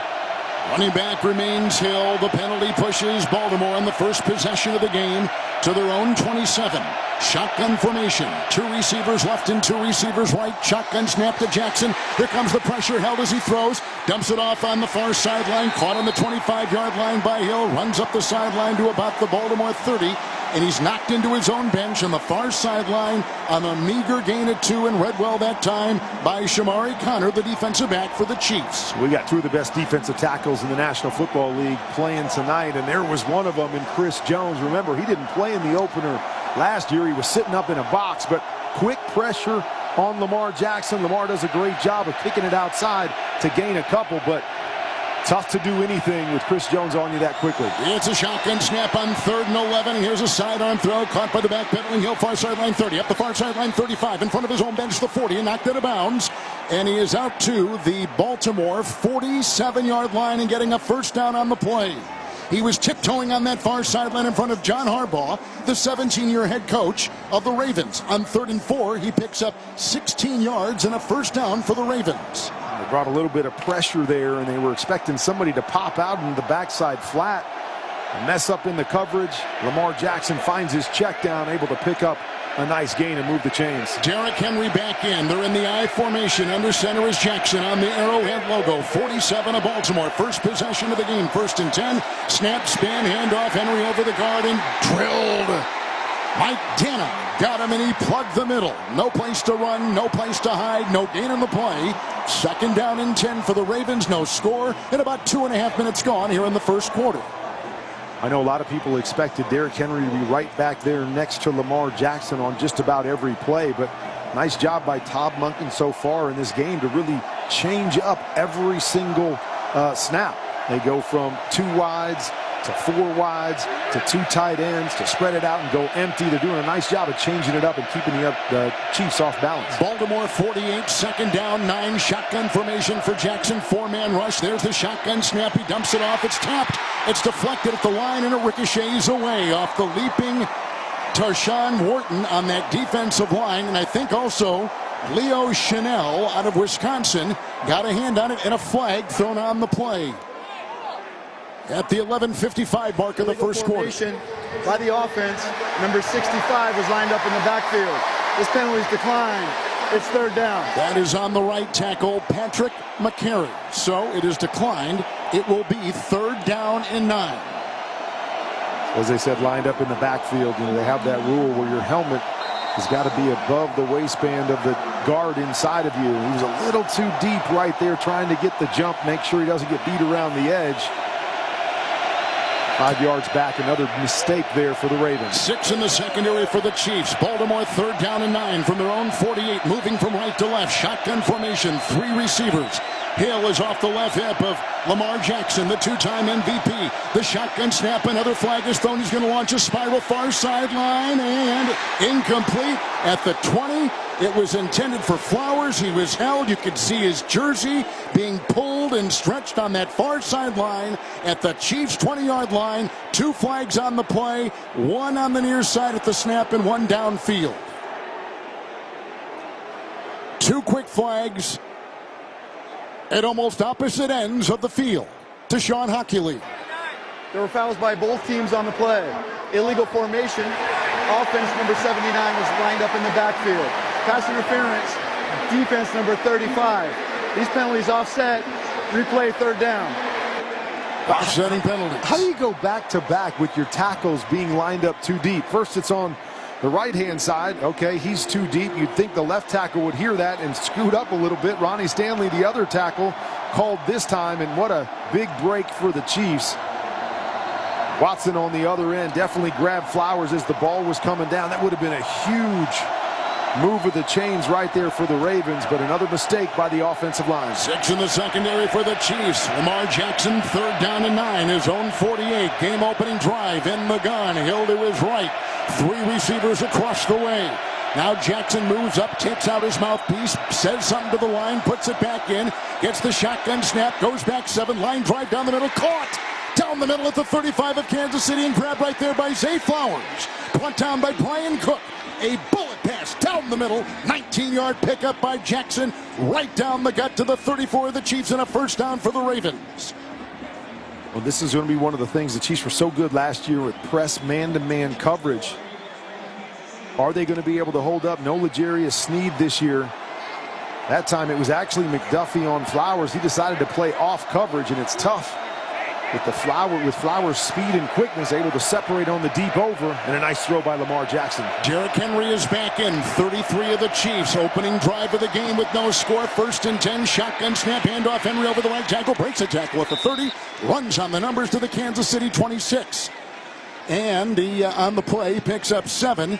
Bringing down second down and 3. Down to the Kansas City 26. We're in the wonderful and beautiful, spacious weekend of the NFL's kickoff, brought to you by NFL Sunday Ticket and on YouTube TV. Granger broadcast booth is our domicile tonight as we watch this opening drive by the Ravens. Second down and 4 in the pistol formation. Jackson. He's had a couple long pass completions. There's the shotgun snap. Handoff. Henry drives his way right over the center between the hash mark, past the 25, down near the 24 of the Chiefs, and he picks up 3. So on this drive, a catch and run of 16 by the running back Hill, a 19-yard pass to Flowers. It's 3rd and 1 on the opening drive and no score at the Kansas City 24 for the Ravens. Tell you what I like, the last 2 plays they've put Derrick Henry in the pistol, as you've mentioned, and I love that because Derrick Henry is a downhill north and south runner. Doesn't want to go sideways. He doesn't have that lateral quickness. Put him back behind Lamar Jackson, run him downhill. They've had a couple nice games. Henry is in shotgun formation. The ball is at the Kansas City 24. 3rd down and 1. Shotgun snap, the fake handoff. And it's a run by the quarterback, Jackson. The 20 got a block at the 15, angling to the near sideline and goes out of bounds. And a 1st down run to the Kansas City 13. It's a run of 11 by the MVP, Jackson. And a terrific drive being put together, which began back at the 30. Checking Baltimore stats inside the red zone, sponsored by CDW. Their experts help you get more from your technology so you can do amazing things, make amazing happen. During the 2023 season, 68 times in the red zone, 42 touchdowns. And here we go. It is a 1st down and 10. They've got the ball at the Kansas City 13. Shotgun formation. 4-man Kansas City defensive front. Henry, the running back, in motion. Shotgun snap. He turns, and now Jackson will run it himself over the tackle, the 10. Broke a tackle at the 6. Dives by the 5. Lands near the 4 of Kansas City. The blocking is there. This terrific quarterback racing that time for 9 yards. Making it 2nd down and 1. They're going to mark him at the Kansas City 5. No score, 8:42 to go. Well, they got away from the run game in the conference championship game, and it became kind of drop back and throw it by Lamar Jackson. It looks like they've changed their approach here on the first drive. A couple passes in here, but finding ways to mix it up. Lamar Jackson lost some weight in the offseason, said, hey, give me the football, let me run it. And they're doing that here on these last 2 plays. 2 tight ends, Kansas City 5, 2nd down 2. Jackson under center, snap, spin to the right, handoff Henry over the guard, got a block, he's on the hash mark, he drives, and he is in for the touchdown. What a drive by Baltimore. Taking it from the 30, marching 70 yards, and capped off with a 5-yard touchdown run by the newest Raven, Derrick Henry, and a quick first score of the game for Baltimore on the road. Well, and there you go. Hey, we're going to get down close. We're going to be in these power situations. Let's get back in the I formation. Put a fullback back there. Put Derrick Henry back behind it. Get Lamar Jackson under center and get that big body moving. And it's tough to stop even at this age. Justin Tucker will try the extra point. There's very little breeze on this 79-degree night. With clearing skies, the snap, the kick, the right-footed boot is in. 7-0 Baltimore. Big plays. A catch and run by Hill is 16. Flowers, a pass reception of 19. Jackson with runs of 9 and 11. And a 5-yard touchdown run by Henry. 7-0 Baltimore. This is Westwood One's coverage of the National Football League. Tired of blending in with the crowd? Want to make a lasting impression? Look no further than 6J Marketing, trendsetters in the industry. Our team of creative minds will take your brand to the next level. Your vision is our priority. Don't settle. Choose 6J Marketing and watch your business soar to new heights. Visit us today at 6jmarketing.com. Let us help you shine bright in a sea of competition. 6J Marketing, official partner of the Houston Texans. Ulta Beauty's 21 Days of Beauty event is back. From now until September 19th, score over 200 daily beauty steals at 50% off in every category. And check Ulta.com daily to get them all before they're gone. Take 50% off bestsellers from brands like Estee Lauder and Supergoop. Plus, say hello to new finds from brands like Dyson and Sol de Janeiro. And Ilia is now at Ulta Beauty in select stores and online. Shop in-store at Ulta.com or try pickup today. Ulta Beauty. The possibilities are beautiful. Conditions apply while supplies last. Warning, the following ZipRecruiter radio spot you are about to hear is going to be filled with F-words. When you're hiring, we at ZipRecruiter know you can feel frustrated. And you can spend a fortune trying to find fabulous people, only to get flooded with candidates who are just fine. Fortunately, ZipRecruiter figured out how to fix all of that. We find the right people for your roles fast, which is our absolute favorite F word.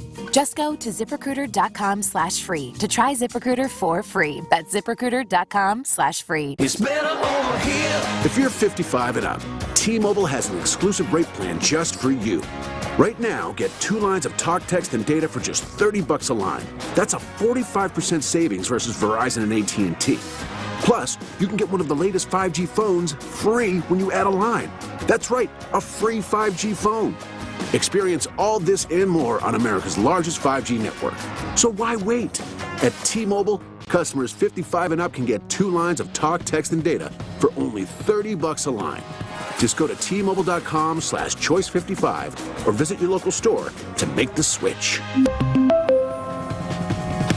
With AutoPay using debit or bank account plus taxes and fees, 45% off 2 lines versus AT&T Starter and Verizon Welcome. Plan benefits vary. Free phones up to $300 off with 24 monthly bill credits and qualifying new line for well-qualified customers plus tax and $35 device connection charge. Contact us before canceling entire account to continue remaining bill credits. Bill credits end if you pay off device early. See details at T-Mobile.com. On third down, we call it the money down. You got to make it happen in those situations, and they did just that.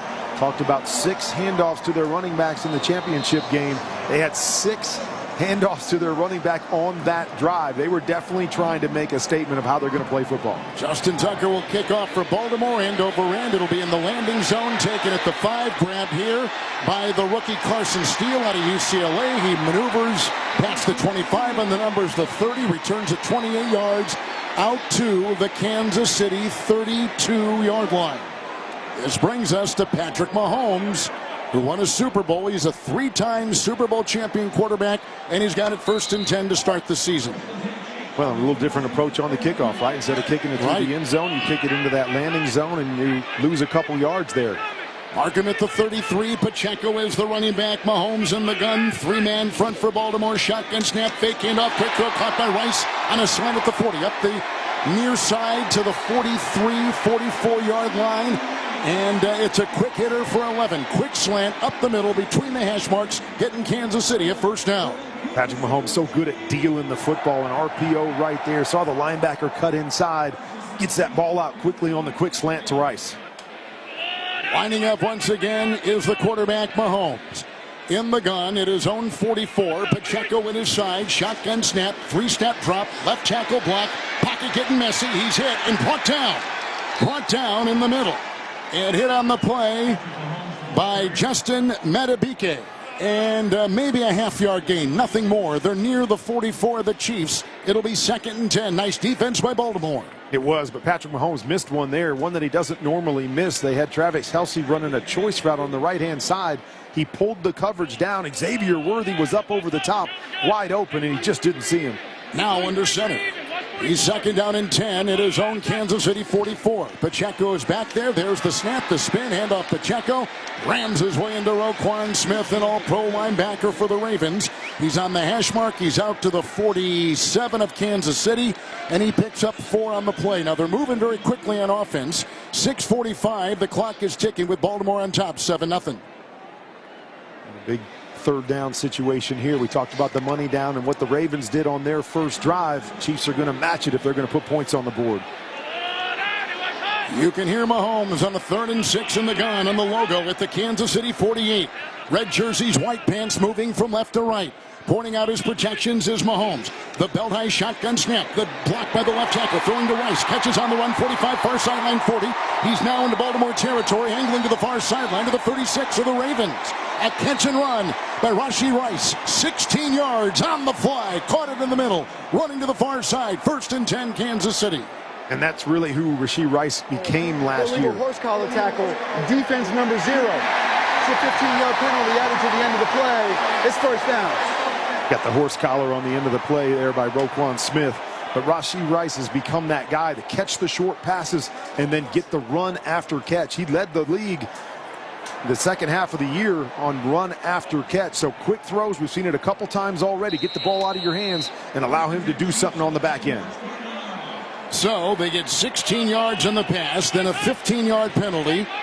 And now they're at the Baltimore 21. With a couple tight ends, Mahomes under center, the snap, the spin, the fake handoff, end around pitch, comes to Worthy, comes to the near side, 20, got a block. On the near side, the 10, the 5, touchdown! Takes it in, a bolt of lightning. On the end around, coming from Mahomes from the far to the near side, racing 21, and the Chiefs are an extra point from tying this game midway through the first quarter at Arrowhead.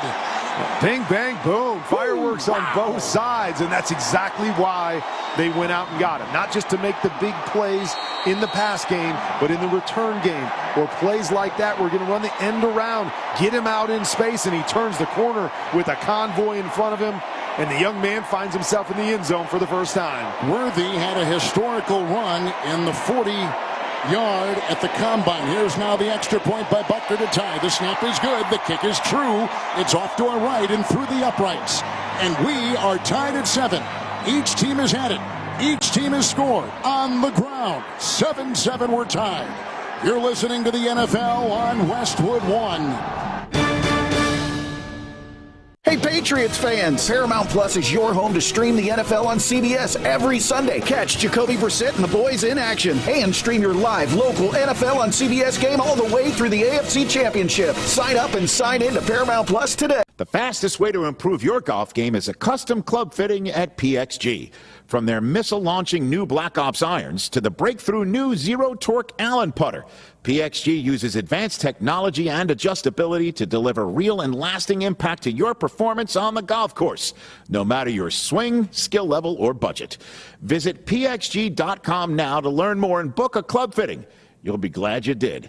PXG, you've never played like this before. Hey, football fans, with BetMGM's second chance promotion, you'll get your stake back if your first touchdown scorer scores second. BetMGM and GameSense remind you to gamble responsibly. See BetMGM.com for terms, 21 years of age and older. This U.S. promotional offer not available in Mississippi, Nevada, Ontario, or Puerto Rico. Gambling problem? Call 1-800-GAMBLER. Available in the U.S. For New York, call 877-8-HOPE-NY or text HOPE-NY 467-369. For Arizona, call 1-800-NEXT-STEP. For Massachusetts, 1-800-327-5050. For Iowa, 1-800-BETS-OFF. For Puerto Rico, 1-800-981-0023. Subject to eligibility requirements in partnership with Kansas Crossing Casino and Hotel. Try Barbasol 1919 Classic Shaving Cream. This modern-day non-aerosol formula features enhanced ingredients, an exceptional glide, and crisp fragrance for a shave experience like no other. Learn more at Barbasol.com. Barbasol.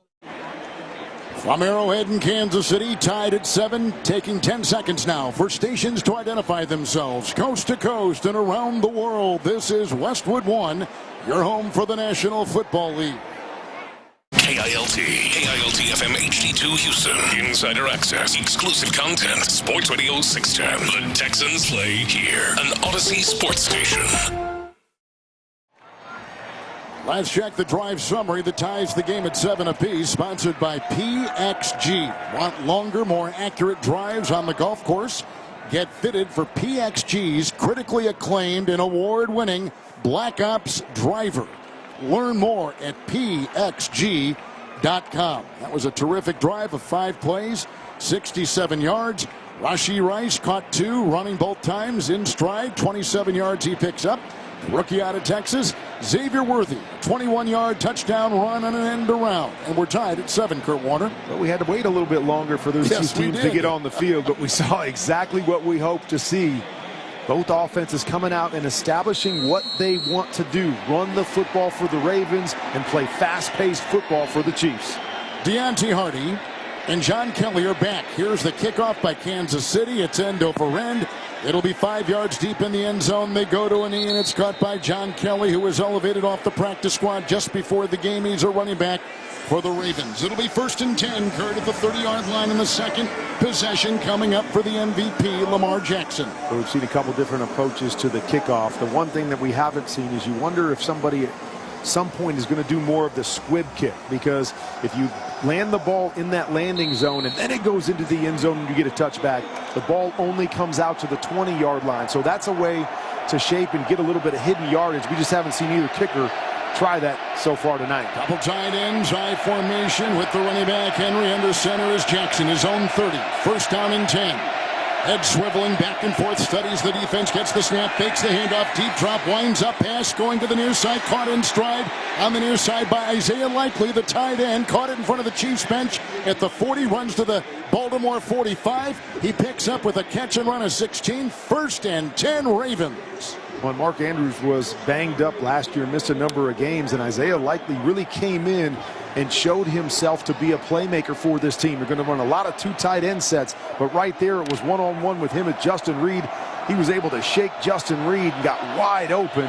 Easy pitch and catch for the big play on the corner route. 2 tight ends and an I formation. 1st and 10, Jackson under center just beyond his 45. Snap, spinning to the left, handoff goes to Henry, gets a block, tries to work on the numbers, and he was stoned almost at the line of scrimmage. We'll call it a gain of a half yard. Nothing more on the play. It'll be second down. It's 7-7, 2 rushing touchdowns with under 5 to go here in the first quarter. Listening to the 2024 NFL Kickoff Weekend, presented by NFL Sunday Ticket on YouTube TV. Second down, long 9. Moving on the natural grass here at Arrowhead, which had a lot of rain on it before the game. Right to left is where the Raven offense maneuvers. 2 receivers left and 2 receivers right. Second down 9. Running back is Hill. Jackson in the gun. 3-man front. There's the snap. 3-man rush. Line drive throw far side. Leaping 2-handed glove catch across the way by Zay Flowers. For a minimal gain, he's up to the 49-yard line. Catching that with the leap on the far sideline in front of his own bench. Up to the 49. Picks up 3 on the play. That brings up 3rd down and 6. The Chiefs defense there was trying to fool Lamar Jackson, show him a pressure look, run back into a cover 2 look late, got him to get the ball out of his hands quickly, make the tackle, put him in another 3rd and long situation. Let's see if they can convert once again. 5 defensive backs. Hill, the running back at the side of Jackson. 3rd down 6, 49-yard line. And on the logo in Baltimore territory, there's the snap to Jackson. Short throw to the backfield, caught at midfield on the far sideline by Hill and drilled across the way by Justin Reed. He's short of the first down by 5 yards. Stuck at the 50, far sideline. The catch, the spin, picks up a yard. 4th and 5. Here comes the punting unit for Baltimore. Well, and it was a great job there by the Chiefs defense, bringing pressure, forcing Lamar Jackson to throw the ball quick. He answered it, he got it to the right guy, but then Justin Reed, the one-on-one tackle on the outside. Nobody else out there if Justice Hill's able to make him miss, but Justin Reed wins that one. Jordan Stout will punt for Baltimore from our right to our left. Very little wind. McCole Hardman is back for the Chiefs at about the Kansas City 10. Stout awaiting the long snap. He gets it belt high. His right-footed punt is high, hanging, waving an arm, calling for the fair catch. Right at the 10-yard line on the far side is Hardman. Stout with the punt of 40 yards, hang time of 4.27, and the Chiefs will get it for a second time. Well-placed punt at the Kansas City 10. That's where Mahomes will begin it. 2:55 in the first quarter. 7-7, we're tied, and you're listening to the NFL on Westwood One.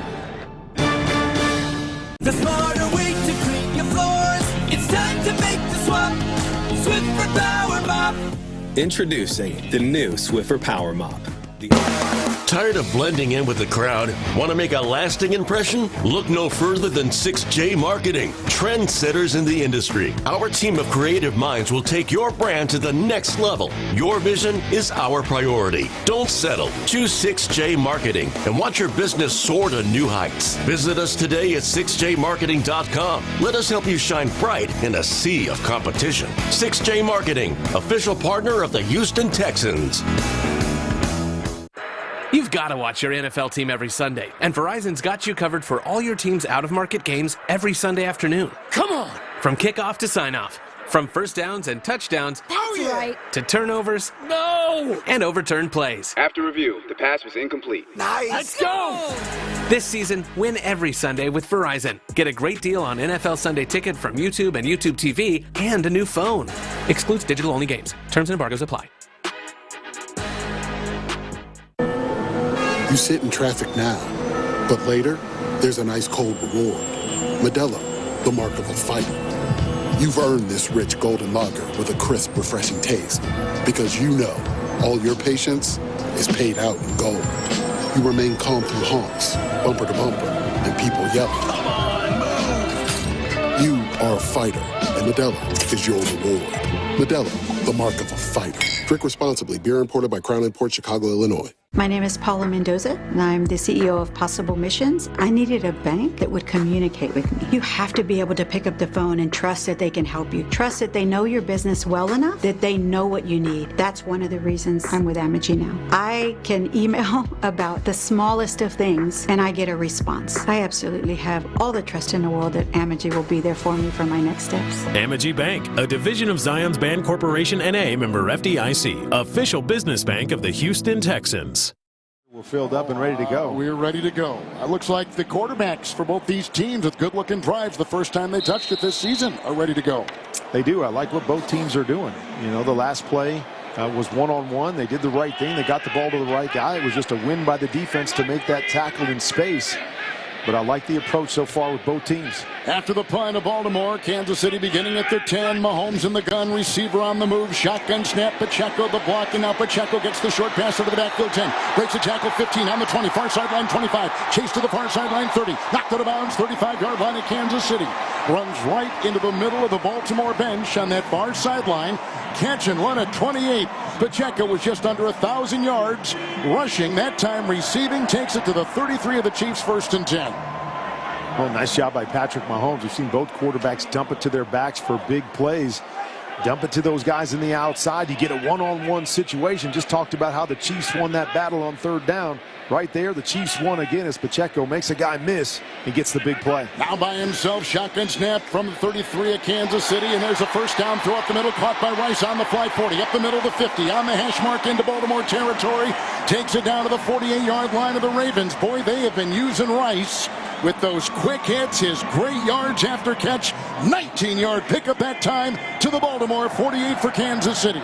There it is, and it'll run after catch again. They have him running a juke route, so he pushes up 5 yards, gives a little step to the outside to get the defender moving, and then comes across the field. There's nobody there, and he turns on the Jets. On the logo, the Arrowhead logo, and now in Baltimore territory, Raven 48, pistol formation, shotgun snap, goes to Mahomes, 1st and 10, handoff Pacheco, and is drilled as he goes over the left guard and hit there by Broderick Washington on that defensive line. A minimal gain of about a half yard just inside the Baltimore 48, and upcoming will be 2nd down.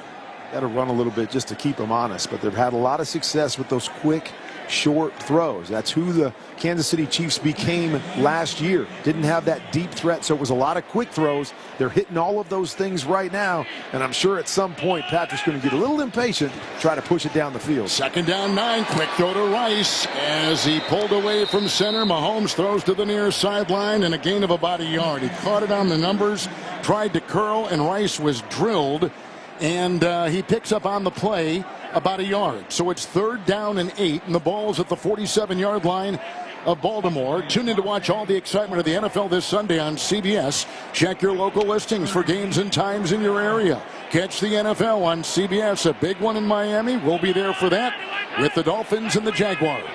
It is 3rd down and 8 in the shotgun Mahomes. His running back is P-Ryan. Shotgun snap, 4-man Baltimore rush. Here they come. Down he goes. Grabbed on the play by David Ojabo. Coming back from one significant injury after another. He's only playing in his 6th game and now beginning his 3rd year. Gets the sack right there. They lose 10. It's a 4th down for the Chiefs. The ball back at the Kansas City 44. Well, and that's exactly what you're looking for. You get in the 3rd and long situation. Know that Patrick Mahomes is going to have to drop back. He's got a new young guy as the left tackle. What's his name, Kevin? Suamataia. He's on the left-hand side, and he's going one-on-one. The Jabo right there, and the defender wins that battle. But something to pay attention to all year long is that young tackle on the left-hand side. What was his name again? I'm so proud of you. Suamataia. Oh, good for you. Kingsley Suamataia. Starting at the left tackle. That's the end of the 1st quarter. Zeros on the clock. They'll switch sides, and the Chiefs punting unit will be out there to start the 2nd. We're tied at 7. Big plays both ways on the first drive of the game for each team. 7-7 going to the 2nd. You're listening to the NFL on Westwood One. Hey, Patriots fans! Paramount Plus is your home to stream the NFL on CBS every Sunday. Catch Jacoby Brissett and the boys in action and stream your live local NFL on CBS game all the way through the AFC Championship. Sign up and sign in to Paramount Plus today. Mom, meet Sarah. From first-time Nana moments. Welcome to Flight 101. To annual girls trip moments. Your can't-miss moments are worth protecting against RSV. If you're 75 or older or 60 plus with a chronic condition like asthma, COPD, heart disease, or severe diabetes, you're at higher risk of landing in the hospital from RSV. And there are no prescription RSV treatments. Check eligibility and schedule your RSV vaccine at vaxassist.com. So where should we go next? Sponsored by Pfizer. Why choose a Sleep Number smart bed? Can I make my side softer? Can I make my side firmer whenever I want? Can we sleep cooler? Sleep Number does that. Cools up to 8 times faster and lets you choose your ideal comfort on either side. 94% of Sleep Number smart sleepers report better sleep. J.D. Power ranks Sleep Number #1 in customer satisfaction with mattresses purchased in-store. And now, during our biggest sale of the year, save 50% on the Sleep Number Limited Edition Smart Bed. Limited time. For J.D. Power 2023 award information, visit jdpower.com/awards. To find a store near you, visit sleepnumber.com. It's Wrangler season out there. Warmer days, cooler nights. Open roads, endless horizons. And you need to be ready in jeans made for the unpredictable. Wrangler, for the ride of life. Shop our newest styles today at Wrangler.com. The copyright of tonight's broadcast on Westwood One is owned by the NFL on behalf of its member clubs. All rights to this broadcast are reserved, and any rebroadcast, recording, retransmission, or any other use of this broadcast without the express written permission of the National Football League is strictly prohibited.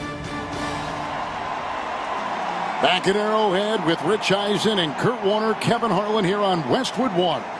You're listening to 2024 NFL Kickoff Weekend, presented by NFL Sunday Ticket on YouTube TV. Each team scored on their first possession. Now each team will punt on their second. Matt Arrighetti, will punt for the Chiefs. They've got a new punter. He has a belt-high long snap and a left-footed punt. Hardy is under it, looking into the lights. It bounces in back of him and trickles into the end zone with the touchback. It'll be to the 20-yard line. It's a 56-yard punt with the net of 36. So another possession coming up for Lamar Jackson and the Baltimore Ravens. Todd Monken is the second-year offensive coordinator. Your local Staples store has hot deals and low prices on everything back to school. Even technology. Save even more with the Easy Rewards program at Staples. What do you think of the offense? Well, both offenses won their first drive. Both defenses won the third down battle on their second drive. It's kind of what you expected, though, right? Both offenses are really good, but both defenses are very good as well. So you're not going to win every time out. You got to be able to answer sometimes, and a nice job by the Ravens defense to answer the Chiefs defense, getting out on third down and giving the ball back to Lamar Jackson with the tie game. Ravens have their black helmets tonight, their white jerseys, their white pants, their purple and black numbers. Lining up with 3 new starters on their offensive line. It's 1st and 10 after the touchback with the punt in the end zone. Offset eye, 20-yard line of Baltimore. Jackson is under center. There are 2 tight ends. Henry the back, 4 on the line. There's the snap, the fake handoff. A block by the left tackle, Stanley. The ball jarred free as he was dropping back to throw. Jackson then pounced on the ball and is brought down about the 13-yard line with heavy pressure from Mike Pennell. And there's a fumble, they say, in the play, and the Chiefs have gotten it. It's a fumble and a late call, and it was recovered inside by Kansas City, and Baltimore has fumbled in the red zone, and the Chiefs will take over. And Jackson, the one to fumble. And there's that man again, Chris Jones, beating a double team on the offense's right-hand side. You saw Lamar Jackson change the play. They were in I formation. The Chiefs showed blitz, walked everybody up, so he changed to a play-action pass, trying to get the big play down the field, but had no chance as Chris Jones won quickly and knocked the football out. Jones is right there, recovered on the play by the defensive line, and here they go with Mahomes, who is out, and it's a direct snap to the running back Pacheco, the Wildcat. He runs laterally on the 20. A flag has been thrown. He's inside the 15 of Baltimore, angling to the near sideline and got as far as about the 12, but a flag was thrown immediately. Mahomes was wide. Offense number 87. It's a 10-yard penalty. Replay, first down. That's on Kelsey. So Mahomes was there. He quickly vacated. Pacheco took his place. Wildcat, a direct snap to the running back, and Pacheco with the penalty called right there on Kelsey for Kansas City. Obviously trying to run an outside sweep. Travis Kelsey lost position early, got his left hand up around Ajabo's right arm. Easy call for the official that was right in front of the run. Although they got that big play on the fumble, they set themselves back 10 yards here. They'll shake it off, don't worry. From the 24-yard line, 1st and 20. Under center, Mahomes drops back 7. Cocks his arm line drive throw, caught on the fly, 50, then dropped. In his gloved hands, Pacheco on the far sideline had beaten the coverage And he was streaking, and he had the ball, and it looked like he was trying to gather his steps underneath the ball, and it just went right through his hands. Incomplete, 2nd and 20. Yeah, tough catch right there. It's what we call a bullets route, where the back is running towards the sideline, but wheeling up the sideline. They had an underneath defender, and then Marlon Humphrey was up over the top. Patrick Mahomes saw that he had to put a little extra mustard on the football to split those two defenders, and it was out in front of Pacheco a little bit. Maybe could have caught it, but with that extra mustard on it, wasn't able to pull it in. All right, they have called a timeout. The Chiefs have. First timeout for them. Less than 30 seconds into the second quarter. With Kurt Warner, Kevin Harlan, we're in the Grainger broadcast booth here at Arrowhead in Kansas City. Tackle your to-do list with Grainger. From locker rooms to plant floors, Grainger offers supplies and solutions for every industry. Call clickgrainger.com or just stop by. There is a new way that the Pro Bowl and All-Pro center, Creed Humphrey, is snapping the ball. They had some problems with it last year. Now it's called a dead snap. You want to explain what a dead snap is? We'll do it after this play. How's that? All right. Second down and 20 from the 24 of Baltimore after Lamar Jackson fumble.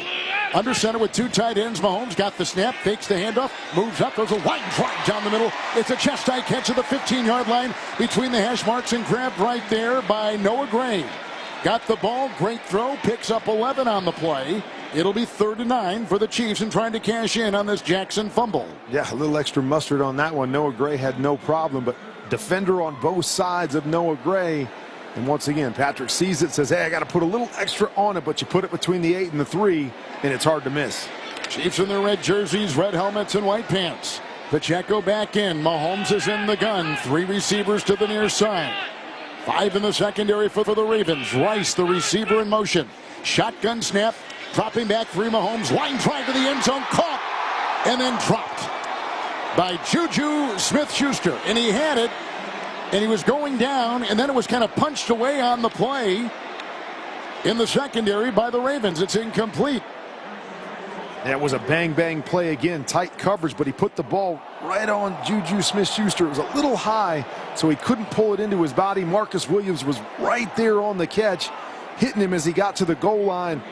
He had possession of it until he hit ground, and then the ball trickled out. So here is Harrison Butker, the best kicker in the NFL last year, 33 of 35.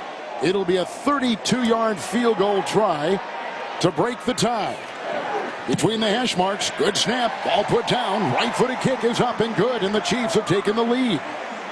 With 13:37 to play in the second quarter, and they've got the lead for the first time in the game. A reminder that for every field goal made tonight and throughout the entire season, Barbasol will make a donation to Kurt and Brenda Warner's Treasure House, a living community for adults with disabilities. Barbasol Shaving Cream, America's #1 shaving cream. Close Shave America, Close Shave Barbasol. It's 10-7, the Chiefs on top, early second quarter. This is Westwood One's coverage of the NFL. Tired of blending in with the crowd? Want to make a lasting impression? Look no further than 6J Marketing, trendsetters in the industry. Our team of creative minds will take your brand to the next level. Your vision is our priority. Don't settle. Choose 6J Marketing and watch your business soar to new heights. Visit us today at 6jmarketing.com. Let us help you shine bright in a sea of competition. 6J Marketing, official partner of the Houston Texans. You've got to watch your NFL team every Sunday, and Verizon's got you covered for all your team's out-of-market games every Sunday afternoon. Come on! From kickoff to sign-off, from first downs and touchdowns to turnovers and overturned plays. After review, the pass was incomplete. Nice! Let's go! This season, win every Sunday with Verizon. Get a great deal on NFL Sunday Ticket from YouTube and YouTube TV and a new phone. Excludes digital-only games. Terms and embargoes apply.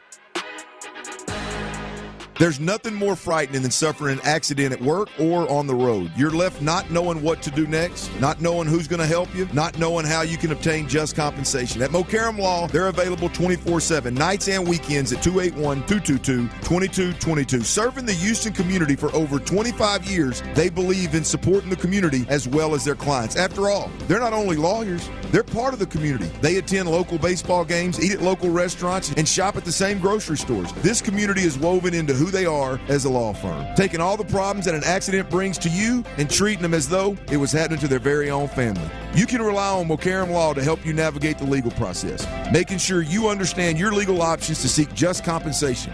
If the need arises, they're ready to partner with you. Don't fight the insurance companies alone. Call Mokaram Law, 281-222-2222. That's 281-222-2222. That's Mokaram Law. Mokaram Law. Principal office in Houston, Texas. KILT FM HD2 Houston. Insider access, exclusive content. Sports Radio 610. The Packers take on the Eagles in Brazil. Watch exclusively on Peacock, sponsored by the NFL.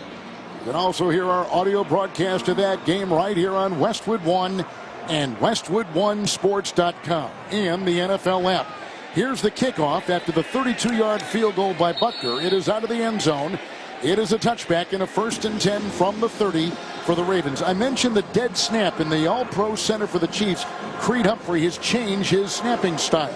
Well, the normal snap back in the day when you get into the shotgun is they kind of throw it back as you would throw a pass with a spiral on it, feeling like it's a little bit easier to catch if it comes back in that form. But a lot of teams have gone to what you call the dead snap, where they hold the football kind of at the point of the football and they flip it back to the quarterback so it's really not moving or slightly moving, and they feel like there's not as much heat on it, easier to handle for a quarterback. 1st and 10 from the 30 after the touchback on the kickoff. Shotgun formation for Jackson.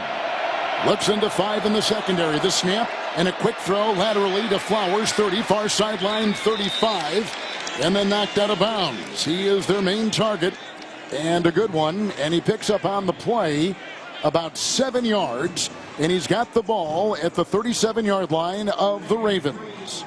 Zay Flowers had a great rookie year last year. I know it kind of finished with him fumbling in that championship game and a chance to take the lead, tie that game up, but you feel like he's going to be their main guy this year. So many different things you can do with them. Throw them short passes as we saw there, but also the speed and elusiveness to get down the field. Raven 37, shotgun snap, and it's a handoff. Jackson gives to Henry, who breaks one tackle at the line of scrimmage, drags a defender past the 40 on the hash mark to the Baltimore 43, running over the left side.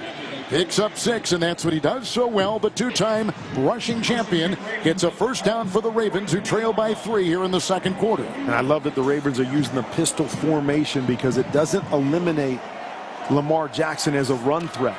He's in the pistol. You're still able to run the zone read type plays where Lamar Jackson can read it and get it on the edge if the defense gives it to him. Jackson under center. He's got a 1st and 10 from his own Baltimore 43. Looks at a 4-man Kansas City front. Flowers is on the move. The snap, the fake handoff, the roll, the planting of the feet, and the throw to Likely at the 40. Makes the spinning catch, goes to the 45, runs to the near sideline in front of the Chiefs bench, and is belted at the Baltimore 48-yard line with a gain of 5.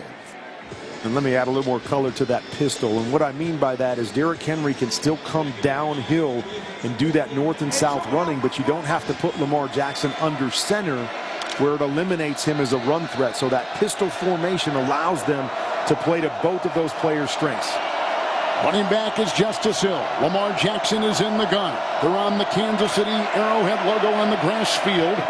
With a 2nd down and 5, quick snap, quick throw. Caught by Flowers, got a block at the 50 on the numbers. He's belted and stays on his feet, dancing his way, nimbly moving through defenders. He gets down to the Kansas City 48 on the far sideline as he was dancing over there, and he's about 1.5 yards shy of the first. It'll be 3rd down, and a flag has been thrown. Another one. They're going to call block in the back right here.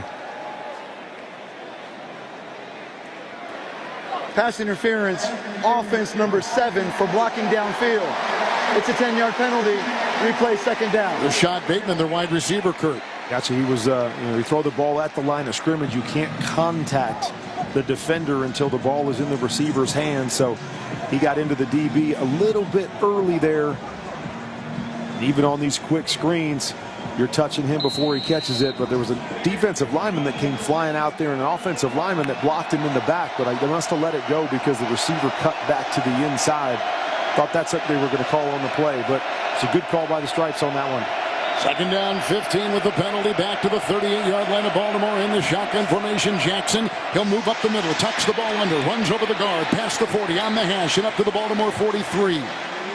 He gains about 5 on that play. It'll be 3rd down and 10. Clock ticking, second quarter, 10:58. Chiefs scored on a 21-yard end around to their rookie wide receiver Worthy, and a 5-yard touchdown run by Henry on a good-looking game-opening drive by Baltimore. And here we are with the Chiefs on top after a 32-yard field goal. And they started strong on 3rd down, going 3 for 3 on that first drive to put points on the board. Weren't successful on their last 3rd down drive. Let's see if they can move the chains again here. Chiefs 6 in the secondary. Shotgun formation for Lamar Jackson at his own 43. The snap, the drop back, the block by the right tackle. Here he's going to run the 40. On the numbers, the 45. Now goes to the near sideline, the 50, and belts it out of bounds hard. On the near sideline, Bolton got him and others. And they blocked him right into Andy Reid, who made a nifty move, and it looks like they've got yardage down to the 49-yard line. Let's see where they're going to spot this ball. They're still working on the spot. Thought I saw John Harbaugh mouth go for it. They're keeping their offense out on the field here. They'll put it right at the 50. Man, right at midfield. How about this? That's a gusty play right there to give it back to Patrick Mahomes with this field position and 3 yards to go. 4th down and 3.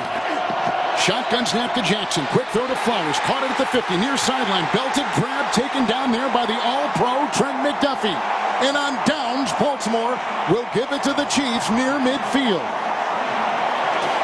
So they gambled on 4th and 3 from the 50. They needed the 47. They come up short, and Kansas City gets it on downs. Nice play by the defense. They try to surprise and line up quickly, and then you toss it out, hoping to get one-on-one on the outside, and Flowers can make a guy miss. But great tackle. That's what Trent McDuffie is known for.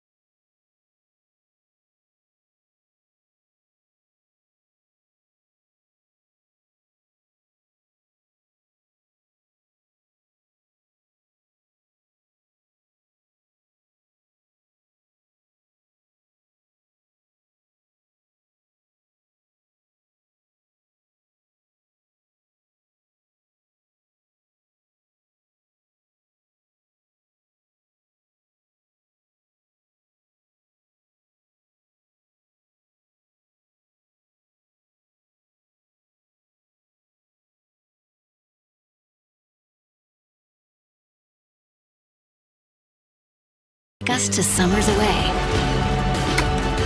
or winter adventures and afternoon getaways.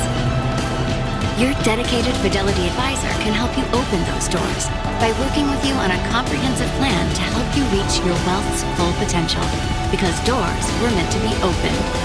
Visit fidelity.com/wealth. Investment minimum supply. Fidelity Brokerage Services LLC, member NYSE SIPC. 9.5 second quarter, 10-7 Chiefs. If you want to be a better player, a smarter coach, or a more informed fan, I'd like to be all that stuff. Kurt Warner has created the perfect tool for you and me. QBConfidential.com. That's QBConfidential.com. Join the team today. And also, you've come up with a hashtag on X, haven't you? What is that again? Oh, my study ball? Study ball. Oh, yeah. That's a good one, too. That's one of the segments on QB Confidential, right, but I also do it on YouTube on a weekly basis, just kind of breaking down these different guys.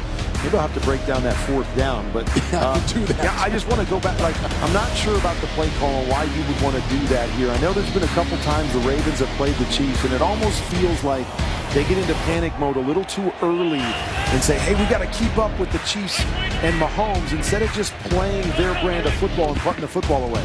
Holmes under center, 1st and 10, handoff Pacheco. Over the right guard, stopped at the 50, picks up a yard. May have nudged his way down to the 49 of Baltimore. We'll call it a gain of 2. 2nd down and 8. Chiefs in this quarter are moving from our right to our left. It's 77 degrees. There's no wind. And I just looked at the radar, and no threat of rain, which we had before the game. I like to hear that. Yes. No, you don't like rain. I don't like rain. I don't like seeing our best players and quarterbacks in the league playing in rain, so I'm glad that cleared off. And we get to see these guys at their best. Baltimore 49, Kansas City 2nd down and 8. Shotgun snap to Mahomes. Quick throw to Kelsey. Got the ball, lunging ahead. It was a hip-high grab. He got it at the 50 near side, and he gets about a yard. We get down to the 48. He was quickly converged upon. Not a lot of room right there. And yes, she is in the building. She is in his suite, and she is cheering. I tell you what, a nice play there by Marlon Humphreys. Very similar to what Trent McDuffie did on that 4th down as they ran a quick flat with Travis Kelce. And Humphreys' guy went inside, but he was able to read the play and come off of his guy and make the tackle on Travis Kelce. McDuffie did the exact same thing on 4th down when they thought they were going to get a steal for the first. A good corner being able to read it, decipher what was going on. See Taylor there, the right tackle move. Offense number 74, 5-yard penalty. It's 3rd down. 3rd down and 7 now becomes 3rd down and 12 on the penalty.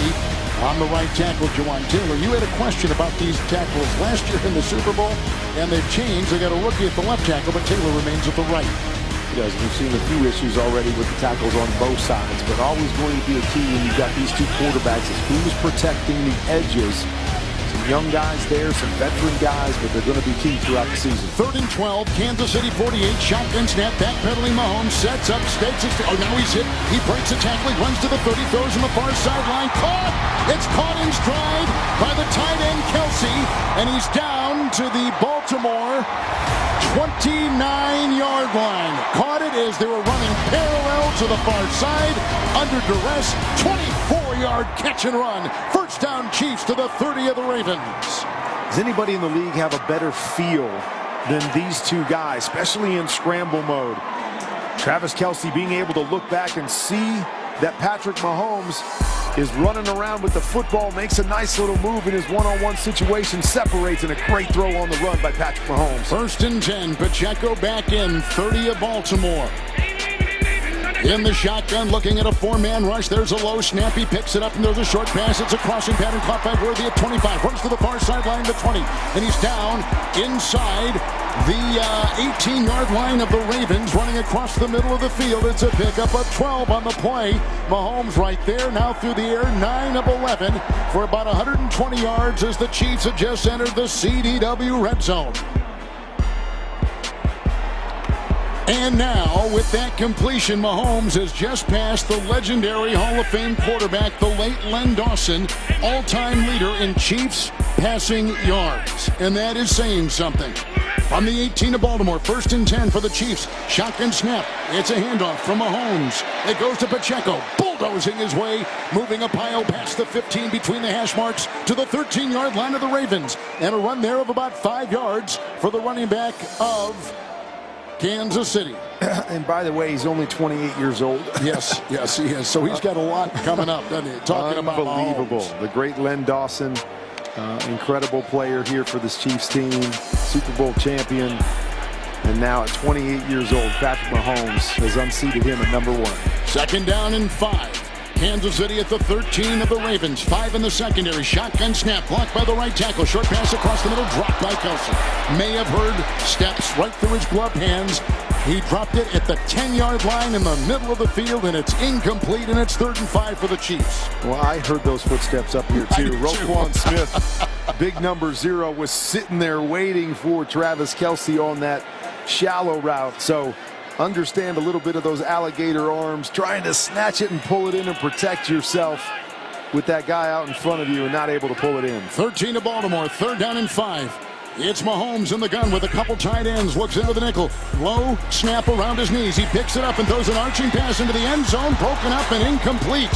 What a great defensive play in the far corner of the end zone by Ardarius Washington. It's 4th and 5. Great defense by the number 1 defense in the NFL last year of Baltimore. It was intended for Xavier Worthy in the far back corner of the end zone.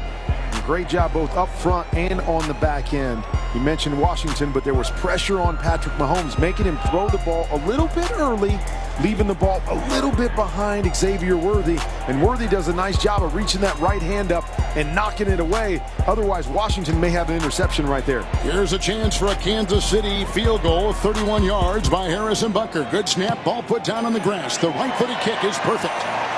He only missed 2 field goals in 35 tries a year ago. He is 2 of 2 tonight. Butker from 32 and 31. And the Chiefs have gone up with 5:44 to play in the first half, 13-7 over the Ravens. With that field goal, Barbasol will make another donation to Curtin Brenda Warner's Treasure House, living community for adults with disabilities. Barbasol shaving cream, delivering a quality shave at an honest value for over 100 years. Chiefs 13-7 over the Ravens just before the 2-minute warning. You're listening to the NFL on Westwood One.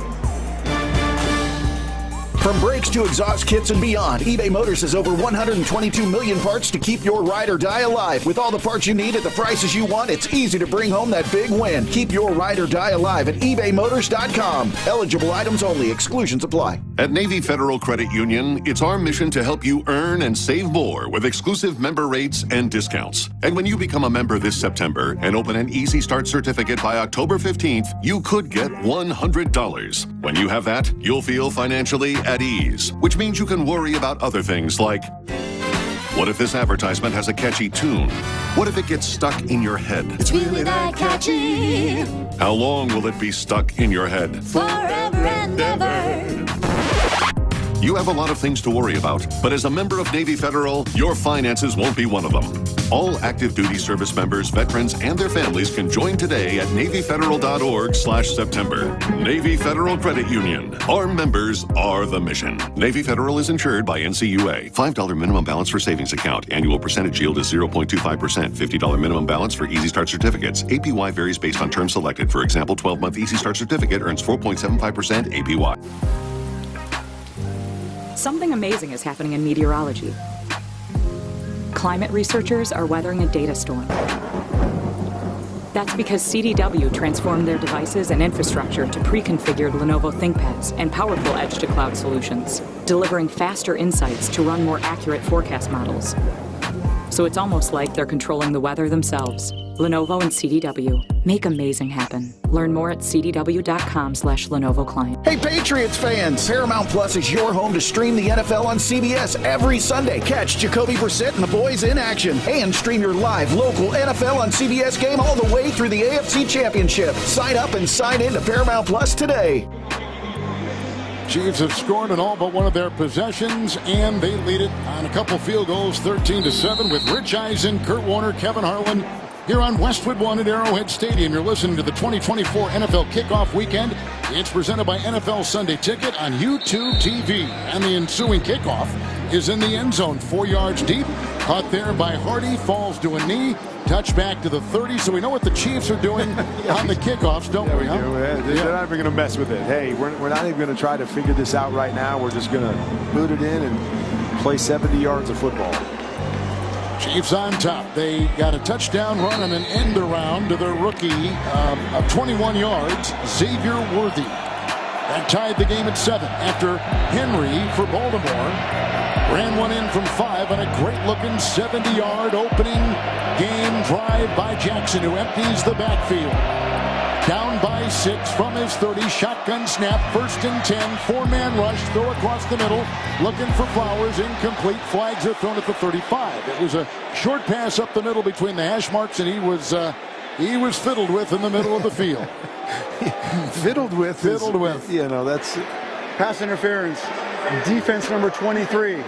It's an automatic first down at the spot of the foul. On the linebacker, Drew Tranquil, who's a starter this season, as he was last, filling in for some injured players. Willie Gay is now gone. That's a kind term, fiddled with. Fiddled with. I'm not sure they would have completed the pass. It might have been out in front of him, but Tranquil grabbed up under the shoulder pads and looked like he almost tore the head off of Zay Flowers. 35-yard line under center. Jackson, 1st and 10, Baltimore territory.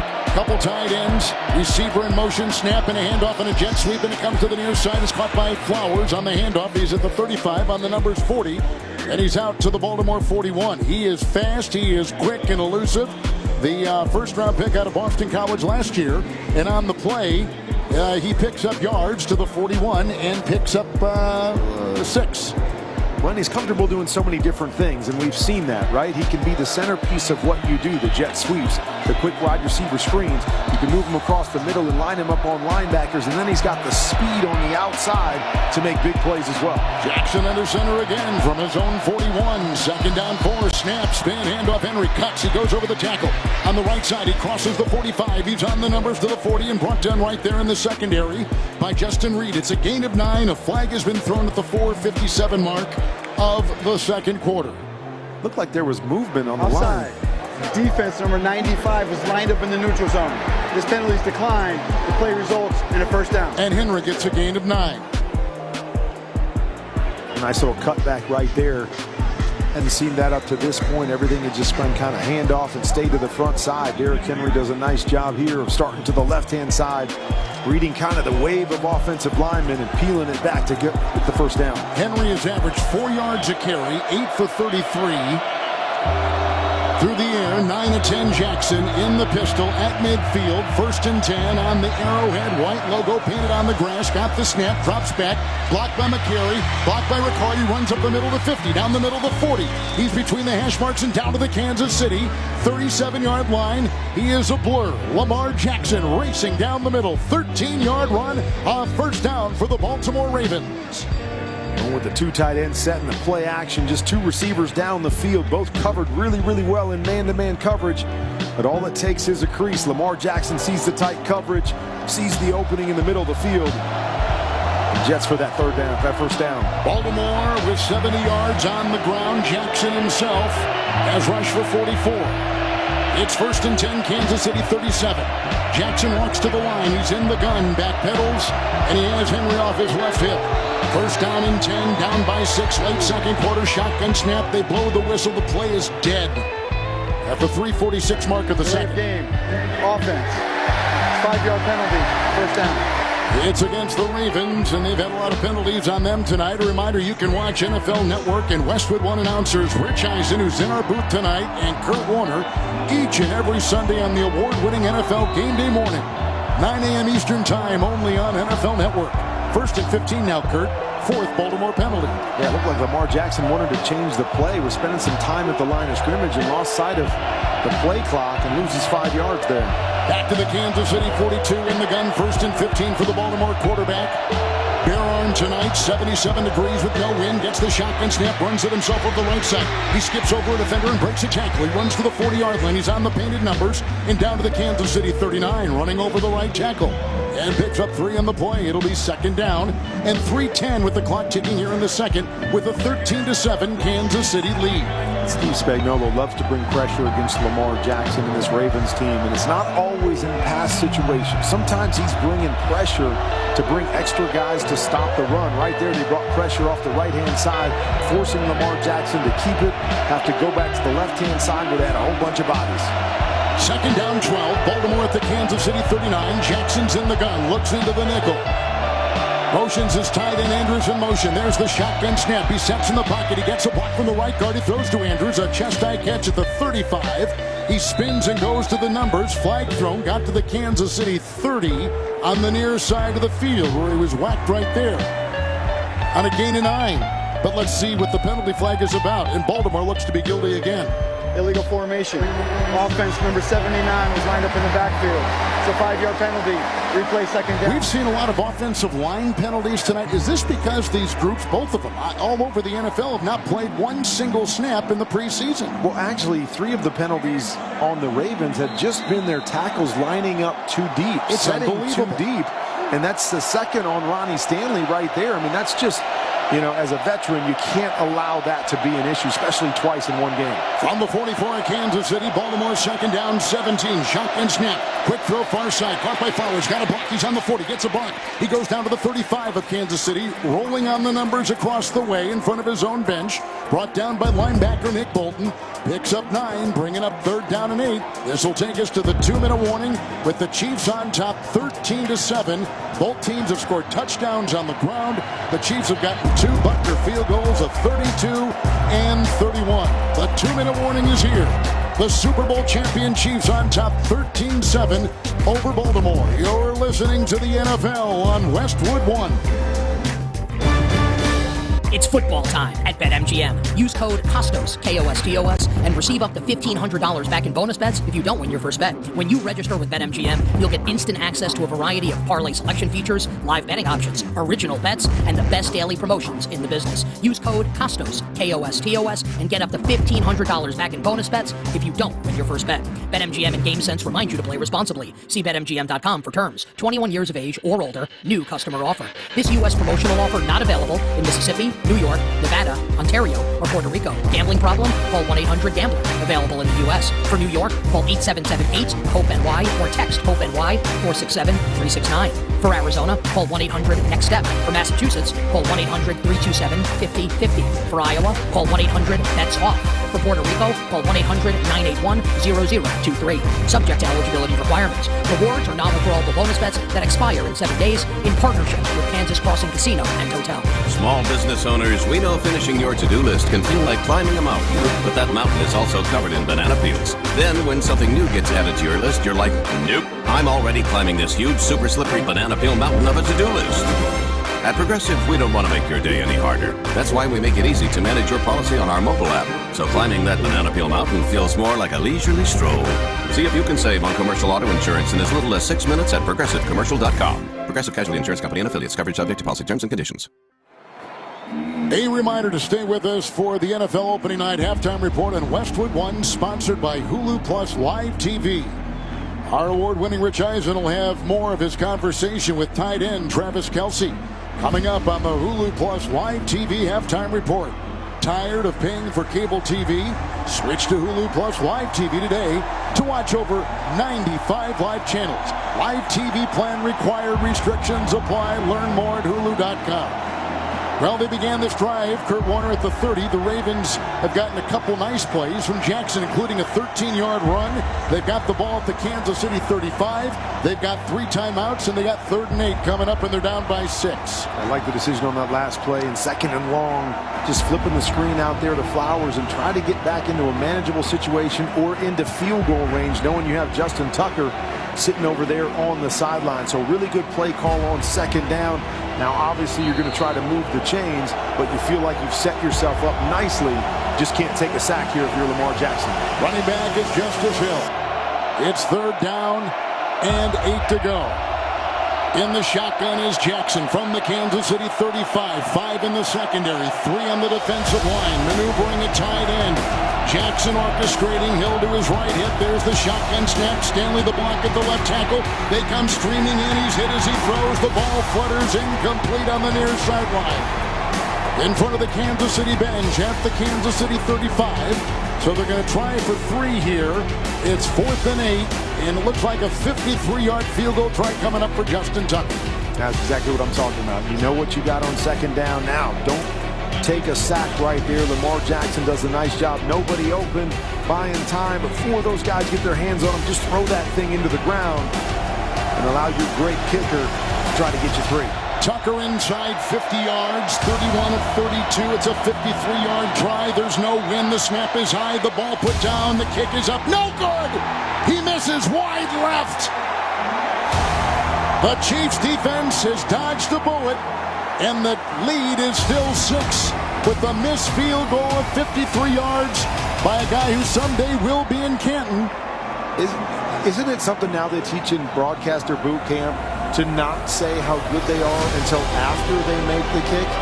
You tell me how good he is within 50 yards and what happens? Let me just tell you something. You know, Kevin, like, you have power in this place. The great Red Barber said this. I'm not a dealer in superstition. I deal with facts. All right, we're going to take it.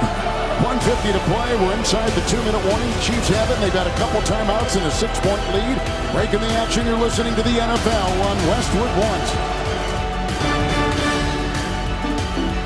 We just want to have enough money for retirement. And travel to visit our grandchildren.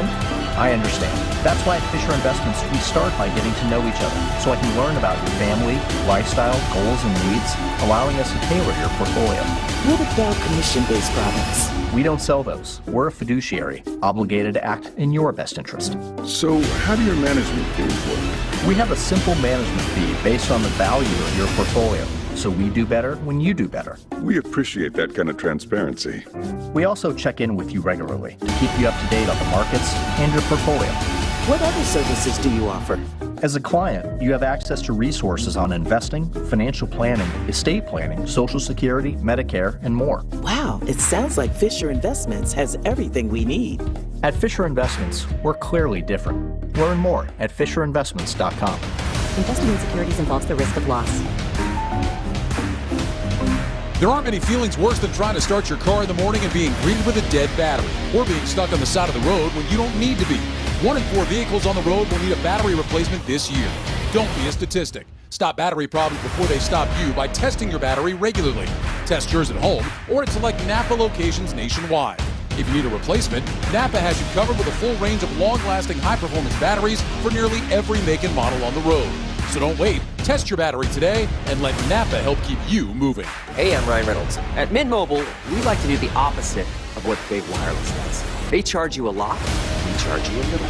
So naturally, when they announced they'd be raising their prices due to inflation, we decided to deflate our prices due to not hating it. That's right. We're cutting the price of Mint Unlimited from $30 a month to just $15 a month. Give it a try at mintmobile.com/score. $45 upfront payment equivalent to $15 per month. New customers on first 3-month plan only. Taxes and fees extra. Speed slower above 40 gigabytes. See detail. Justin Tucker just missed a 53-yard field goal. The Chiefs take over at their own 43 with a 1st and 10 and a couple timeouts and a 6-point lead. Mahomes in the gun, gets the snap, crumbling pocket, low throw, intercepted. Up the middle it goes at the 50 on a dive. The All-Pro Roquan Smith scooped up that ball right on the painted Arrowhead at midfield. A turnover for the Chiefs. Turnovers even at 1 apiece. And Baltimore will take over at the 50 with the 1st and 10. Did his arm get hit on that one? He was looking to the right-hand side of Travis Kelce. Didn't like it. Moved his eyes all the way back to the left-hand side, but then the ball comes shooting out into the middle of the field. There was no receiver in that area. Take a look at the replay right here. I couldn't tell what happened.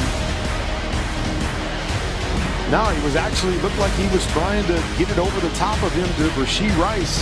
There was pressure in his face, but wasn't able to get enough on it and get it up over the top of Roquan Smith. Just a mistake there, trying to force it by Patrick Mahomes. They're going to mark the ball at the 49-yard line of Baltimore. So Mahomes tonight has been hit 7 times, sacked twice, and thrown a pick. 1st and 10, 3 timeouts. Shotgun going to the 49-yard line. Jackson throws a short pass far side to Hill. He breaks a tackle, dances on the far sideline to the 50 in front of the Baltimore bench. He is down to the Kansas City 44-yard line. It's a gain of 7 by Justice Hill, who's a running back out of Oklahoma State. Effective running after the catch right there.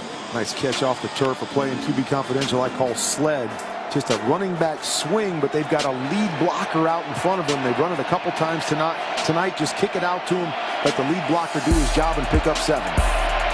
It's at the Chiefs 44. 2nd down 3. Shotgun snap. Jackson escapes, running up the middle. Cutting left and right from the 40. Inside the numbers to the Kansas City 35. Tackled on the grass down to the Kansas City 34.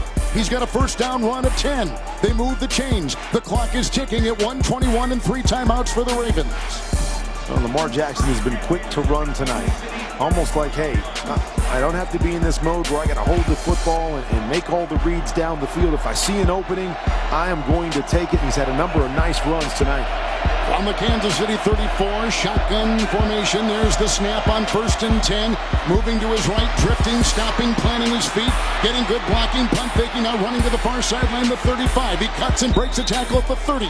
Down the far sideline to about the Kansas City 28.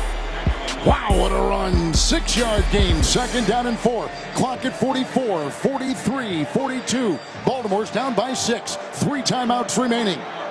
Lining up at the Kansas City 28 with a 2nd down and 4. Jackson gets the shotgun snap, drifting to his right, falls off balance, side-on throw. Caught by Likely, 25 to the Kansas City 20 and running out of bounds. Angling below us here in the near sideline. Out of bounds at the Kansas City 19. 1st down catch by Likely, picks up 9. And the most rushing yards by a quarterback in NFL history finds Lamar Jackson passing Russell Wilson, who may start this week for Pittsburgh, and in back of Cam Newton and Michael Vick, number 1 all time. Well, that record's going to be shattered by the time it's all said and done. Just like Patrick Mahomes has been so good and dynamic young in his career. The same with Lamar Jackson, and it looks like he's in that mode where, hey, this year it doesn't matter. I'm going to do whatever it takes to win. He's taken a number of hits tonight, but he's tucking the football and saying, hey, if I got to run the football, I'll run the football. Zeros on the play clock. Another delay of game or a timeout. Timeout taken by Baltimore. He was clapping furiously in the shotgun to get the snap, and he didn't get it. And finally, John Harbaugh calls a timeout on the sideline across the way for the Ravens, who are moving right now after an interception of Mahomes. Let's pause 10 seconds for stations to identify themselves. Coast to coast and around the world, this is Westwood One, your home for the National Football League. KILT FM HD2 Houston. Insider access, exclusive content. Sports Radio 610. The Texans play here. An Odyssey sports station. 27 seconds to play in the first half. Ravens picked off at midfield. Mahomes. Now they've got the ball at the Kansas City 19. They've got 3 timeouts. They're down by 6. Late first half. 1st and 10 for Jackson.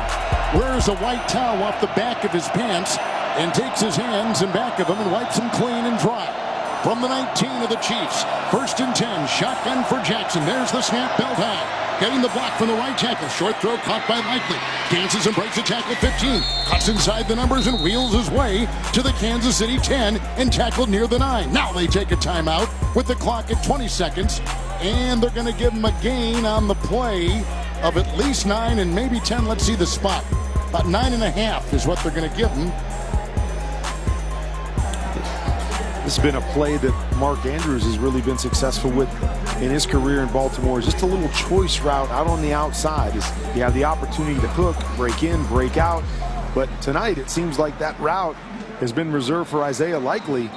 Really comfortable with Lamar Jackson 2 or 3 times. We've seen it twice already on this drive where he just goes up, hooks in between the defense, makes a little move, one time getting out of bounds, and they're picking up close to the first down. Ravens in the CDW red zone. Jackson with a 2nd down and 1 after a gain of 9 there. They're at the Kansas City 9.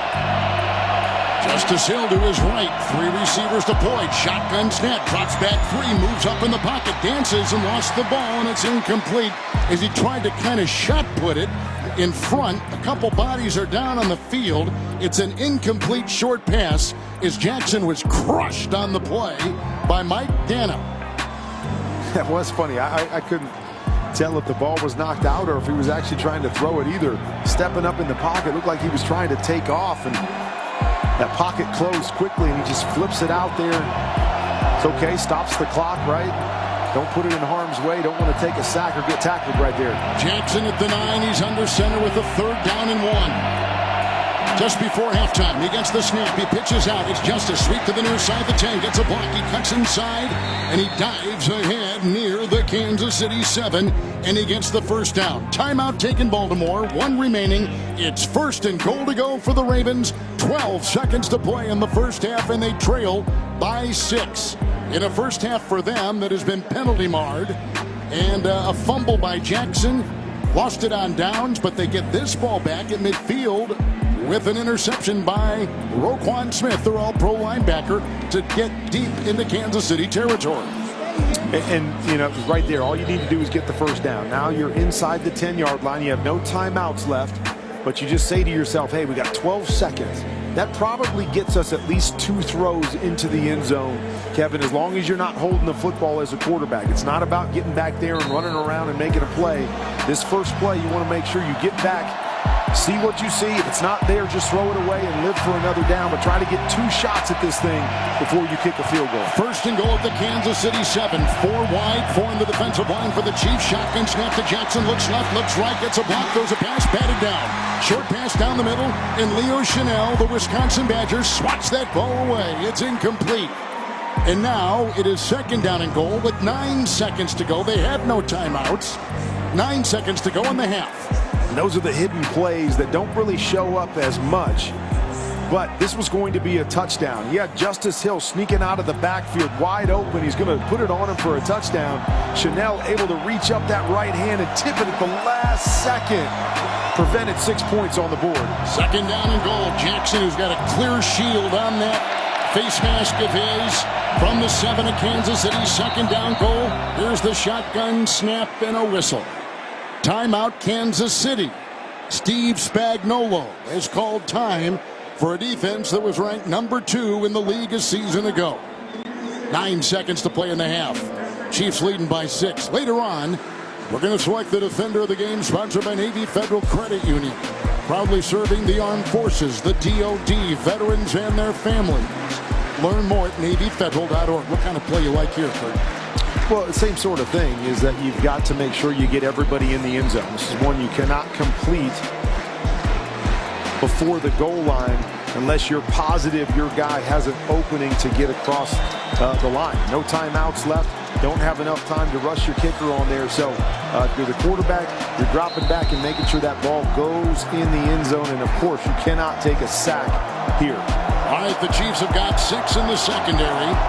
Ravens break huddle 9 seconds before half, trailing by 6. Second down and goal at the Kansas City 7. Receiver Flowers in motion. Jackson in the gun. 3 on the defensive line. Jackson right foot ahead of his left. 4-man rush. Backpedals, pump fakes, throws as he is hit. Incomplete on the near side with 4 seconds to go. A pass to the near sideline for Hill. It's incomplete, and the best they can hope for now is 3. As their Justin Tucker will trot out there and try to tack on 3 before halftime. There's just good coverage on the back end. Just a zone coverage. The Chiefs are smart as well, just like the offense, knowing you got to throw it into the end zone. The Chiefs are saying, hey, we are going to cover from the goal line back and force you to throw it underneath. Nothing open. Good throw away. Hopefully saving them 3 points here. Justin Tucker, who has never missed a field goal under 30 yards, lining up for a 25-yarder. Good snap, ball put down, kick is up, and he drills it home. 3 seconds to play in the half. 2 early touchdowns, and since then only 3 field goals, 2 by the Chiefs. A missed field goal of 53 by Tucker. He got that baby from 25 and a new score with 3 seconds to play in the half. 13-10. Kansas City's lead is cut down to 3. With that field goal, Barbasol will make another donation to Kurt and Brenda Warner's Treasure House, a living community for adults with disabilities. Barbasol shaving cream, delivering a quality shave at an honest value for over 100 years.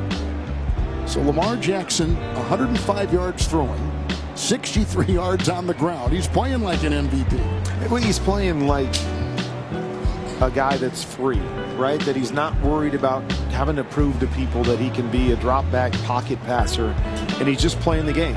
I think there's times it seems like he's taken off a little bit early, but he's playing in his comfort zone. If you don't see it and you see an opening in front of you, just take it. Just take it and get positive yards and keep things moving. And it seems to be the nature of how he came into this season, and we'll see that if he upholds that throughout the season. Tucker will kick off from left to right. It's end over end. It's out of the end zone. Touchback to the 30. 3 seconds on the clock. The Chiefs will have that time with which to work for Patrick Mahomes, who goes walking out onto the field. By the way, this is the 55th career game that Lamar Jackson has had 50 or more rushing yards, passing Michael Vick for the most by a quarterback in NFL history. Where am I at on that list?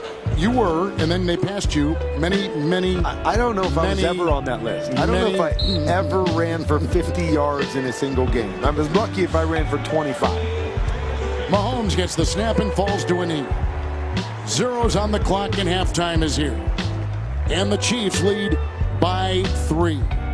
Touchdowns, opening drive of the game, 70-yard drive by Jackson in Baltimore, 5-yard touchdown run by Derrick Henry. And then on the next drive, the Chiefs took it, 5 plays, a little over 2 minutes and 67 yards. And they got Xavier Worthy in a 21-yard touchdown run and end around. 13-10, the Chiefs over Baltimore at the end of the first. When we come back, Rich Eisen rejoins us from our Progressive Insurance set right here inside Arrowhead Stadium with the halftime report. Protect the stuff you love with Runners Insurance. Visit Progressive.com. You're listening to the NFL on Westwood One.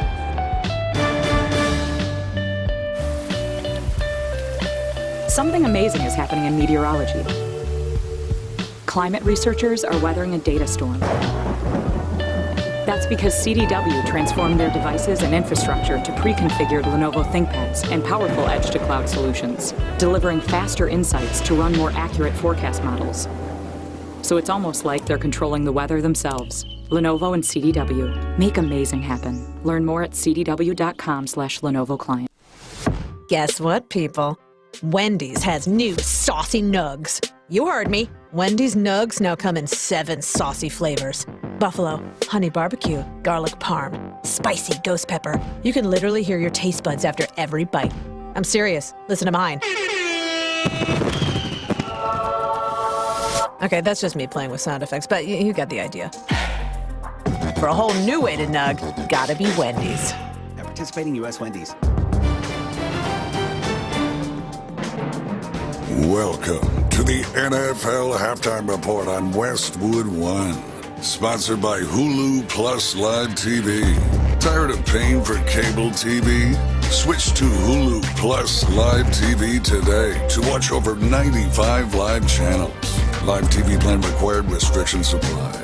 Learn more at Hulu.com. Once again, here's your host, Rich Eisen. So both teams scored a touchdown on their opening drives of the 2024 season. The 30-year-old veteran running back, Derrick Henry, scoring a touchdown on his first drive as a Raven. And then the Chiefs showing that they know what to do. Fastest man in the history of the Combine, Xavier Worthy, on an end around on his 21-yarder on his first touch in the National Football League, made it 7 apiece. 3 field goals later, and it's the Chiefs up 13-10 on opening night. Travis Kelce has become a household name, as we know. Yes, dating Taylor Swift, who's in the building tonight. But so also making him a big-time name is his hit podcast, New Heights, with his brother, Jason. And in the offseason, Travis also got the unique opportunity to host Saturday Night Live. So I spoke to him all about the off-field fun earlier this week. I trusted everybody at SNL. I'm here for laughs, man. I grew up, with the desire and really a dream to maybe be on SNL one day in my life, and sure enough, I find myself behind that door and coming into the studio every single day and working on these skits, and I'm just having a full circle moment in life. Life become full circle where you're sitting on the couch as a little kid watching Farley and the Sandman, and all of a sudden you're getting a text from Adam Sandler afterwards telling you crushed it, man. It's such a unique and unbelievable feeling, and I didn't shy away from any skit that they had. I'm a big team effort guy, so I was in it for the whole everything. You committed to the bit, brother. That is for damn sure. I mean, you only know one speed. Is basically what you're saying. You gotta go once that camera's on, baby. You just gotta go full send. Are you coming for my job? Is that basically what? You? No. I want to work with you, Rich. Okay. I want to work with. The dream is to work with Rich Eisen. Well, I mean, listen, we can make these dreams realities, but it is pretty cool, man. It's amazing how I get texts about you from my children now. This is now a new thing for me. So, did you see Travis dancing in the Eras tour in London? And I'm like, okay, they're informing me about stuff that's happening with you. How much dancing is a stretch? That's what I'm saying. How much prep work needed to go in for that one? How much prep I'm not going to lie. It wasn't a lot. Taylor knew I'm just when the lights are on, I'm going to have some fun. And she put me in a position to where I didn't have to do much for it to be a success. She put me in a really comfortable part of the show. And I was just there not to screw anything up. I mentioned it on New Heights. I just didn't want to drop her when I was carrying her on that stage. That would have been the most embarrassing thing I could have ever done. So just getting her to the couch was the hardest part. So, but there was never in a moment where Taylor looked at you and goes, "Are you sure you have this?" Because I know. Oh, for sure. There was definitely that extra, like, wait, are you sure you want to do this? Right. But she was so fun about it. And I'm always down to have fun on stage with Taylor. I love it. And is it true? Mahomes dropped this one. Is she calling plays, or is she drawing up plays, or what's happening here? She had just been so open to learning the game. She didn't know much about the rules and everything. And I think what makes her so good in her profession is that she's so detailed in every aspect of it, from the words to the music to even the releases and the music videos and everything. She's so detailed and a part of it that I think she was just curious about the profession.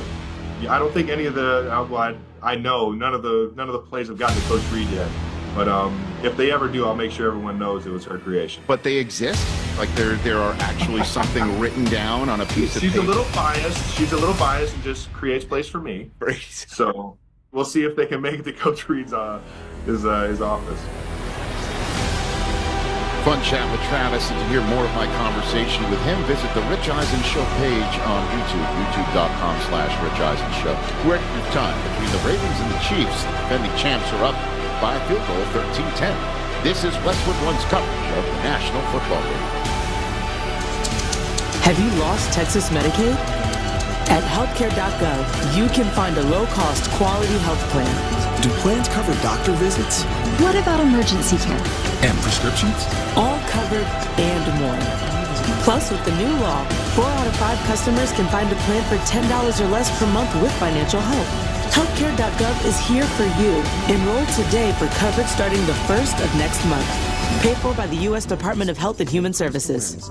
Pneumatic freight in South Texas and Oklahoma is blowing up, and we want you to join the pack at Sisu Energy. Must have PEC, Safe Land, and HUS certifications. Our drivers at Sisu Energy are grossing over $15,000 each week. Need a trailer? We can help you get one. No down payments, no escrow, lowest insurance costs in the country, and huge fuel discounts through our pilot partnership. Sisu Energy can have you on the road in 3 days from initial application. Visit SISUEnergyLLC.com to apply today. That's SISUEnergyLLC.com to apply today. A cancer diagnosis can be overwhelming, but when you choose MD Anderson Cancer Center first, you'll have the nation's leader in cancer care with you every step of the way. Our world-renowned subspecialists collaborate across teams and disciplines to develop personalized treatment plans for every patient and their cancer. This unmatched expertise, delivered with the utmost compassion, brings hope and healing even in the most complex cases. Choose MD Anderson first at mdanderson.org. Whether you're tinkering in your garage or tackling big projects, if you know the value of working with your hands, you know Harbor Freight. And you can be confident knowing that at Harbor Freight, you can get quality tools at prices that work just as hard as you do. Because the only thing more satisfying than a job well done is a job well done, well under budget. Whatever you do it for less at Harbor Freight.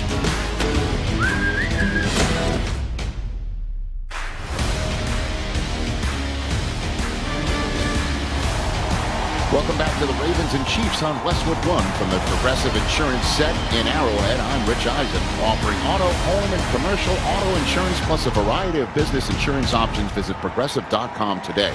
We're at halftime of the 2024 NFL season opener. The Chiefs are up 13-10. The highlight of the Chiefs' first half, Patrick Mahomes setting the all-time franchise passing mark at age 28, fittingly on a 23-yard street ball pass to future first ballot Hall of Famer Travis Kelce, and much made of the way the Ravens lost in the AFC Championship game to Kansas City last year. Just 6 runs by a running back. In the opening drive tonight, Derrick Henry had 5 carries himself, including the touchdown on that drive. 8 carries in the first half for 33 yards. We'll see if they continue to do that in the second half. This has been the opening night football halftime report on Westwood One, sponsored by Hulu Plus Live TV. Tired of paying for cable TV? Switch to Hulu Plus Live TV today to watch over 95 live channels. Live TV plan required. Restrictions apply. Learn more at Hulu.com. The halftime score is Kansas City 13, Baltimore 10, and the Chiefs get the ball first. When we return, Kevin Harlan and Kurt Warner will have the second half kickoff. I'm Rich Eisen. You're listening to the NFL on Westwood One. There's no better place to watch live TV this fall than Hulu Plus Live TV. You get your favorite sports like football, local channels, shows, and so much more. Plus, get Hulu's entire streaming library with Disney Plus and ESPN Plus included in your plan. No long-term contracts or hidden fees. Don't wait. Start your 3-day free trial of Hulu Plus Live TV today. Live TV plan required. Access content from each service separately. Offer valid for new and eligible returning subscribers only if available.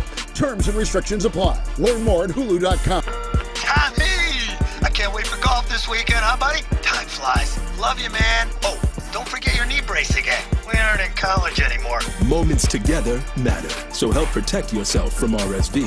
If you're 75 or older or 60 plus with a chronic condition like asthma, COPD, heart disease, or severe diabetes, you're at higher risk of landing in the hospital from RSV, and there are no prescription RSV treatments. Check eligibility and schedule your RSV vaccine at vaxassist.com. Sponsored by Pfizer. Vanguard is 100% client-owned, serving over 50 million investors every day.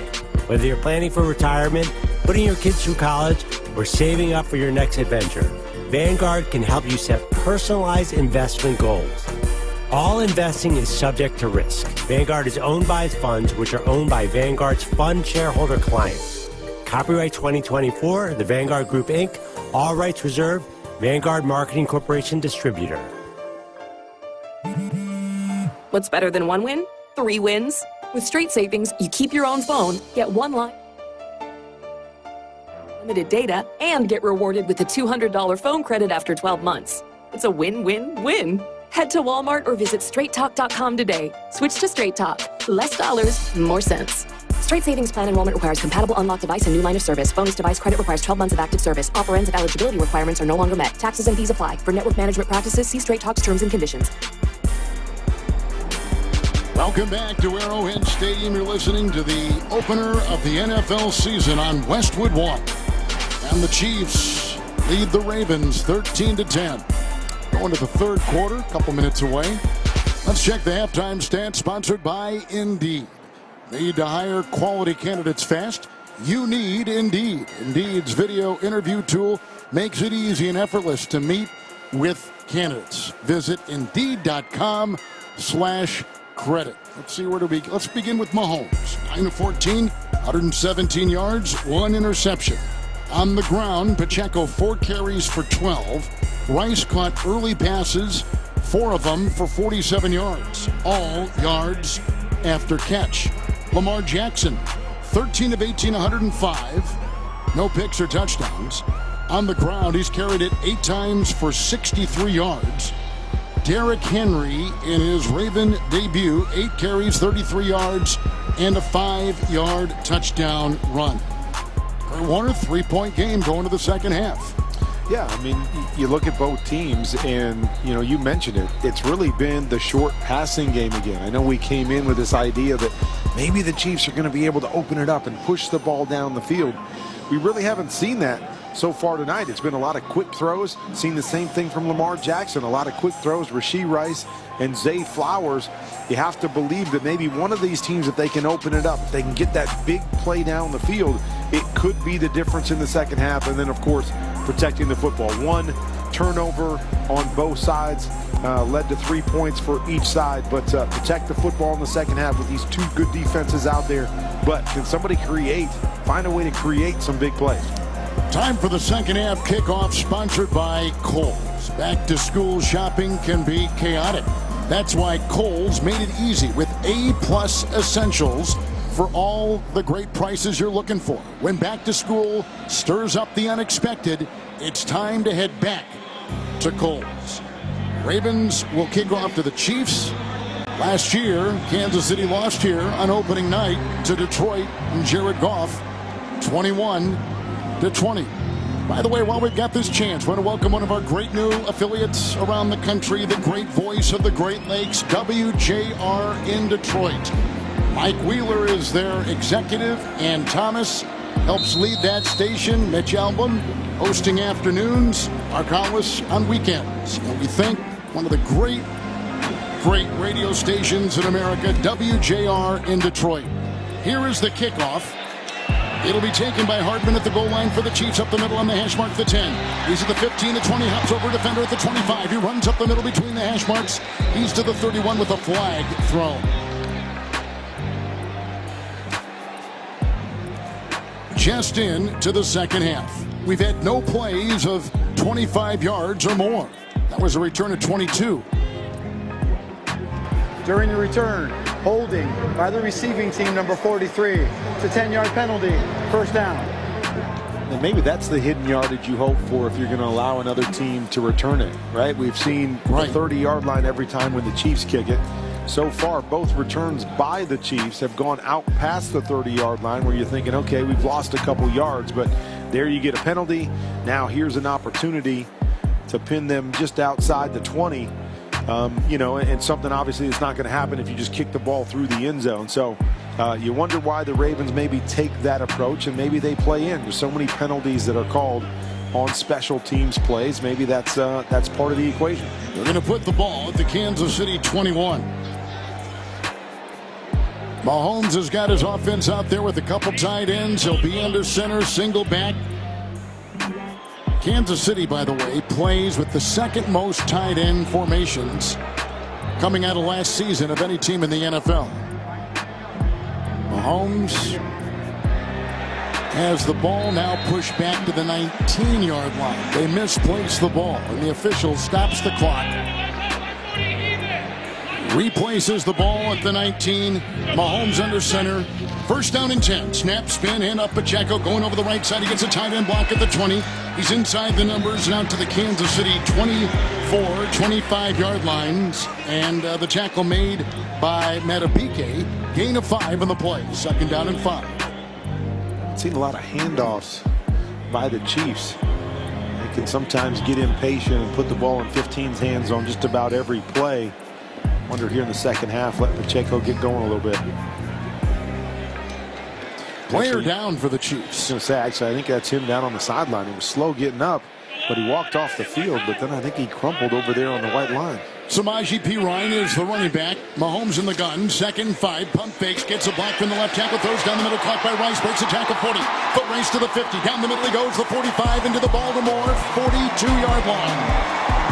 Every time he's caught the ball, he has been electric. A 34-yard catch and run for the Chiefs' second-year wide receiver. They'll say he was down with the knee at the 43 of the Ravens. Well, it's a great play by Patrick Mahomes is that Rashee Rice had a quick slant from the slot position.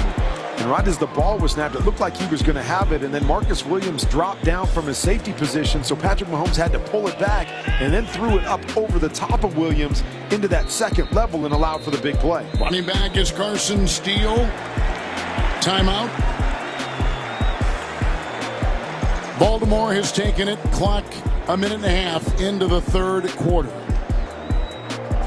With the Chiefs on top by 3 and moving right now. Don't miss all the NFL excitement on NBC Sunday night. Rams and the Lions. Of course, you can hear every Sunday night broadcast each week right here beginning at 7:30 Eastern Time on many of these same stations. Also on the NFL app or online at westwood1sports.com. We talked about not having any big plays in that first half. Could be the difference who could create one right there. That was created by Patrick Mahomes. It was supposed to just be a quick slant, quick 5-yard throw, able to pull it back, flip it up over the top, and then it's one-on-one with Rashee Rice and Kyle Hamilton for the big play. Lining up in the pistol formation. First down and 10. Pacheco is in. Fake handoff on the shotgun snap to Mahomes. Goes downfield. It's caught on the play. Downfield in the middle by Watson at the 25. Spins by the 20. Goes down the hash mark to the 18-yard line of Baltimore. Facing his quarterback. Caught that ball.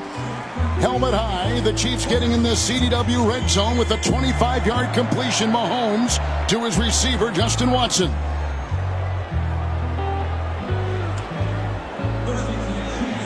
And Broderick Robinson right there, or Washington, had a chance one-on-one with Patrick Mahomes. Never easy to bring him down, but able to avoid the big defensive end and then find his tight end down the middle for another big play. Mahomes has 2 receivers left, 1 right. In the shotgun formation, he gets the snap into the late handoff, goes to Pacheco, breaks a tackle over the left tackle, the 15-yard line, the 10. He's inside the numbers and falls. Red helmet first to the 9-yard line of the Ravens, about a yard shy and a flag thrown. Holding, offense number 76. It's a 10-yard penalty. Replay first down. That's the rookie left tackle out of BYU. Picks it up right there for the Chiefs. Patrick Mahomes went and got a new helmet. I'm not sure what happened. I'm not sure if they're having communication problems or what, but ran over to the sideline, flipped his helmet off, got the spare from the equipment guy on the sideline. It's 1st and 20. With the ball pushed back to the Baltimore 28. Shotgun snap, left tackle block, quick throw. It was deflected on the play. Lunging ahead, Trenton Simpson in front of the intended receiver on a short pass down the middle for Rice. Between the hash marks, incomplete. 2nd down and 20 for the Chiefs. Really good play right there. They tried to run that juke route. Again, push up, stop for a second, and then break across the field. Trenton Simpson does a nice job of just reaching those left fingers out there to knock that football away from Rashee Rice at the last second. Steal the back. 2nd down 20 at the 28 of Baltimore. Mahomes in the gun, moving left to right. Shotgun snap. Tooney the block at the guard. Short throw may have been deflected. Incomplete. Flag thrown. And it's against Baltimore. Kyle Van Noy lost his helmet on the play. The linebacker for the Ravens, and he is face down in the grass. Personal foul. Roughing the passer. Defense number 92. The penalty's out the distance to the goal. It's first down. Matabike will pick it up for Baltimore. It's 1st and 10 for the Chiefs. First possession, second half.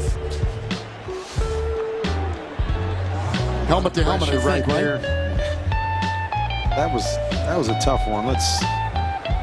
No, not helmet to helmet. I mean, his right hand got up and did hit Patrick Mahomes in the helmet. And anytime you hit a quarterback in the helmet with any part of your body, they're going to throw that flag. And so the helmet was out of the way, but that right hand, as he was going up to try to knock the football down, came across the face mask. Baltimore injury timeout, 12:19 to play in the third quarter. Chiefs on top by 3, moving in Baltimore territory early second half, and this is Westwood One's coverage of the National Football League. Clint Stoerner here for Orchard. Selling a home is full of catch-22s. Do you pay for upgrades like new flooring and fresh paint to hopefully sell for more? Or should you put that money towards your dream home? Clint Stoerner here for Orchard. I got good news. With Orchard's Move First, Sell Later program, you can do both. Get more money for your current home and put more money down on a new one. Here's how it works. Orchard makes you an impressive backup cash offer for your old home. That backup cash offer unlocks cash for you to buy and move into your new home. Then Orchard handles all repairs and upgrades on your old home at no upfront cost. And then Orchard lists, shows, and sells your home on the market. One Orchard customer said this: sold my home for far more than I expected, and I bought me a new golf cart. Home selling doesn't have to be a catch-22, y'all. With Orchard, you get expert guidance and top dollar for your home. Visit Orchard.com and start with your free home valuation. That's Orchard.com. Y'all can thank me later. What's good, Houston? Clint Stoerner here, and I got a question for all y'all out there. Have you or a loved one been injured in an accident? If so, know this: you have a right to hold the negligent party accountable and get the compensation that you deserve. And you don't have to go about it alone. Don't get lost in all the insurance jargon and paperwork. Don't be intimidated by attorneys representing those big insurance companies. Give Mokaram Law a call. 281-222-2222. It's a free chat. They got you back. If they don't win, you don't pay. It's simple as that. So again, if you or a loved one has been injured in an accident, any kind of accident, auto accident, big truck accident, slip and fall, accident at work, Mokaram Law is who you need to call. Not only are they one of the nation's premier personal injury law firms, they are right here in our beautiful city of Houston, y'all. I've been to Texans game with them. I've been to lunch with them. I've been to their offices. Trust me, Mokaram Law is who you want representing you and making sure you get the compensation that you deserve. 281-222-2222. That's 281-222-2222. That's Mokaram Law. Mid-70s, clear sky, Arrowhead in Kansas City. Chiefs on top 13-10. You're listening to 2024 NFL Kickoff Weekend presented by NFL Sunday Ticket and YouTube TV. With the penalty on Baltimore, the Chiefs at the 14 of the Ravens. 1st and 10, shotgun snap, left tackle block, short throw. It's caught at the 10, inside the 5, and hurtling his way is Noah Gray, the tight end, down to the 2. With blockers ahead, sifting his way through debris, he gets 12 on the catch and run. 1st and goal for the Chiefs. As he was hoping to celebrate that new contract with a touchdown right there. Just signed a new 3-year deal here with the Chiefs. They're so good down here in the red zone with these change-up plays. It looks like a pass play. Everybody's going out. Patrick's looking down the field, and then all of a sudden, whoop, we just set up a screen, dump it to our tight end, and get inside the 5. 1st and goal, inside the 2. Mahomes in the gun, everybody in tight. Receiver in motion, 4 in the line. The snap, the handoff. Pacheco gets a block. Follows that blocker near the goal line. Hit by Harrison. No signal yet.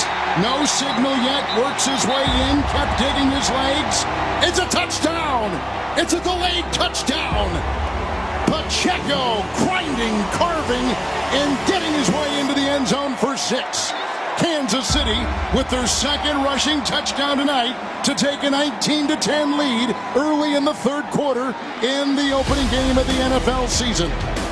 That's one of those that is just like, how long do you have to be stopped before they blow the whistle? He was stopped for 2 seconds. Now you're right, there's movement by people. but he stopped, and then eventually he's able to kind of twist to his left-hand side, get a little push from the big fellas, and fall into the end zone. Mahomes has 71 yards passing on that drive, which puts the Chiefs up by 9. The extra point by Butker is up, and it is good. Just creeping in the right upright to our right. So a new score from Arrowhead in Kansas City with 11:28 to play in the third. The Chiefs 20, the Ravens 10. You're listening to the NFL on Westwood One.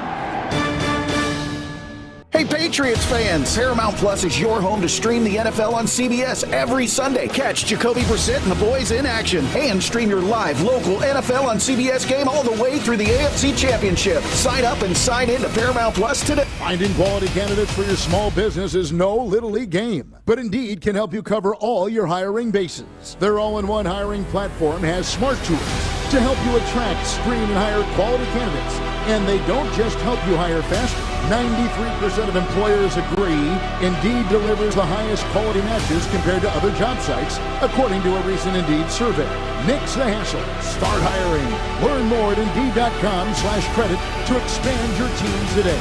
At Uline, the prevailing opinion is, if you don't live it, you don't believe it.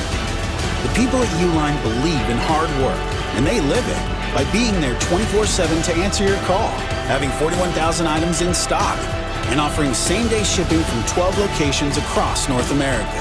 Business owners, sellers, buyers, shippers, and packers believe it. Uline is the hard-working, dependable source for your shipping and industrial supplies. Visit uline.com.